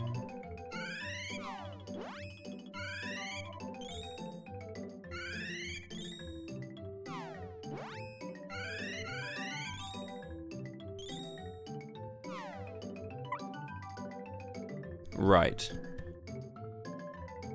Is that a thing? Where people feel attached to movies or media because it's set where they are from? I personally haven't experienced that. But maybe again I'm a really dull person with no kind of like I feel like location or like home is a bit more of a thing in the US in general. And this is why I feel like maybe the US really enjoyed it a lot more than like... Because there are Europeans who like Earthbound, just as a disclaimer. But I feel like it's just generally not as big a game for us, you know? It's just not. like a lot of people feel a lot of pride when they see their world and their understanding in their home. That's why it's such a huge Hamlet. You love Pokemon Sun and Moon because they take place in Hawaii, right? That's fair. Because like when Sword and Shield came out, and it was definitely set in the UK, right? You had some Scottish areas, you had some London areas. Like I can appreciate and go, oh, that's kind of cool when like something that I recognize came up. But I wouldn't inherently. That never gave it like plus points for me. But again, maybe I'm just a joyless bastard. It could just be that. Yo, Aaron, thank you very much indeed for 24 billion years. We're here for peak. Of course, you land between the two OKs. I am British. So yeah, I'm a joyless. But the thing is, that's the thing. Like pride in where we're from isn't really a thing. Like the idea of like being where's your national pride? Where's your patriotism? Is like a thing that is very built into like a lot of American culture. For whatever reason, I don't actually know why. But like when I think about there are things that I appreciate and like about Britain, right?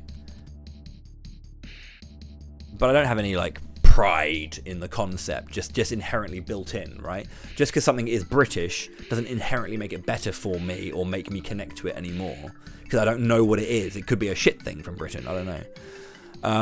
There are things genuinely that I think are great.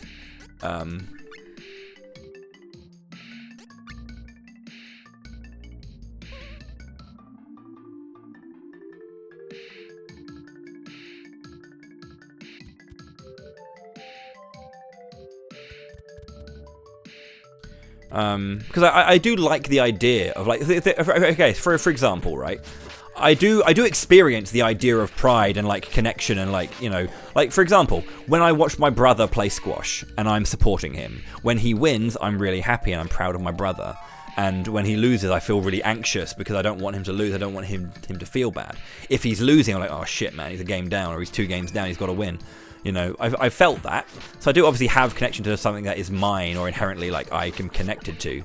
And right now I'm getting back into like my football. I never really liked football for a long time.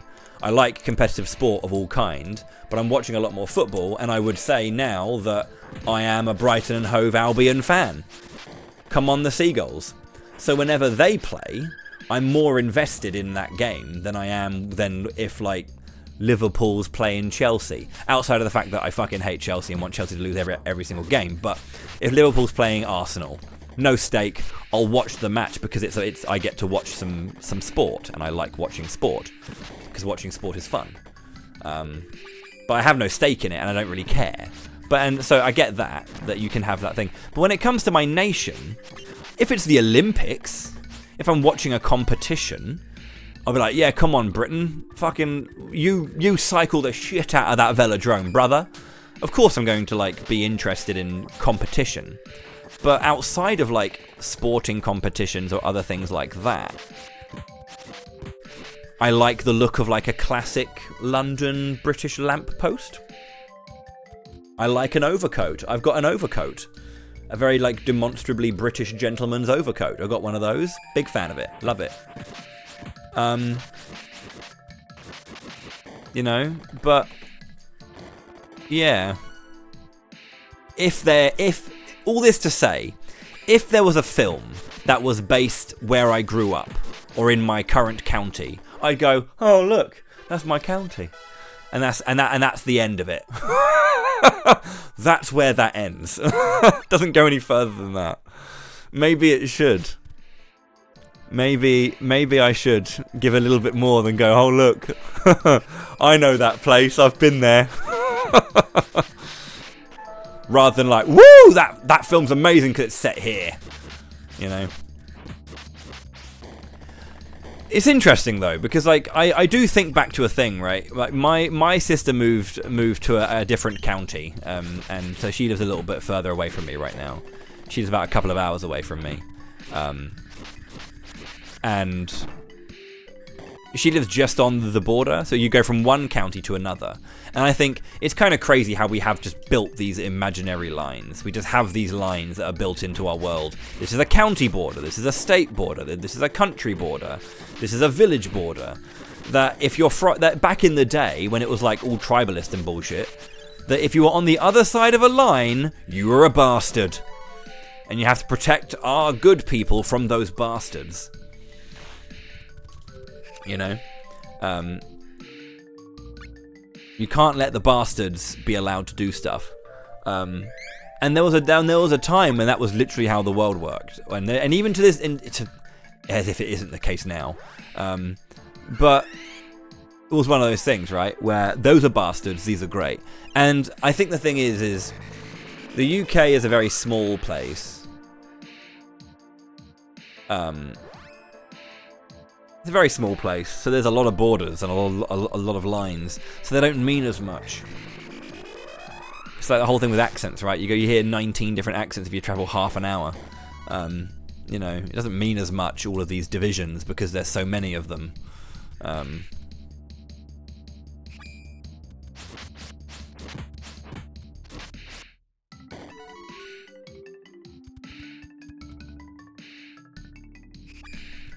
I think you can enjoy team sports and also look after your neighbours. Sport's fantastic, I love sport. Competition's good, and healthy competition's even better. There's nothing wrong with wanting a team to win, but it's just how you treat the people that you don't want to win, if they do indeed win, or they don't win. Like, the worst thing is when people take this, like, tribalism of, like, you know, what games you enjoy playing, or what team you support, and it becomes aggressive, and it becomes, like, you know, nasty. Like, that's not okay. Like, I'm not going to abuse someone because they don't support my football team, right? But then you get people who are like that, and that's what's wrong with competition. People not understanding how to take it right. When you say football, you mean soccer? I mean, naturally, Starlight. Naturally, I wouldn't say football is football. American football is American football. I will always say American football if I'm referring to that. Should we call it a sport, or should we call it an advertising opportunity? Not quite sure.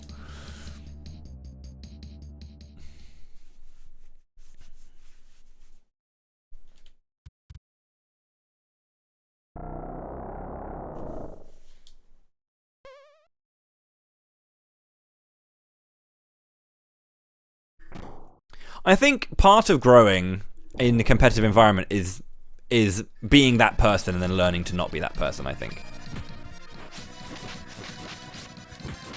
I've been that aggressive, or not aggressive, I've been that like person who takes it too seriously and ruins it, you know. I've been that person, I have.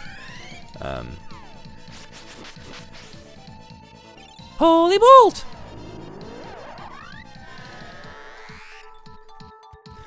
It's really weird. Like, again, I'm a big sports fan, and I like a lot of sports. American football is one that I do struggle with, I have to say. But I think a sport I do enjoy that from the US, because I don't hate all American sports because they're American. I do like basketball's cool, pretty cool. It's fast paced, it's frenetic. A sport I genuinely don't get, and I absolutely will admit I do not get it, and I don't really.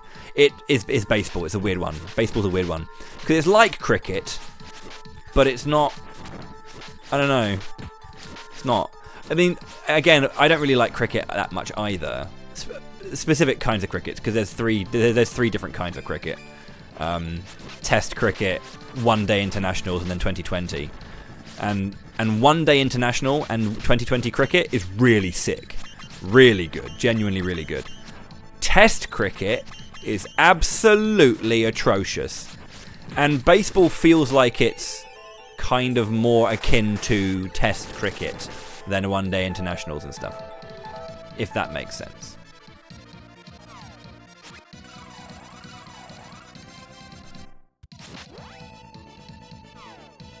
I like how I'm playing mana games and talking about something completely irrelevant, but like, I'm more than just mana.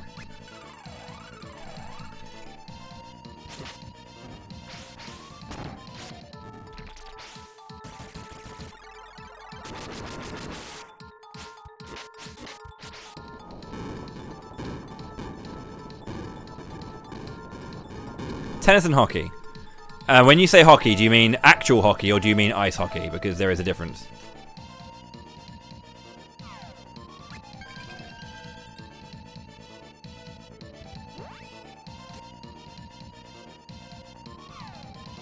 Because hockey is grass, is on grass. Ice hockey is ice hockey. On ice, which is a very aggressive sport. People are like slamming the shit out of each other on the edges. I'm just like, what are you guys doing?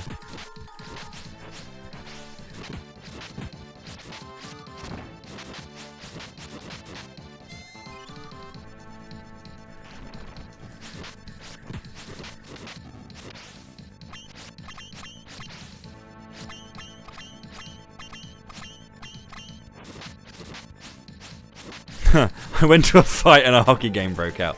That is a funny joke.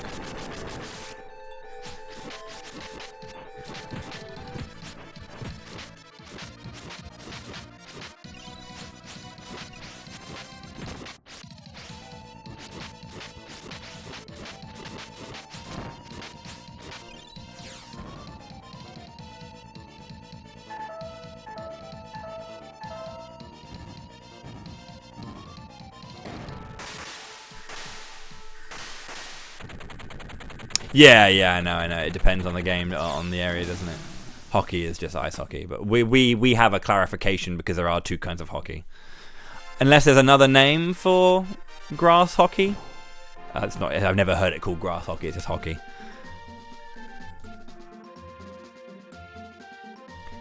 Jewel Eater's a fun fight. Field hockey is what you've heard.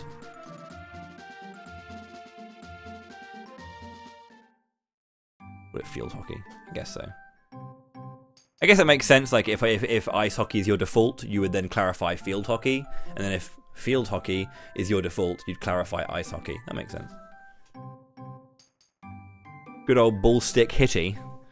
I think it's called stick rugby. Rugby's an amazing sport. Like if you like American football, genuinely, if you like American football and you like the sport of American football, but you would rather spend an hour and a half to 2 hours watching it rather than 4+ hours, watch rugby. 40 minutes a half. The timer stops if play does stop. But when you play 40 minutes, then you have a break, then you play 40 minutes. Simple. Job done.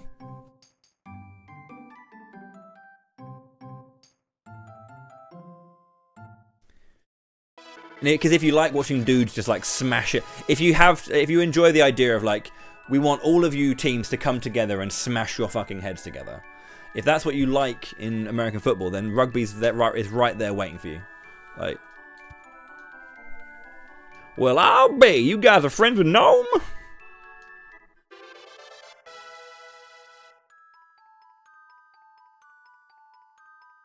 The 7-minute halves of Olympic rugby. I don't know what you're referring to.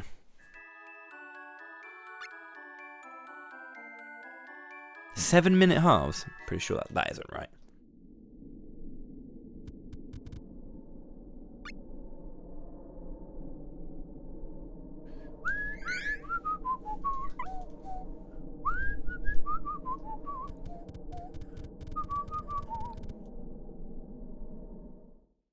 Okay, so Full Metal Hugger. Jewel Eater is dead. Jewel Eater hasn't got too much going for him, but I want to get dexterity going. So the SD3 speedrunner does what's called stat breaking. So you may have noticed in this game, when you level up and you level up a stat, a little bit, you'll sometimes see that you cannot select a stat because you've leveled it up too much. Essentially, this game implements consistent soft caps of stats, where just for a certain level you cannot go above a certain stat. So if at level 3 you have 8 strength, you can't get 9 strength until you're level 5 or 6 or something, right? Like that. That isn't the exact amount, but that is the concept. That there are soft caps of stats at certain points, so that you'll always only have a specific amount of strength, which is kind of annoying. Doesn't really lean into what you're allowed to do in like FFA, with it's a lot more free-form class leveling. This is where Sword of Mana really does a nice job of like combining the different versions. But it has like stat caps, or like soft stat caps consistently. What you can do in this game is if you, I'm pretty sure, I think the way it's done is if you kind of like screen transition before you get a level up. But basically, there are ways to kind of like remove that stat cap, and then you can basically get yourself more of a stat than you should feasibly be able to get by essentially like queuing a screen transition during level up, so that it doesn't kind of like take into account the situation you're in when giving you your level up. Something like that. I don't know the exact technical explanation for how it's operating, but yeah. You can fool the game into thinking that you haven't got a level up when you have, or you're not the level you are when you get a level up. So your stats can keep going. It's kind of cool.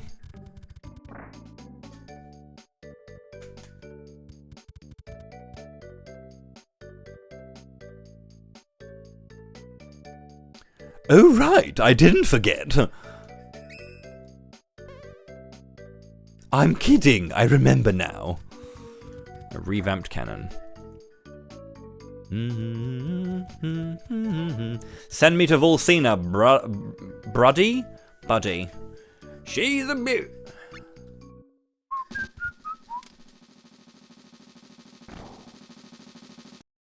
Cannon travel, baby.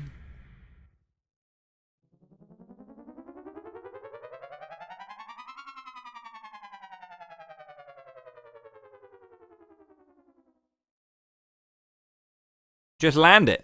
One of the really cool things is that Kevin can see. Everyone else just like falls like flat on their ass, but Kevin, he lands it and tries to firm it for a little bit. He doesn't, but he tries to, and honestly, it's the attempt that really counts.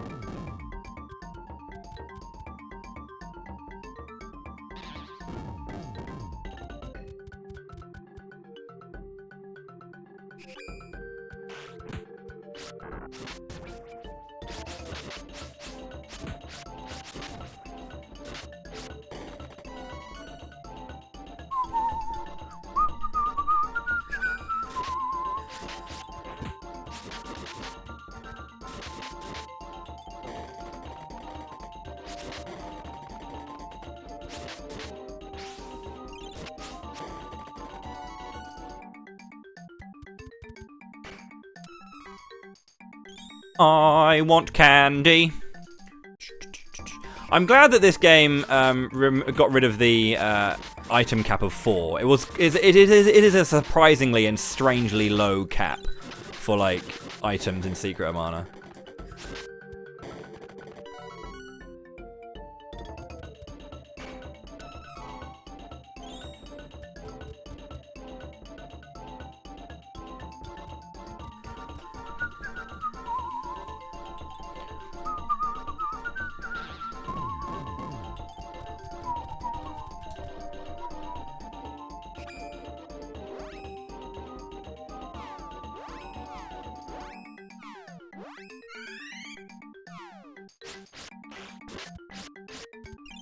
Holy bolt!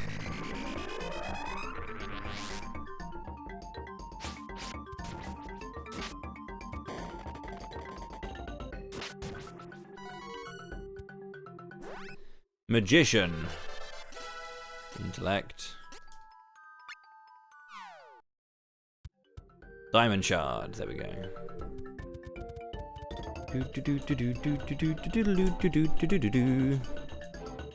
Cannon travel is the best way to travel. If you can travel by cannon, please endeavour to do so.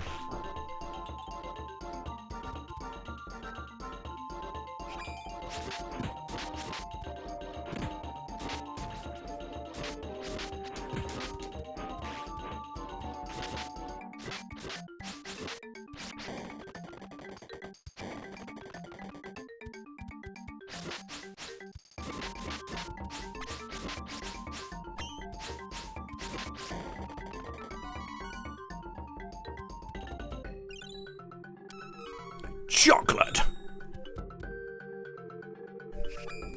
Yeah.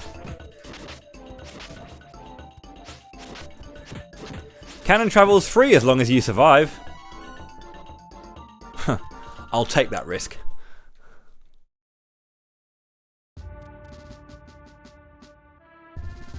Ultina Mage is attacked. What?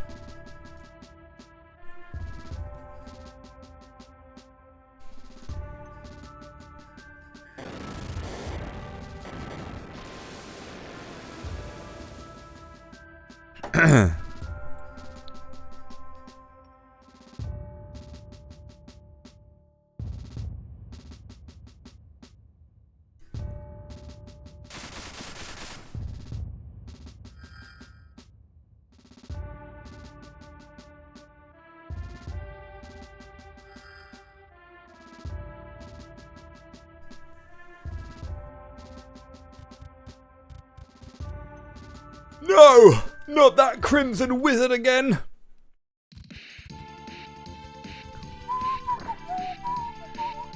They moved the goddess statue in here since I was here last.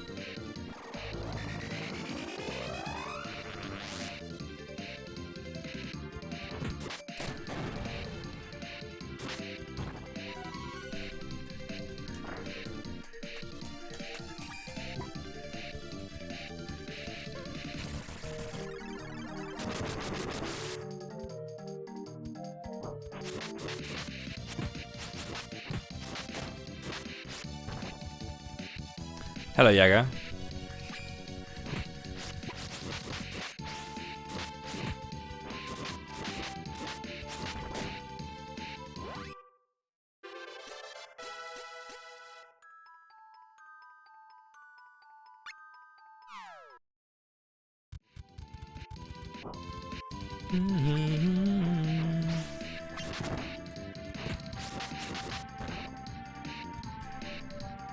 Attack cancelling is kind of broken.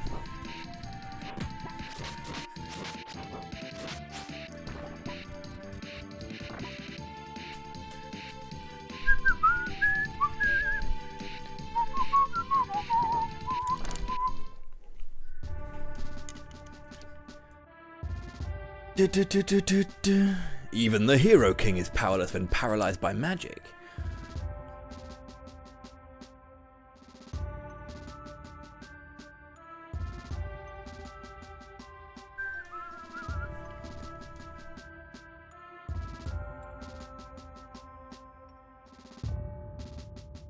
Genya, stop!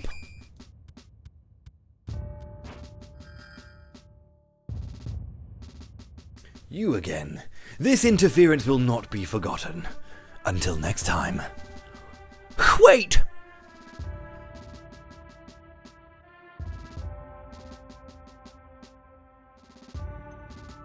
I need to add in the classes because I need to add them in.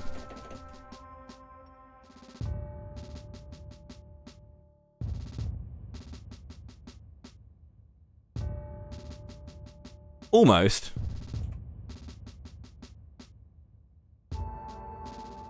How do I do this? Hawk needs...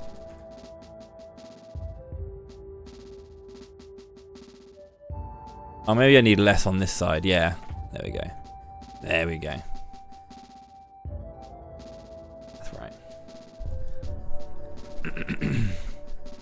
How's it going there, Sylvia? How are you? Welcome in.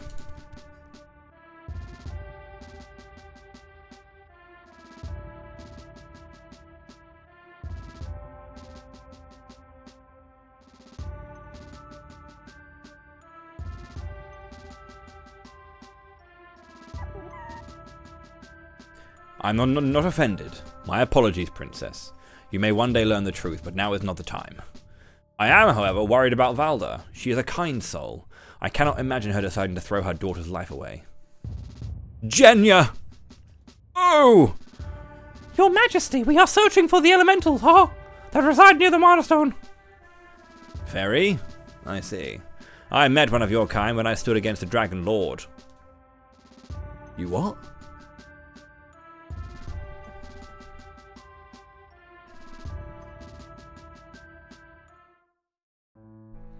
If fairies have come back, it bodes ill for the world. It's true. The powers of earth, water, fire, wind, light, darkness, the moon, and wood originate from these stones.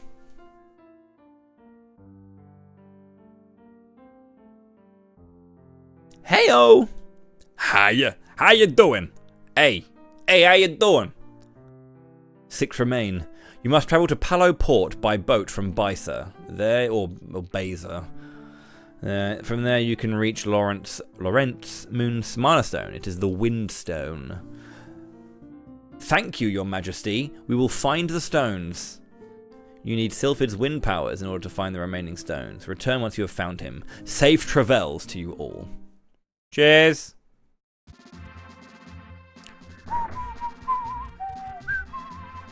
Hello, Booney.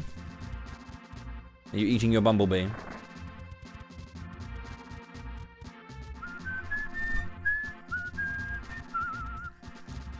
I'm not Von Voyage. Oh no, he isn't Bon Voyage. He's Von Voyage, or Bonjour rather. Yeah, I'm Bonjour. Oh yeah, you need to like run to like the village and back or something.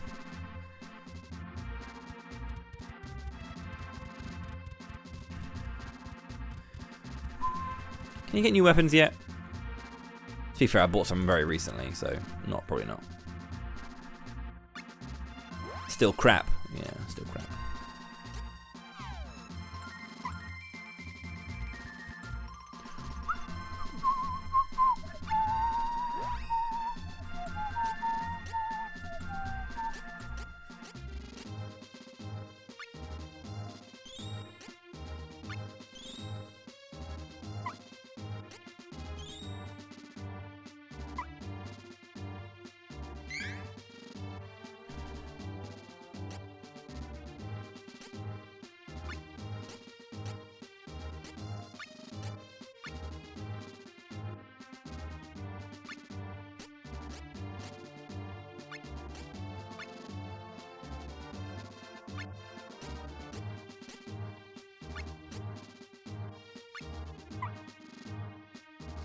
There we go. Lethe has got armor on. So has Genya.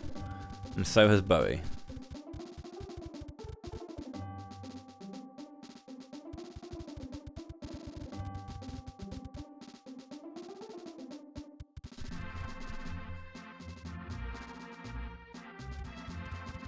Where? Oh, you go back to his house, I think, don't you? Don't you? I can't remember.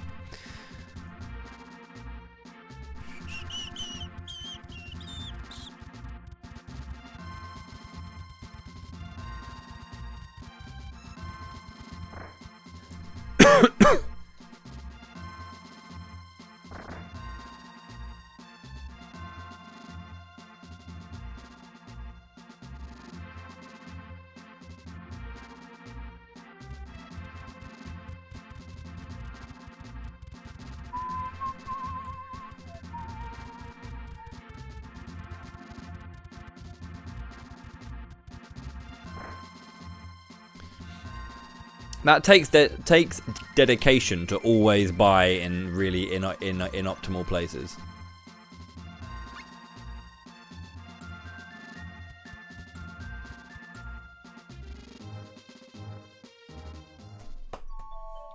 Press A button to continue.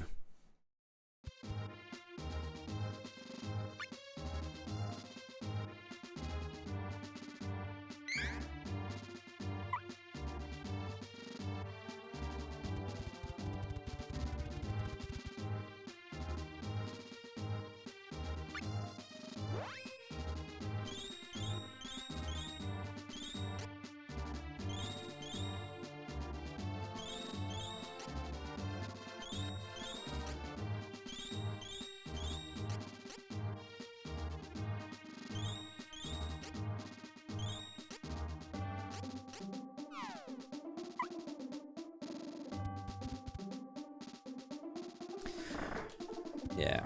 I need to have money. I need to ensure I have money so I can buy Poto oil and claws from Bisa.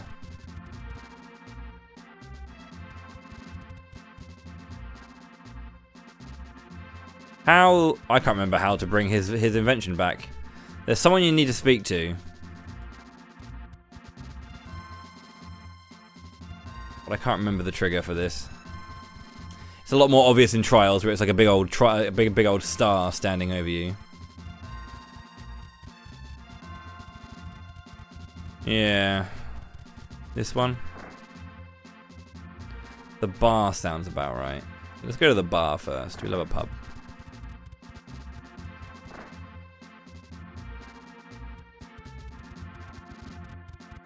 That's just... It's a pretty shit pub. To be fair, it's daytime, not nighttime.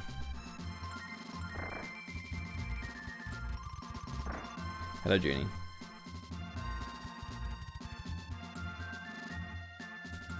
It's you. There we go.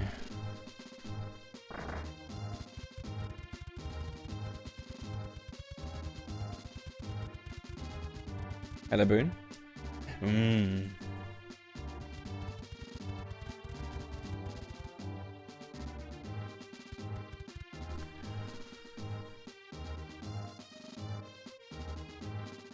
It's a shame that canon travel isn't more specific for this game. Like, I think we got... Well, to be fair, we were spoiled in Secret of Mana to assume that would be the standard, right? Because there's a lot of canon travel in Secret.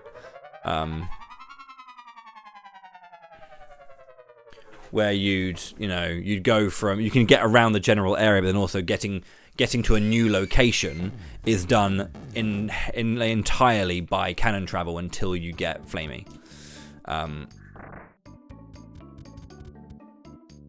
So yeah, we're kind of like, you get spoiled by that.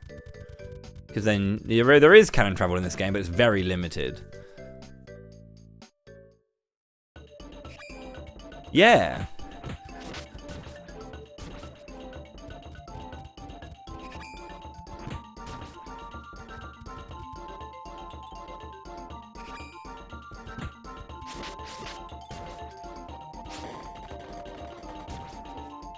Like, boats are practical and all, but they're less...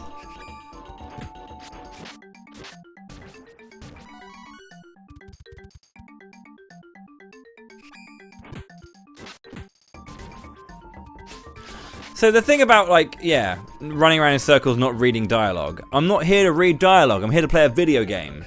The story is something that I appreciated more as I got older, and even then, even when I'm playing games, I will pay attention to the story, I will. But I don't want to read a shit ton of text. I read books if I want to read text. And I love reading books. But I want to just play a video game. It's fun running around playing video games.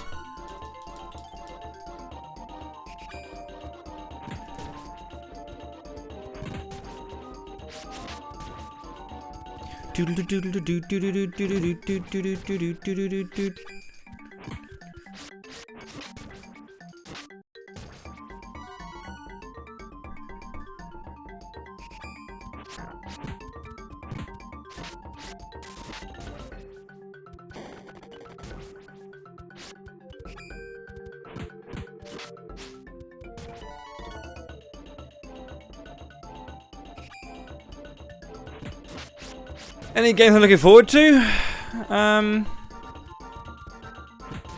Xenoblade Chronicles X DE.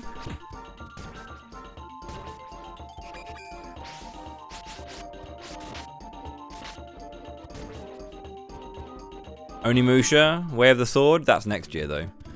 Not that, and that isn't near future. But yeah.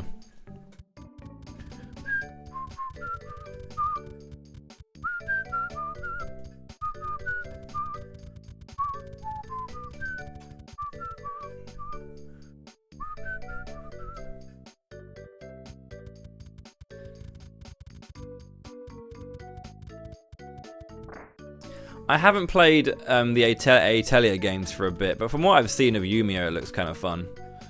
So maybe.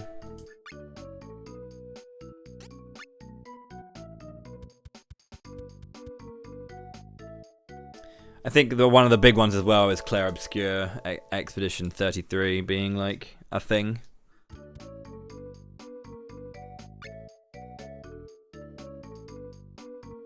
Yeah, Tides of Annihilation looks good too.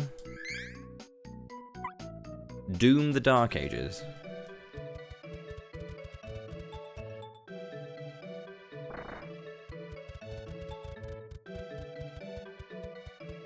What's wrong, Boone?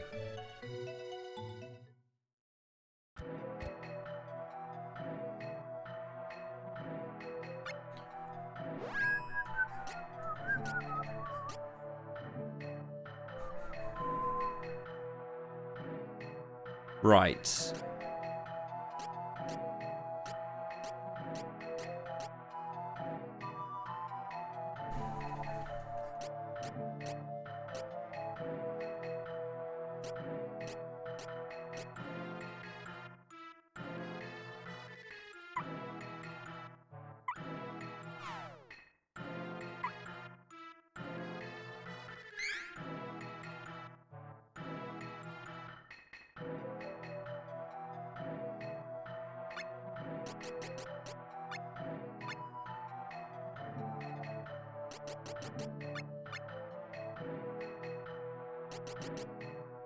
What are you doing, Boone?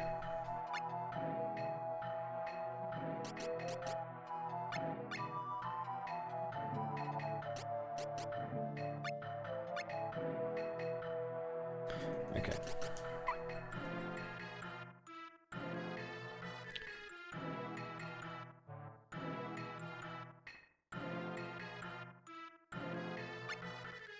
Okay, so I need to get a bunch of these.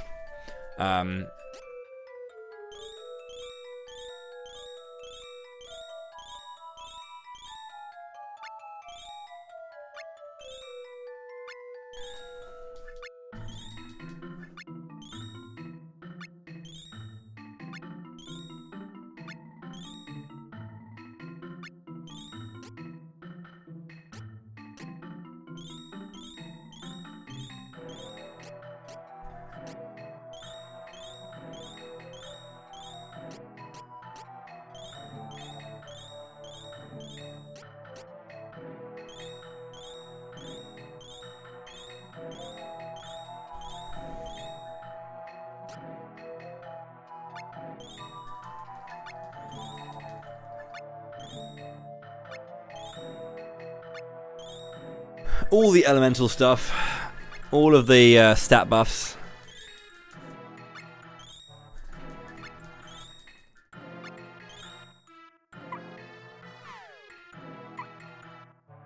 Can't remember what the other places sell, if anything at all. You're the one with the Poto oil, actually, aren't you? That's the big stuff.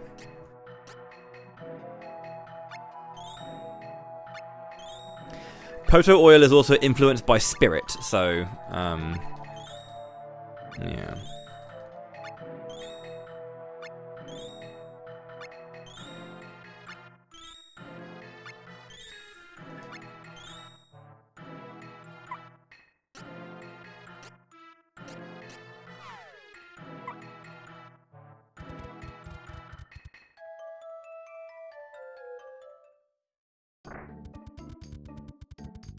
Don't actually know if I have the money to go there now. Is it more than 200? Whew! Palo Port, bro. All aboard! All aboard! Tickets, please. Tickets. Well, you're coming? It's a magic carpet on a rail. Never takes a rest. Flying through the mountains and the snow. God, I haven't said those lines for a few months. I played the conductor in the Polar Express over Christmas.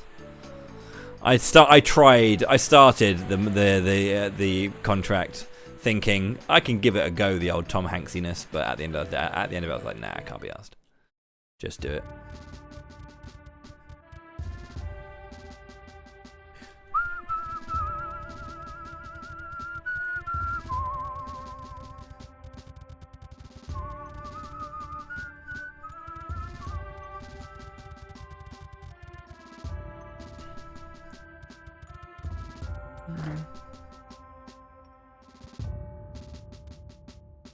The Navalan ruffians!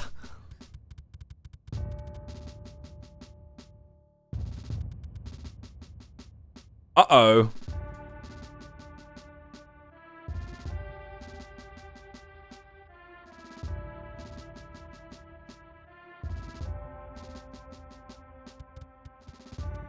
Hello, best girl.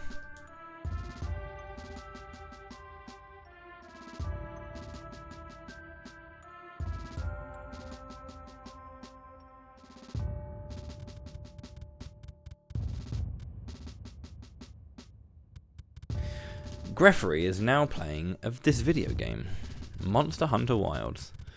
Anyone gaming in Monster Hunter Wilds? It made me re-download Rise onto my Switch. Played that game for 50 hours and I was HR 4. Like, I don't know how people hit HR a billion like instantly. Like, fucking nerds.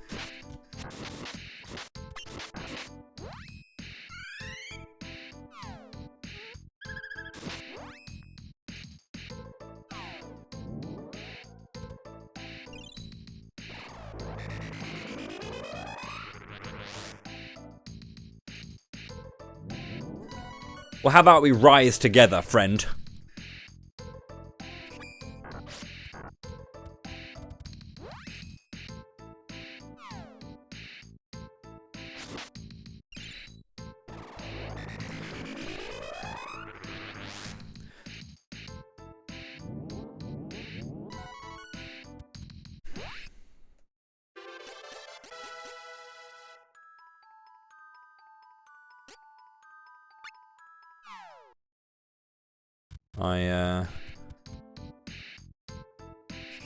Well, I mean, I generally will always use sword and shield, twin blades, and longsword.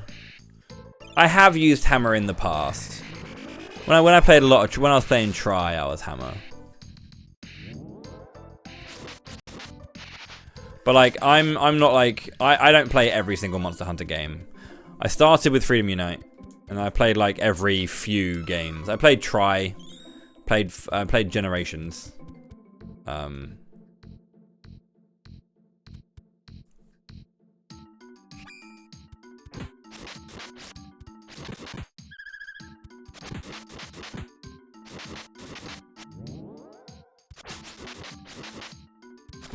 If it helps, I don't think anyone's playing Monster Hunter for the story. Everyone's playing Monster Hunter because there are big monsters, and you hunt them.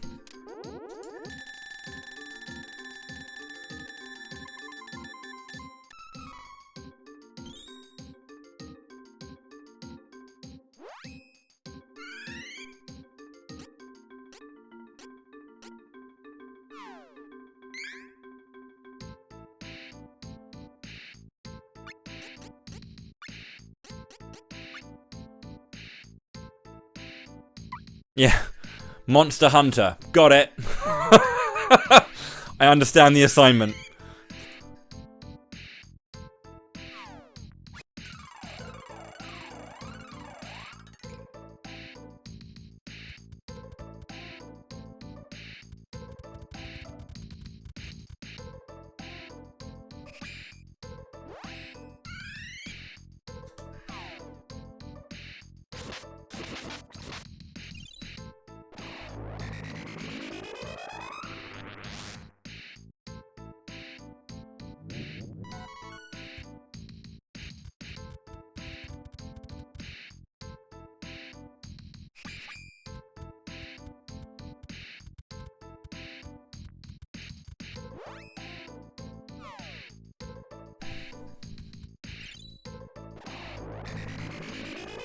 Yeah, but you're a lorehead, Ninzard.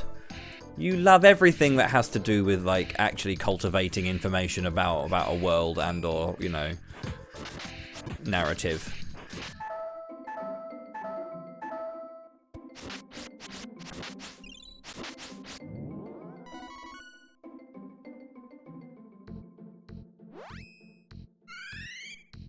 It's true. It's true. That's me for real, right? You're allowed to enjoy story, it's fine. And you're allowed to find it fun. Because it is nice to get that. Again, like, even though I'm a gameplay first person, I do like story. Just a story. This is the thing. I guess it's a common misconception when I talk about how I'm gameplay first, that people assume that I don't like story, and it's not really the case. Story is very important for making a game that I love, I really enjoy playing in a game I love, into a game that's unforgettable, you know? This is why Xenoblade Chronicles is amazing. Like, the stories are fucking brilliant, and the games are amazing to play as well. You know?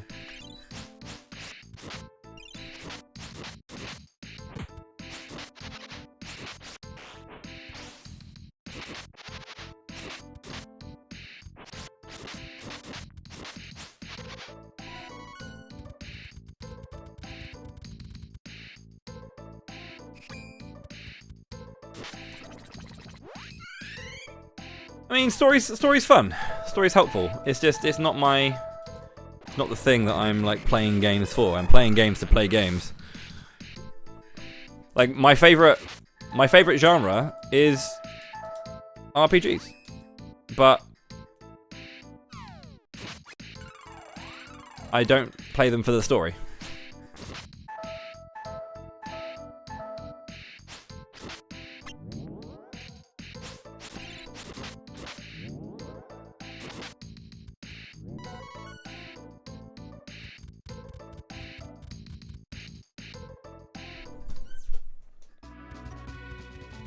I haven't gone to the right place again. I always do this when I play SD3.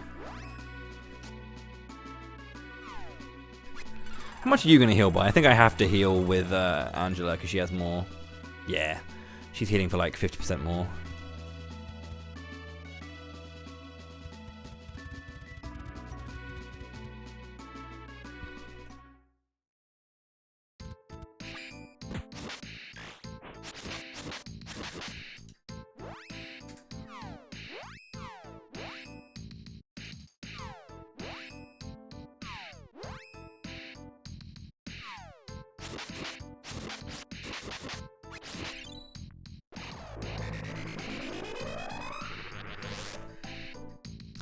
But anyway, sorry. I never actually completed the point I was making.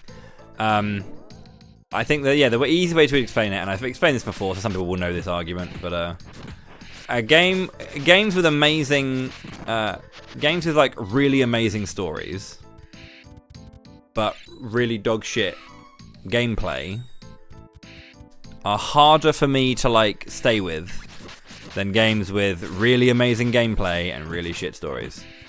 I don't care how bad the story is. If a game plays like a dream and it's just really enjoyable and fun, I'm playing it. I don't care. If a game's got a great story, but it's dog shit to play, it's going to be a lot harder for me to get through that.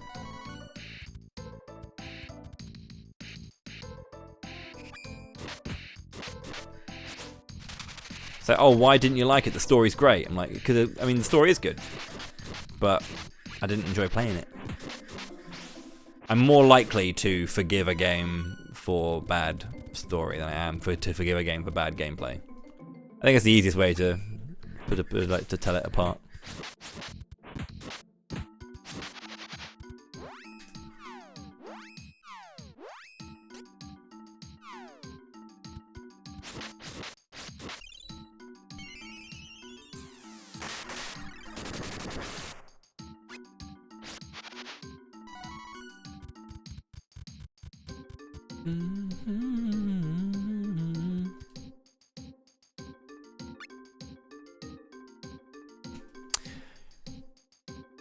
Shit, there was another ad break that I was supposed to take, but I went the wrong way, didn't I? So I was meant to get here and then take a break.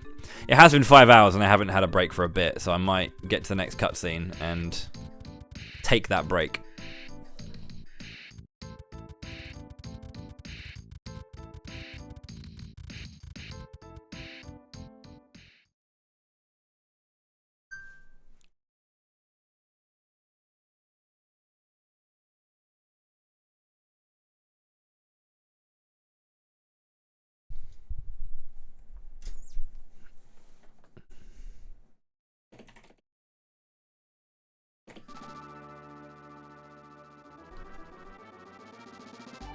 Yo, it's Reese.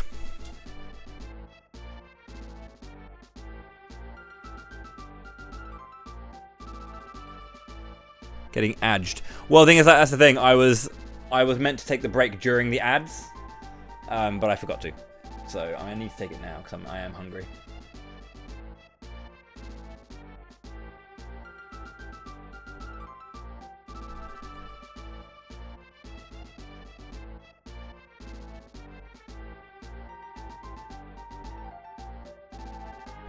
Yeah, like when you have to play through things multiple times to get more of the story, if the gameplay's not there for me, I can't be arsed. At that point, I'd rather just like either watch the cutscenes or just like read a synopsis of what happens. If like the gameplay's not good enough to make me keep wanting to play, you know.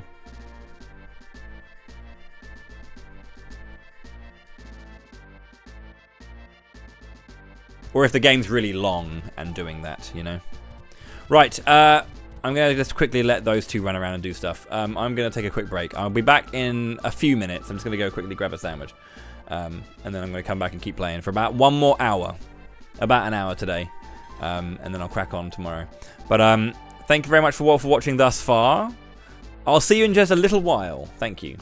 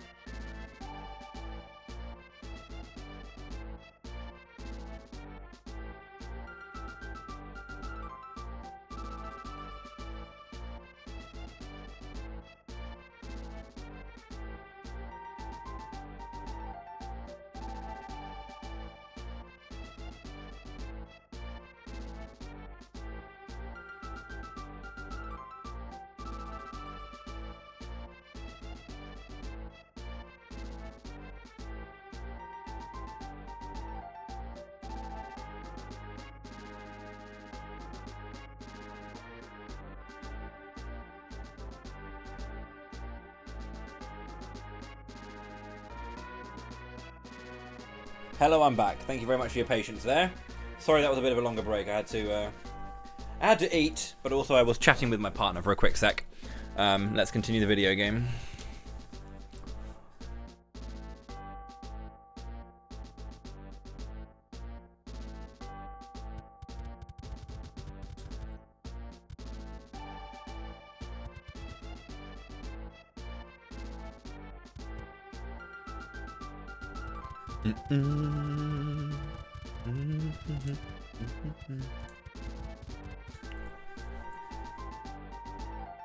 Your Highness, please do not strain yourself. I am fine, child.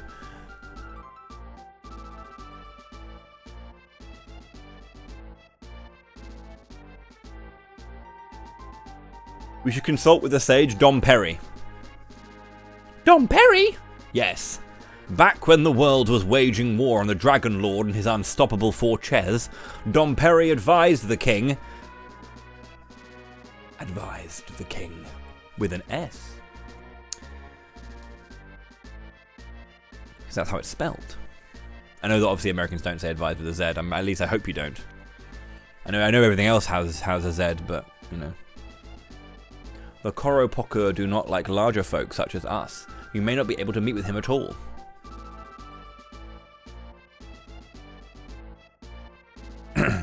Send me instead. This is my batelay. I can't give you details yet, but I can help you. You do love your Z's. The alphabet must sound so weird over there. You know, A, B, C, D, all that kind of bollocks. X, Y, Z? The fuck? X, Y, and Z. Lovely.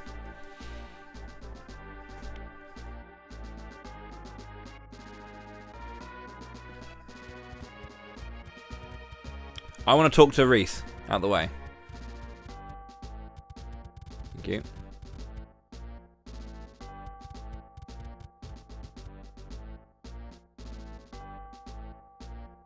You're definitely a Z stan. Well, you're from the US, so it makes sense, doesn't it?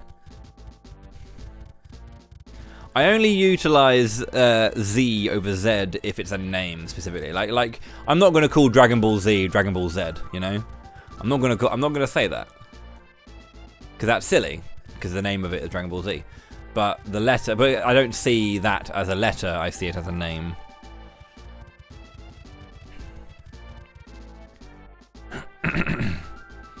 You like it because it rhymes with V in the alphabet song. I don't even know how that would operate. T-U-V, W-X, Y, and Z. T-U-V, W-X, Y, and Z. Oh, no, that sounds awkward. That's really awkward.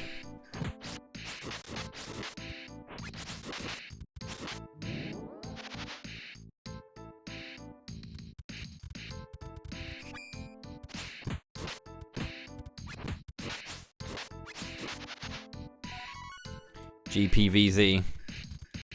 The stanzas all end with that sound.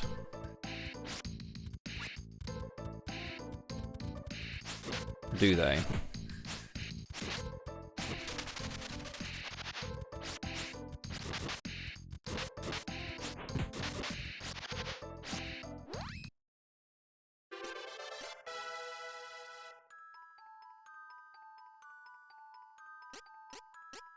I like how we're really breaking down the alphabet song right now.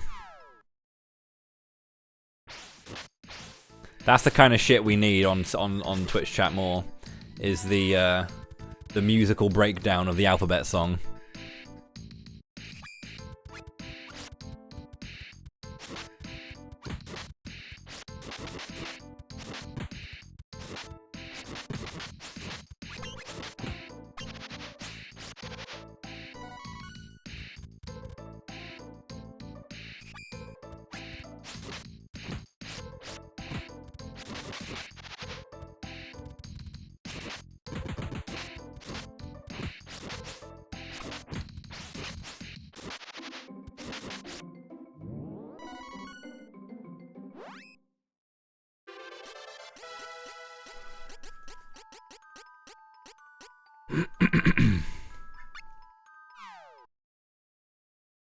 Got to rush to get that rhyme in.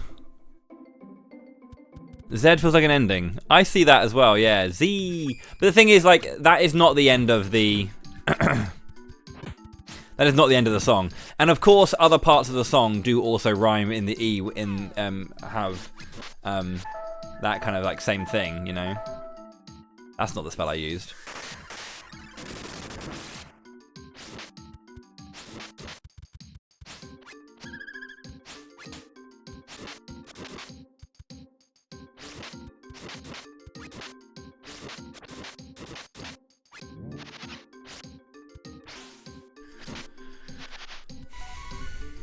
But yeah, the consonant is just a nice way to do it. If you're not going to sing the last line, of course, because if you're not going to do the whole now I know my ABC, won't you come and play with me or whatever it is. At least that's what we used to sing. I don't know if there's another ending, but yeah, it falls in line more with that.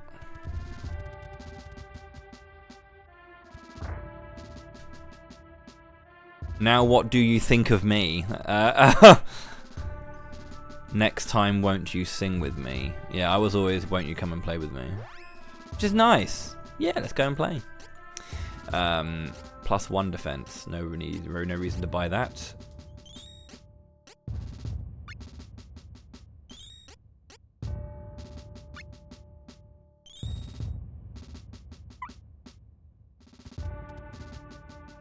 Next time, won't you play with Fred? Yeah, exactly. Or Med. Just say Med.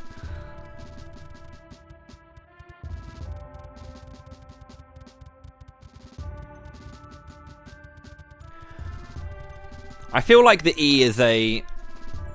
Yeah, I don't know. Maybe this is a thing where, like, the longer E sound is generally enjoyed quite a lot by the US, I feel. It being E and not E. Less of a thing. Because the more I think about it, I do feel like is more of a thing. It's like, for example, a lot of people call Square Enix Square Enix, but it's Square Enix. Like, a lot of people see the E and will just default to it being E rather than like because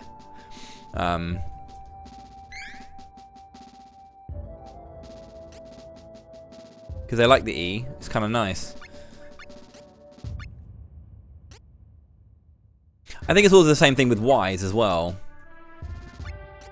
I like to see. I mean, Y is not always a Y or like an I sound. You know how you like, you know, for example, like dry.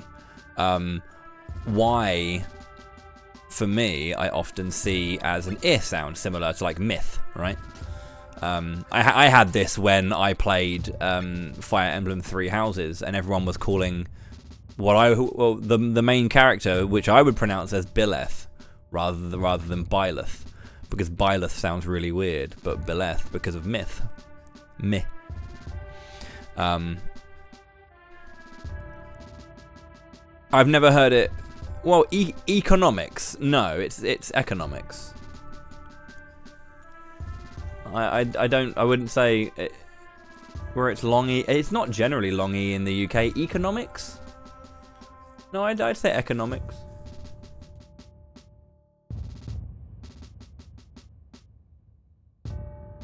I know no one says eco-friendly. Everyone says eco-friendly, but economics. Yeah, I wouldn't say economics in general.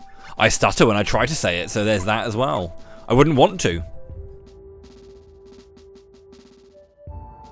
Well, that's because it's actually spelt P-A-E. Because P-A-E-P, it's like pediatrics, right? It's not pediatrics, it's pediatrics. Yeah, that's the thing. You would say, yeah, kind of having that word, like the word, that particular word. I've never seen, yeah, I don't often see it spelt without the A. It's P-A-E. Because, yeah, pediatrics is like a thing. Yeah, like it's that's down to provenance more than anything else. You spell it pediatrics without the A again. That's very weird.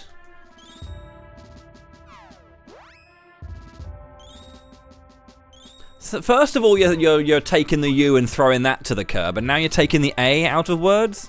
Mate, there is a theatre company in the UK that you would hate. I'm going to type this out for you, and you tell me how this is pronounced, because I'll tell you how it's pronounced. Tell me how you think that's pronounced.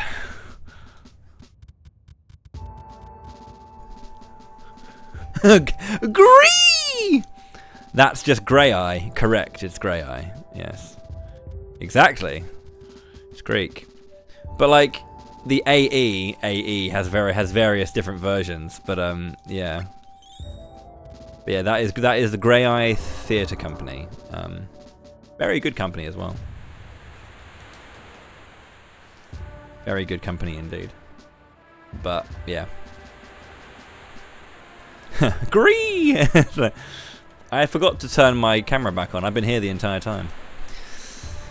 But yeah.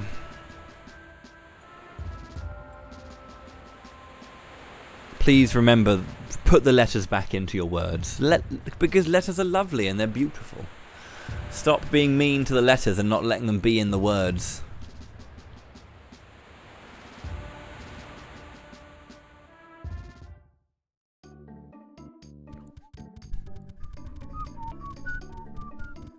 Take them all out. Look, we're not trying to speak Welsh here, alright?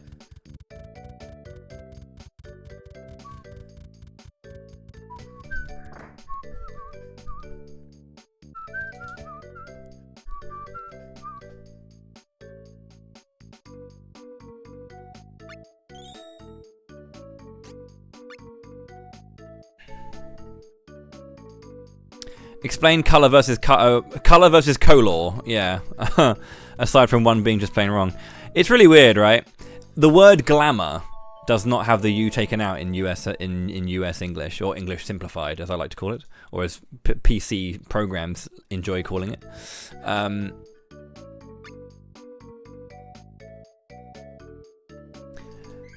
I found it really funny because I remember speaking to some of my my German friends and friends who generally people who speak English as a second language, and they will look at certain words and they will pronounce them really particularly.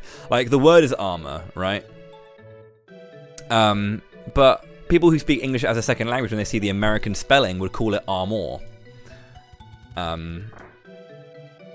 rather than armor. And because of the spelling there, and I feel like if the U was back in, people might be like, it's not armor, but rather armor or armor or whatever. But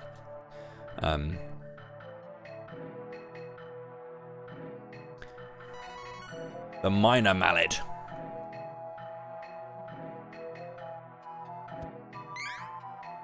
What's next? Wind. So I want earth.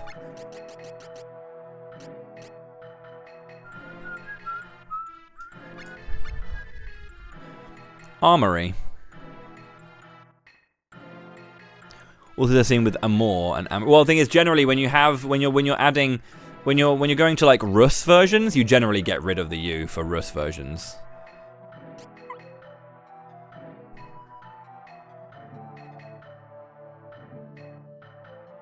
Armoire. But that's an armoire. That's very different to an armory.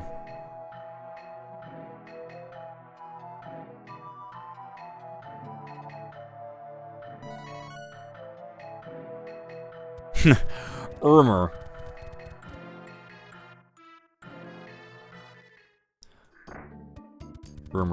Well, to be honest, considering how rhotic a language spoken American English is, that works for some people. Rumor. Yeah, I know what you're talking about. You know, it's like my good friend the word mirror. I was listening to a song, and they rhymed clear with mirror, and I was just like,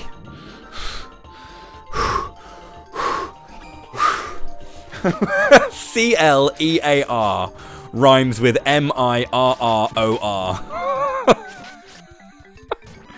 The mirror. It's so clear. The mirror. I'm like, isn't a mirror like a fucking river? Oh, good old mirror. There are 3 R's in there.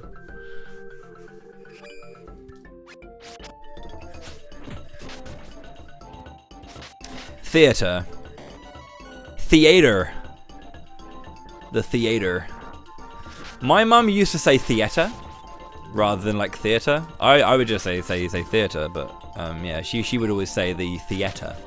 But I think that's more kind of to do with learning English. My mum was born in '56, so and obviously her mum was, you know, really fucking old, and so was her dad. So like, you know, it was perhaps more of like a spoken thing at the time to say theater rather than theater. But theater is definitely a thing. I love pronouncing words wrong on purpose. Yeah. But then people then assume you don't know how to say things, which is always a fun thing. Again, like a normal example of that is when I say, rather than saying chimera, calling it the chimera is always fun to me. But people are always like, it's not pronounced like that. I get it.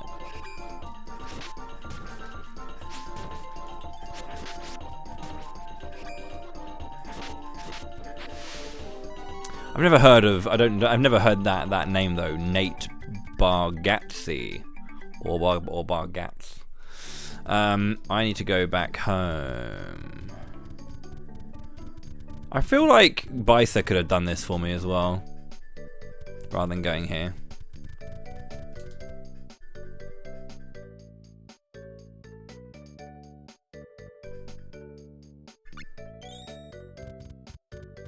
Lamborghini. Archdiocese. Pronounced Archdiocese. Or... yeah. Yeah, exactly, yeah. When someone knows how to... pronounces the word wrong but uses it correctly, they learnt it by reading, and that's very cool. We appreciate reading. I find it interesting, actually, how arch, A-R-C-H, is some people pronounce it arc, right? Rather than arch. Like, I would say archdiocese, and, like, all that kind of stuff. Some people say arc. Maniac and maniacal. This is an interesting one as well, with machine. You would say machine. Look at this wonderful washing machine. And if someone is plotting something, you would say their machinations. I have heard people say machinations, and that does sound weird to me, hearing machinations rather than machinations.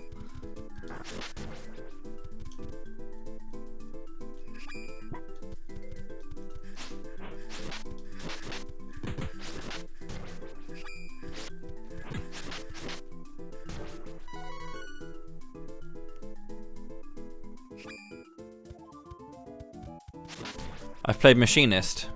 You wouldn't say Machinist, though, would you?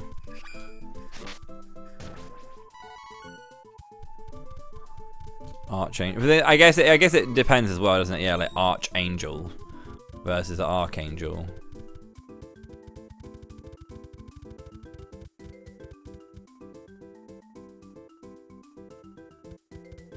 See, context is a wonderful thing. I love context, which is why I really like the fact that the UK uses both metric and imperial. Metric is generally better. If I'm only ever going to use one, you want to use metric. You do not want to use imperial. But I do like the fact that both of them have their place contextually in UK, like measuring, because depending on what you're talking about, you're going to use one or the other. Like, I would weigh myself in stone, but I would weigh produce and, like, items in kilograms. So, I know if someone mentions a weight, I know what I can contextualize what thing they're weighing without knowing what they're weighing. I could contextualize what. I'm not going to say, like, oh, I've got 3 stone of meat. You're not going to say that. But if someone says, no, like that. Yeah, we use stone for weight.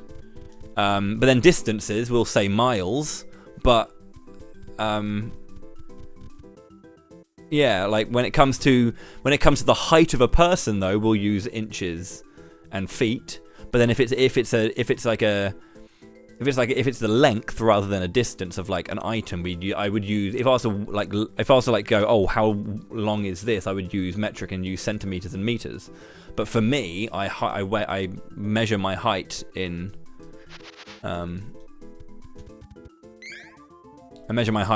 feet and inches. I don't know how tall I am in metric. Probably like 195. I don't know. I'm 6'2". But like, yeah. But I would know if you're using imperial or metric what you're talking about. For the most part.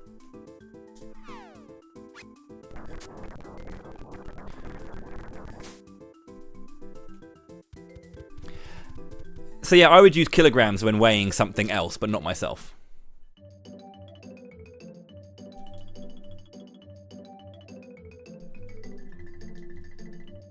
I wouldn't weigh like anything else other than myself in imperial, which is a very weird thing, I guess. But yeah.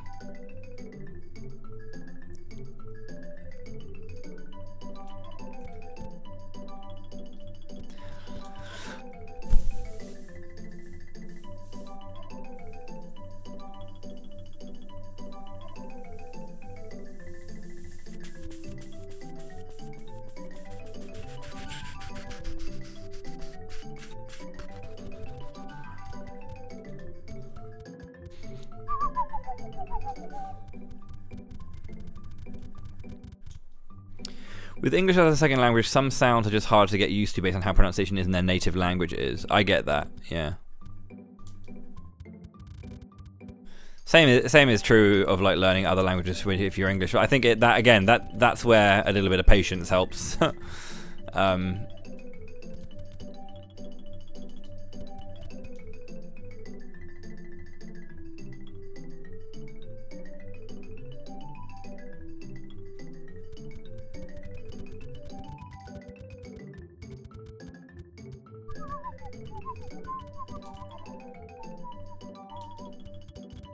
Have I been everywhere? I feel like I haven't.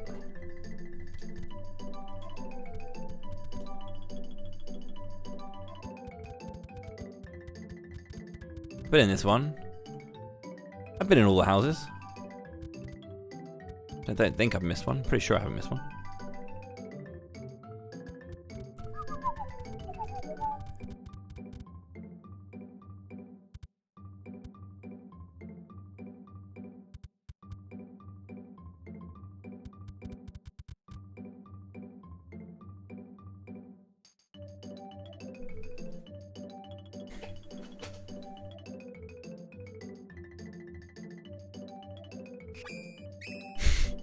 Put the sword away.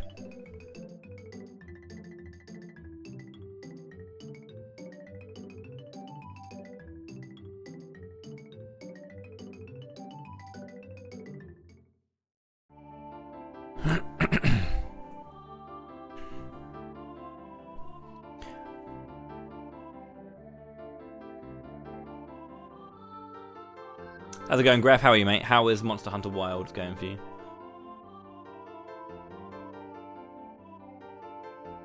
Distance is varied. Small is much easier is easier metric, yeah. There was I remember reading, or I say reading, I remember watching a video that was like some British guy giving a lecture about mathematics stuff. But he was talking about like a particular thing that what is it? What is the golden ratio thing, whatever that is? That whole thing. But apparently that's exactly the direct, or at least you'll be accurate to like 99% of accuracy using that number to go between miles and kilometers. Apparently, like some really weird stuff.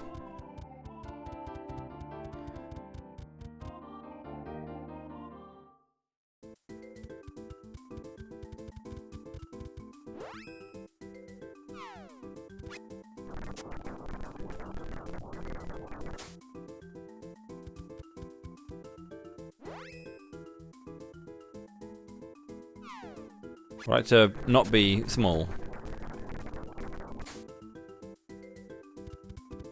Oh well. There you go.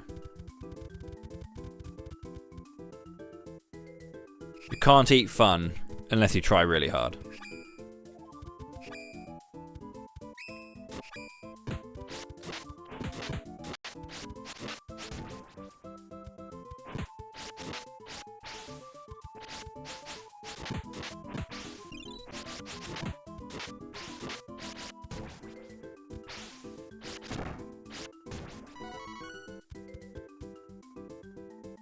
Classic gameplay. The March of Mana is just a like a casual playthrough, but speedruns are on the table.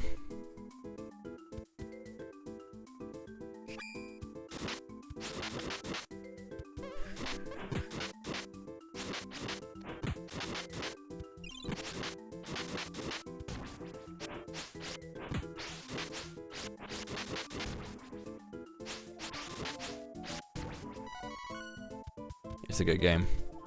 It's a very good one. You always guesstimate. You can just estimate, you know. I don't understand what. Sorry, what is the necessity of adding guess to estimate? And an estimate is already a guess.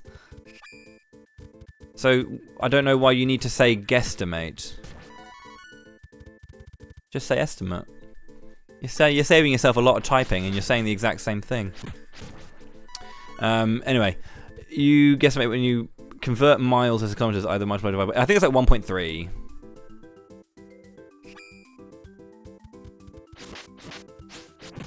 Is that like legitimate? Because I don't even know if the word guesstimate is even in the dictionary. If it's just one of those things that like one of those like colloquialisms that people use. I don't want it to be in the dictionary.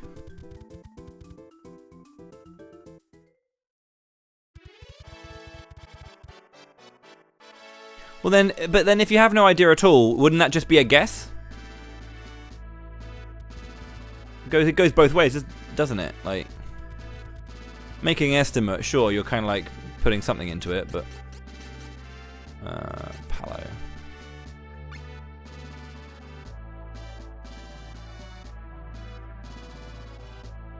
That sounds like it's just a guess then. Like, you can just take out the imut. You know, or Timot, and you're fine.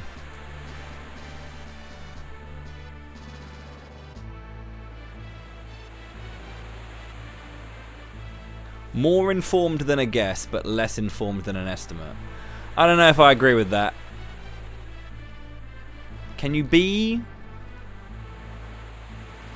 I don't know. Like when you say, surely that's just a guess. Surely that's just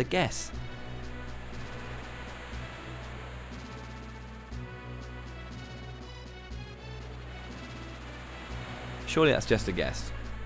No, rolls as simply as that. I don't know. How's it going, Nublar? Educated guess versus uneducated guess. It's been around since the 1950s. God, it's my least favourite time period. People take too many fucking liberties with their language.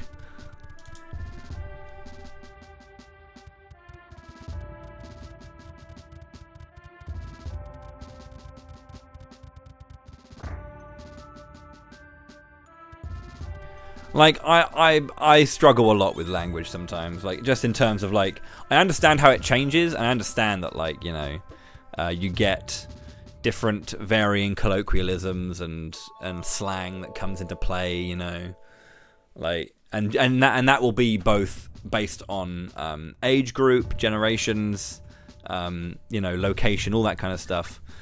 And it's always weird how there are some things that you adhere to and completely like fall in line with, and there's stuff that you completely reject, right? Like saying, like, I'm pretty sure sick, you know, when people go, oh man, that's sick, bruv, yeah, fam, that's sick, yeah, when people say that, I assume that's a derivation of when like the term ill would be used. Like I guess it's a term that was used more in like rap music and hip hop, like illest, and ill being like but it, because it's just like yeah, I assume it's a derivation of that, or like an evolution of that, right? And the thing, something like Riz, right? Being short for charisma makes sense that it is a shortening of, oh man, that guy's got really good charisma. Because that would then be, you would then like make that a piss take to say chariz, right? So for example, I sometimes say that when I'm playing 14 in Deep Dungeon stuff, I will kind of like say something else. What is it? That's it. Rather than saying Serenity, if I get a Pomodoro of Serenity, I have sometimes referred to it as a Pomodoro of Serenren, right? Which is dumb as hell. Dumb as hell. But like, I have genuinely referred to it as such, right? So the idea of like dropping one particular part of a word and just kind of running with the rest is like that's a thing. People do that, right?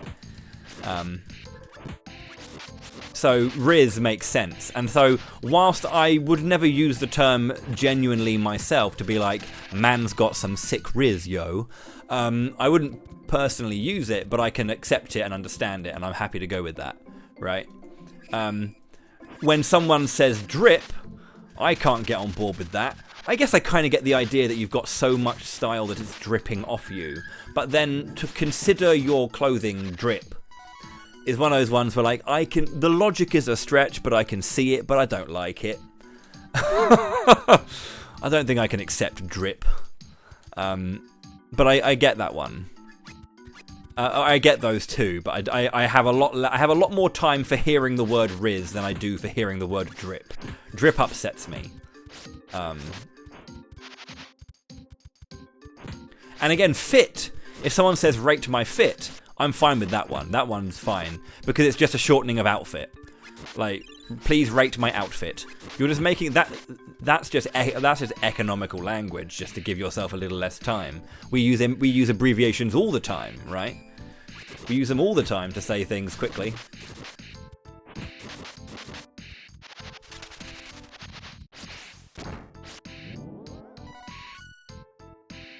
I do like it more than fly. The thing is, you wouldn't say... I guess they're different words, though. Because you'd say someone is pretty fly, wouldn't you? That guy's pretty fly. But I guess that's kind of like an extended use. Like, I guess that colloquially is an extended use of saying, "I'll let it." I guess, like, you know, if you say you let something slide, or that flies, you know, as in like you can accept it or you understand it. Oh yeah, I can accept that. So that guy's acceptable, kind of thing, is essentially kind of like, I guess, the extension of that as a word.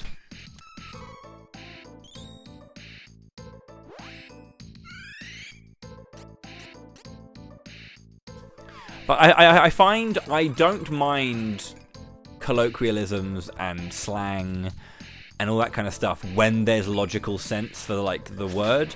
But when people just take fucking liberties with their language, I am kind of like, we all do it, you know? It's like, I mean, for example, when we're raiding in Final Fantasy 14 and I make a stupid fucking call, like, when we were raiding in Final Fantasy 14 and they were doing, I think it was P7S, so the big tree fight. And there was this call where we had to go to either the A or the B. And I once went A and just like elongated the call because I was thinking. And I went A. And then I suddenly thought of the Fonz from Happy Days. And so I would, at some time, I would call out the Fonz rather than A. I'd go, Fonzie! And everyone would hopefully know to move to A. I even said Henry Winkler once, and that was the call.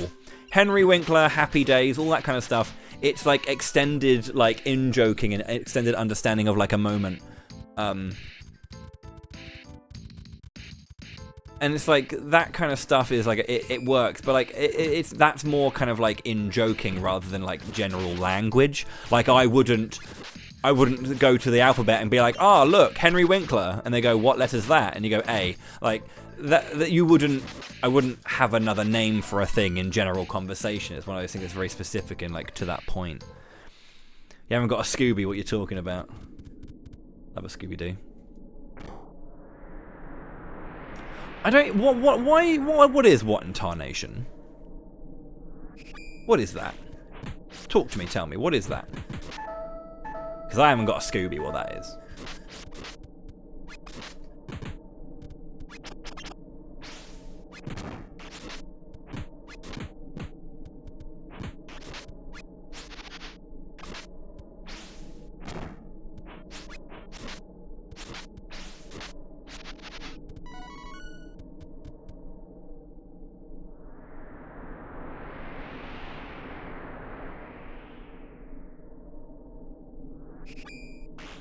There's a certain skibadicious logic to Bowie's calls. Yes.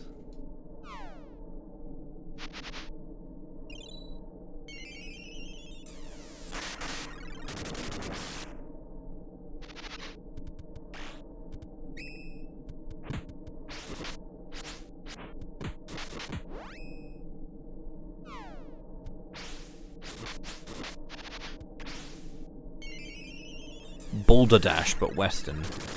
Rather sigmatic. Yeah, I don't. Is when people, I know when people say like an alpha male, that's just a bunch of like very mediocre white men trying to be relevant. But like, and I get the idea that the whole like alpha versus beta, alpha being like the top, and then beta being not as much as the top, but still pretty good. But apparently it's shit. What the fuck is a sigma male when people talk about that in modern conversation? When they go, oh, you're a sigma. Like, is that bad? Is that good? I don't know. That's the one I genuinely don't know. Like, that's not me being silly. I genuinely don't know if that's a good or a bad thing in this particular context. It's good because the idea is like, so alpha, you're unconcerned with... So alpha, you're being unconcerned with being alpha. Right.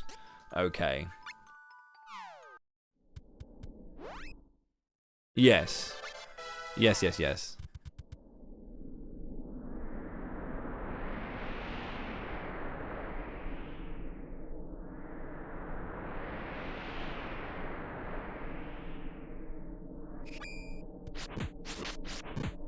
I get that. I guess that's why people say the Sigma grind set, because you're so unbothered by the rest of the conversation being bullshit that you're gonna stick to your own thing. I don't know. This is all very TikTok conversation language that is not my bag. I'm 35. What the fuck is Ohio? I thought people were just saying that because it's a place in America. Is that actually slang? Oh no. Ohio is a state. Yes, it is. It is also slang. I hate you, Blueser. I hate you for bringing this to my attention. Fuck you, buddy. Fuck you. Am I right?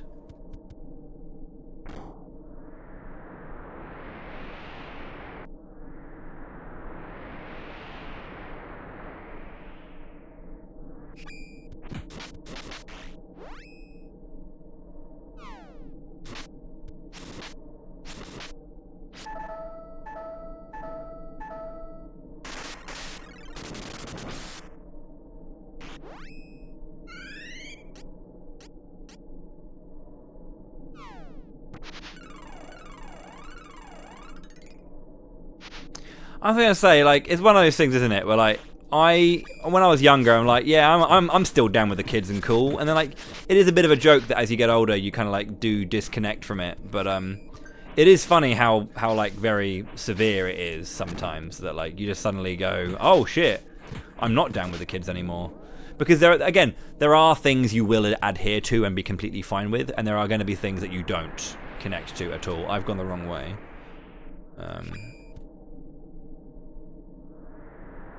I think.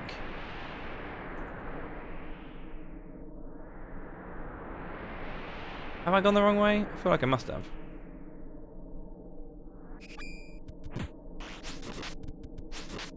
No. Have I gone the wrong way? Surely this is just the beginning of the dungeon again.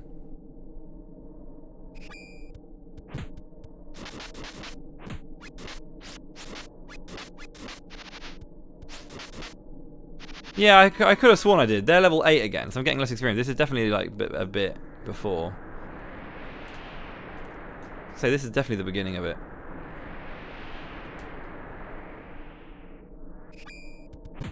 But I don't remember being on this screen earlier.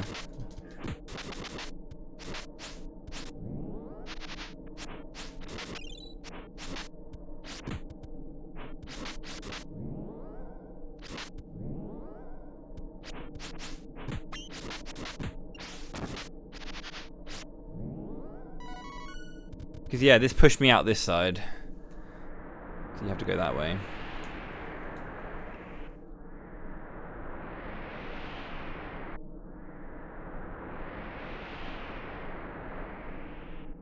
This is the thing with, like, dungeons that have this kind of, like, lockout mechanic.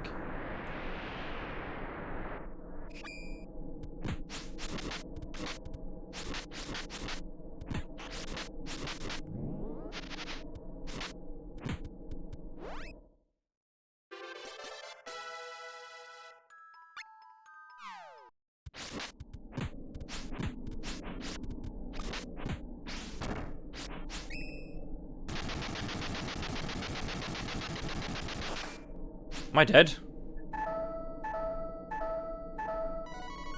Very close to dead.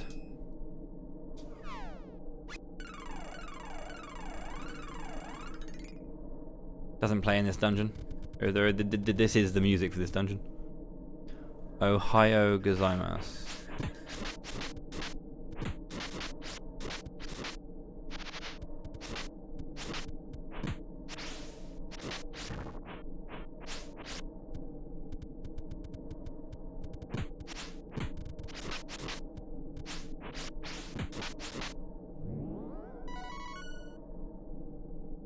I think Trials has music.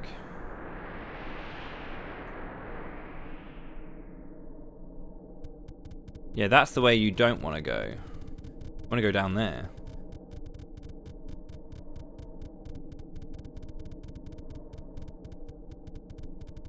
Yeah, it spins that around. There we go.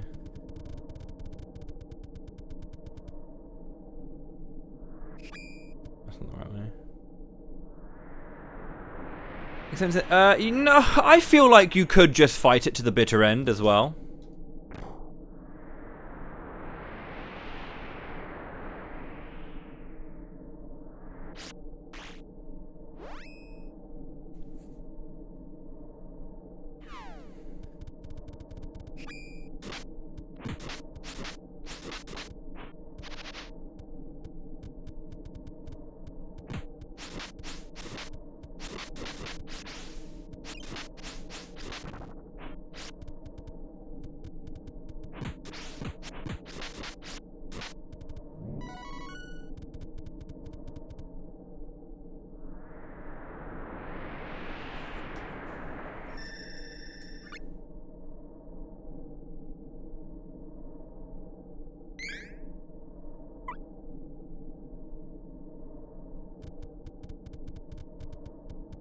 Your walker handles tightly. Yeah. I think that, again, there are some things that I do accept and I'm happy with, you know. There's something I'm like, yeah, cool, I understand where this comes from and I can follow it. But there is some stuff that I just kind of, I don't get, you know. Part of life. It's a mana stone.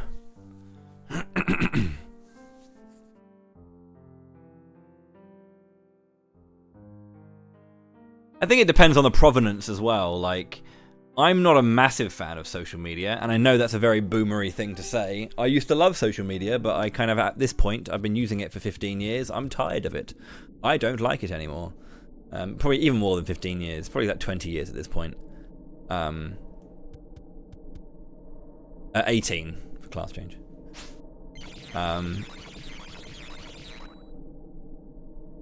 But yeah, I don't know. If it comes from TikTok, I know it's not worth my time, you know?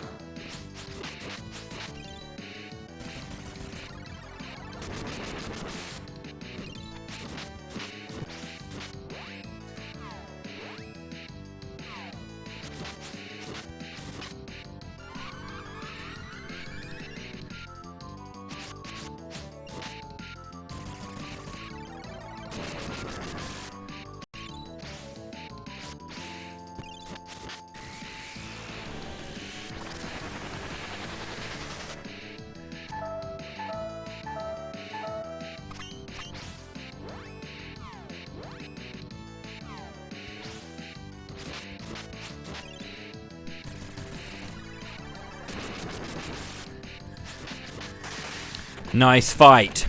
I would be worried about Sega making Shining Force again, because the Shining Force games that were good were made by Camelot Software Planning. After Camelot left Sega and started developing for Nintendo, Sega tried to make a few Shining games afterwards. They tried to make a few Shining Force games afterwards, and the Shining Force Feather isn't atrocious. It's a cool little game. It's got some things going for it. It's tricky, however. It's not quite the same. And Shining Force, Neo, and Exa are just, well, they're games that do exist. And the other Shining games, I mean, Blades, Hearts, the only one that's not absolutely atrocious or like really kind of like really struggling to find enjoyment with personally is Shining Resonance, and even that has many issues.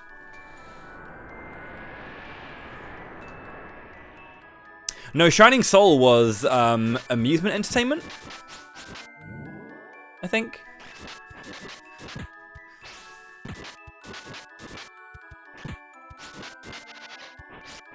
Shining Soul games are good though. The Shining Soul games are fun.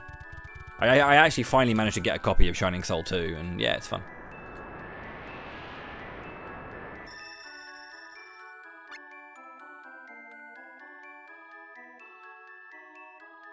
Golden Force Golf. Golf and Sun, of course.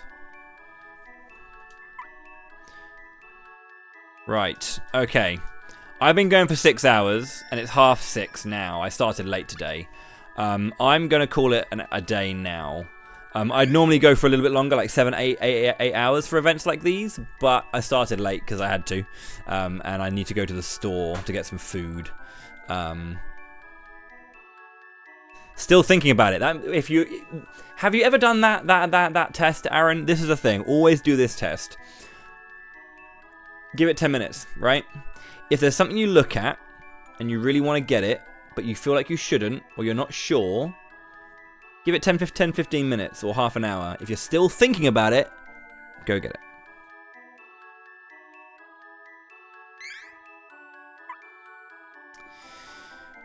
Um, 72-hour rule. It's half an hour over here, or wait for a sale. Yeah, I mean it depends on the item, right? Some items are sale potential, some aren't. 20 bucks. Oh, that's fair. That's quite a lot more. I mean, like, if you can find it for under 50, like box and everything. But like if it's like 60 plus and it's just a cartridge, then I think I got it. I think I got a cartridge for 35, so I was happy with that.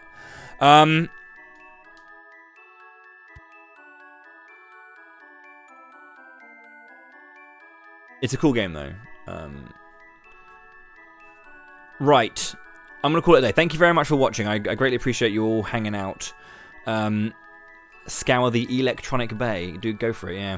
Yeah, thank you for watching today. Thank you for the support as well. We are closing in on that first milestone of the Final Fantasy Adventure Magic Route. Warpless. I do Warpless physical already. I would basically learn the Magic Route when we get to 500 total earned. Tipped. I didn't earn it. I'm being gifted it very kindly. We're currently at £100 out of 250 for the Legend of Mana All Events incentive. I will do a basic playthrough of Legend of Mana by default. If we get 250, I will do an All Events. That means I'll do everything in the game. Essentially a 100% playthrough. That's essentially what All Events is. It's a pretty beefy thing, and I'll spend a bunch of time on Legend. But yeah, we've got to get that incentive met. Legend of Mana is the next game. It is the next game. So we have to meet that before the end of Seiken Densetsu 3. If I don't have it by that point, I'll move on to the next one. But yeah, one of those things. And again, it's one of those things. That doesn't have to come from one person, remember. It's just like anything else. If you put a little bit towards it, if a bunch of people put a little bit towards it, we can get there. Like earlier today, you don't have to drop like 20 or 25 or something. We had a couple of like 3 and sub £10 tips, sub £5 tips, all that kind of stuff. It all goes towards the thing. Also, 20% of the money again will go towards the charity. I'm still debating whether I want to go to the charity that I normally donate to, the Motor Neurone Disease Association, which is in memory of my father, or if I want to go for a nature-based or like a conservation-based charity that will plant some trees for every like 100 or whatever. So I'll work that out. I think for the nature of Mana and it as a series, I feel like a more conservation-based charity would be a good shout. But one of those things. Cool. I'm going to call it there for a day, though. Thank you so much indeed. I'm not going to stream tomorrow because I've done 3 days in a row. I'm going to take the day off tomorrow. I've got raid in the evening, so I'd rather just focus on a bit of work stuff tomorrow. Because I'm doing March of Mana. It is an event month, so it's not.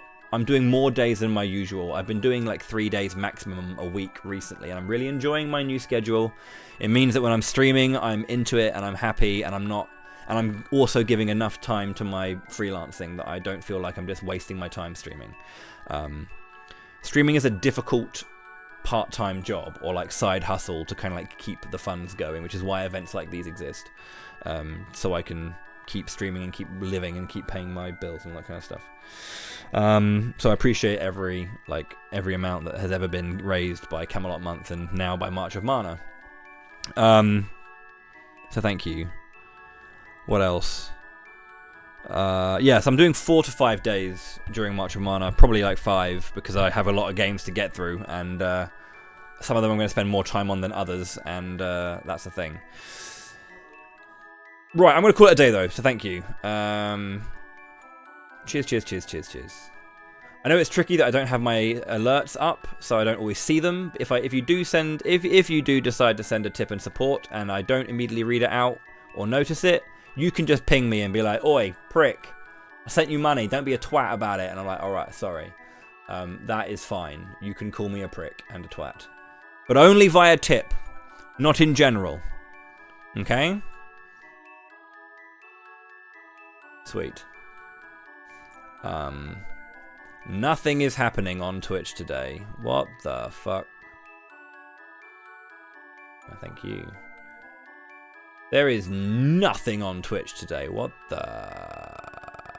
hell is happening? Do do do do do do do do do do do do do do do do do.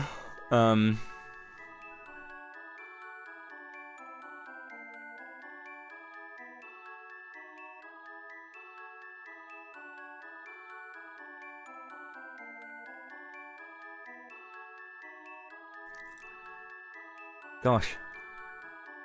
I mean, I don't like just freeing you to the wilds and letting you go wherever you want.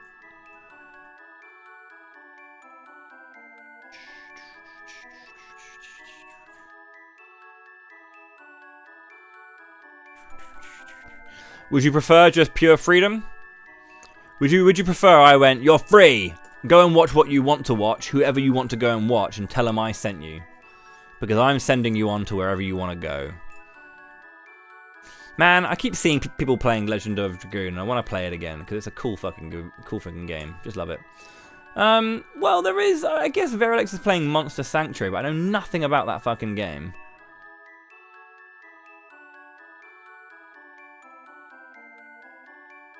Well, also, Aishma's playing Monster Hunter Wilds. He's HR 40. I'm not sure if that's going to be spoilers for people, though. Like, it's a brand new game. I have no idea what he's playing. I have no idea what he's playing.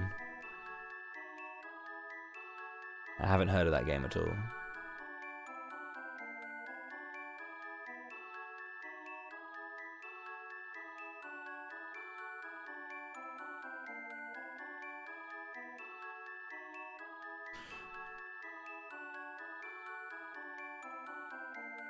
What is this?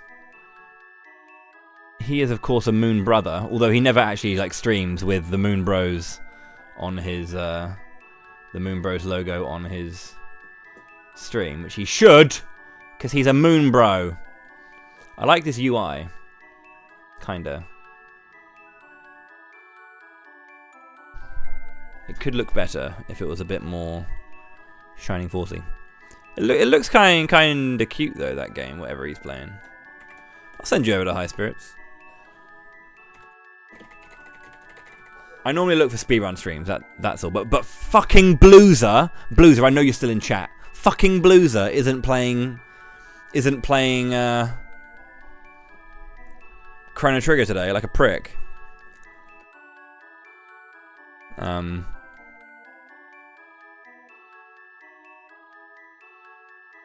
Anyway, thank you for watching. I've enjoyed the rest of your evening. I'm gonna go to the store and buy some food, and I'll see you again soon. On Tuesday, I'm gonna stream. No, Wednesday. Tomorrow's Tuesday. Wednesday. I'll see you on Wednesday. Have a lovely evening. Until next time. Stay class. Take care. Bye bye. Cheers. More SD3 in 2 days. It's Nom's time. Thank you. Take care.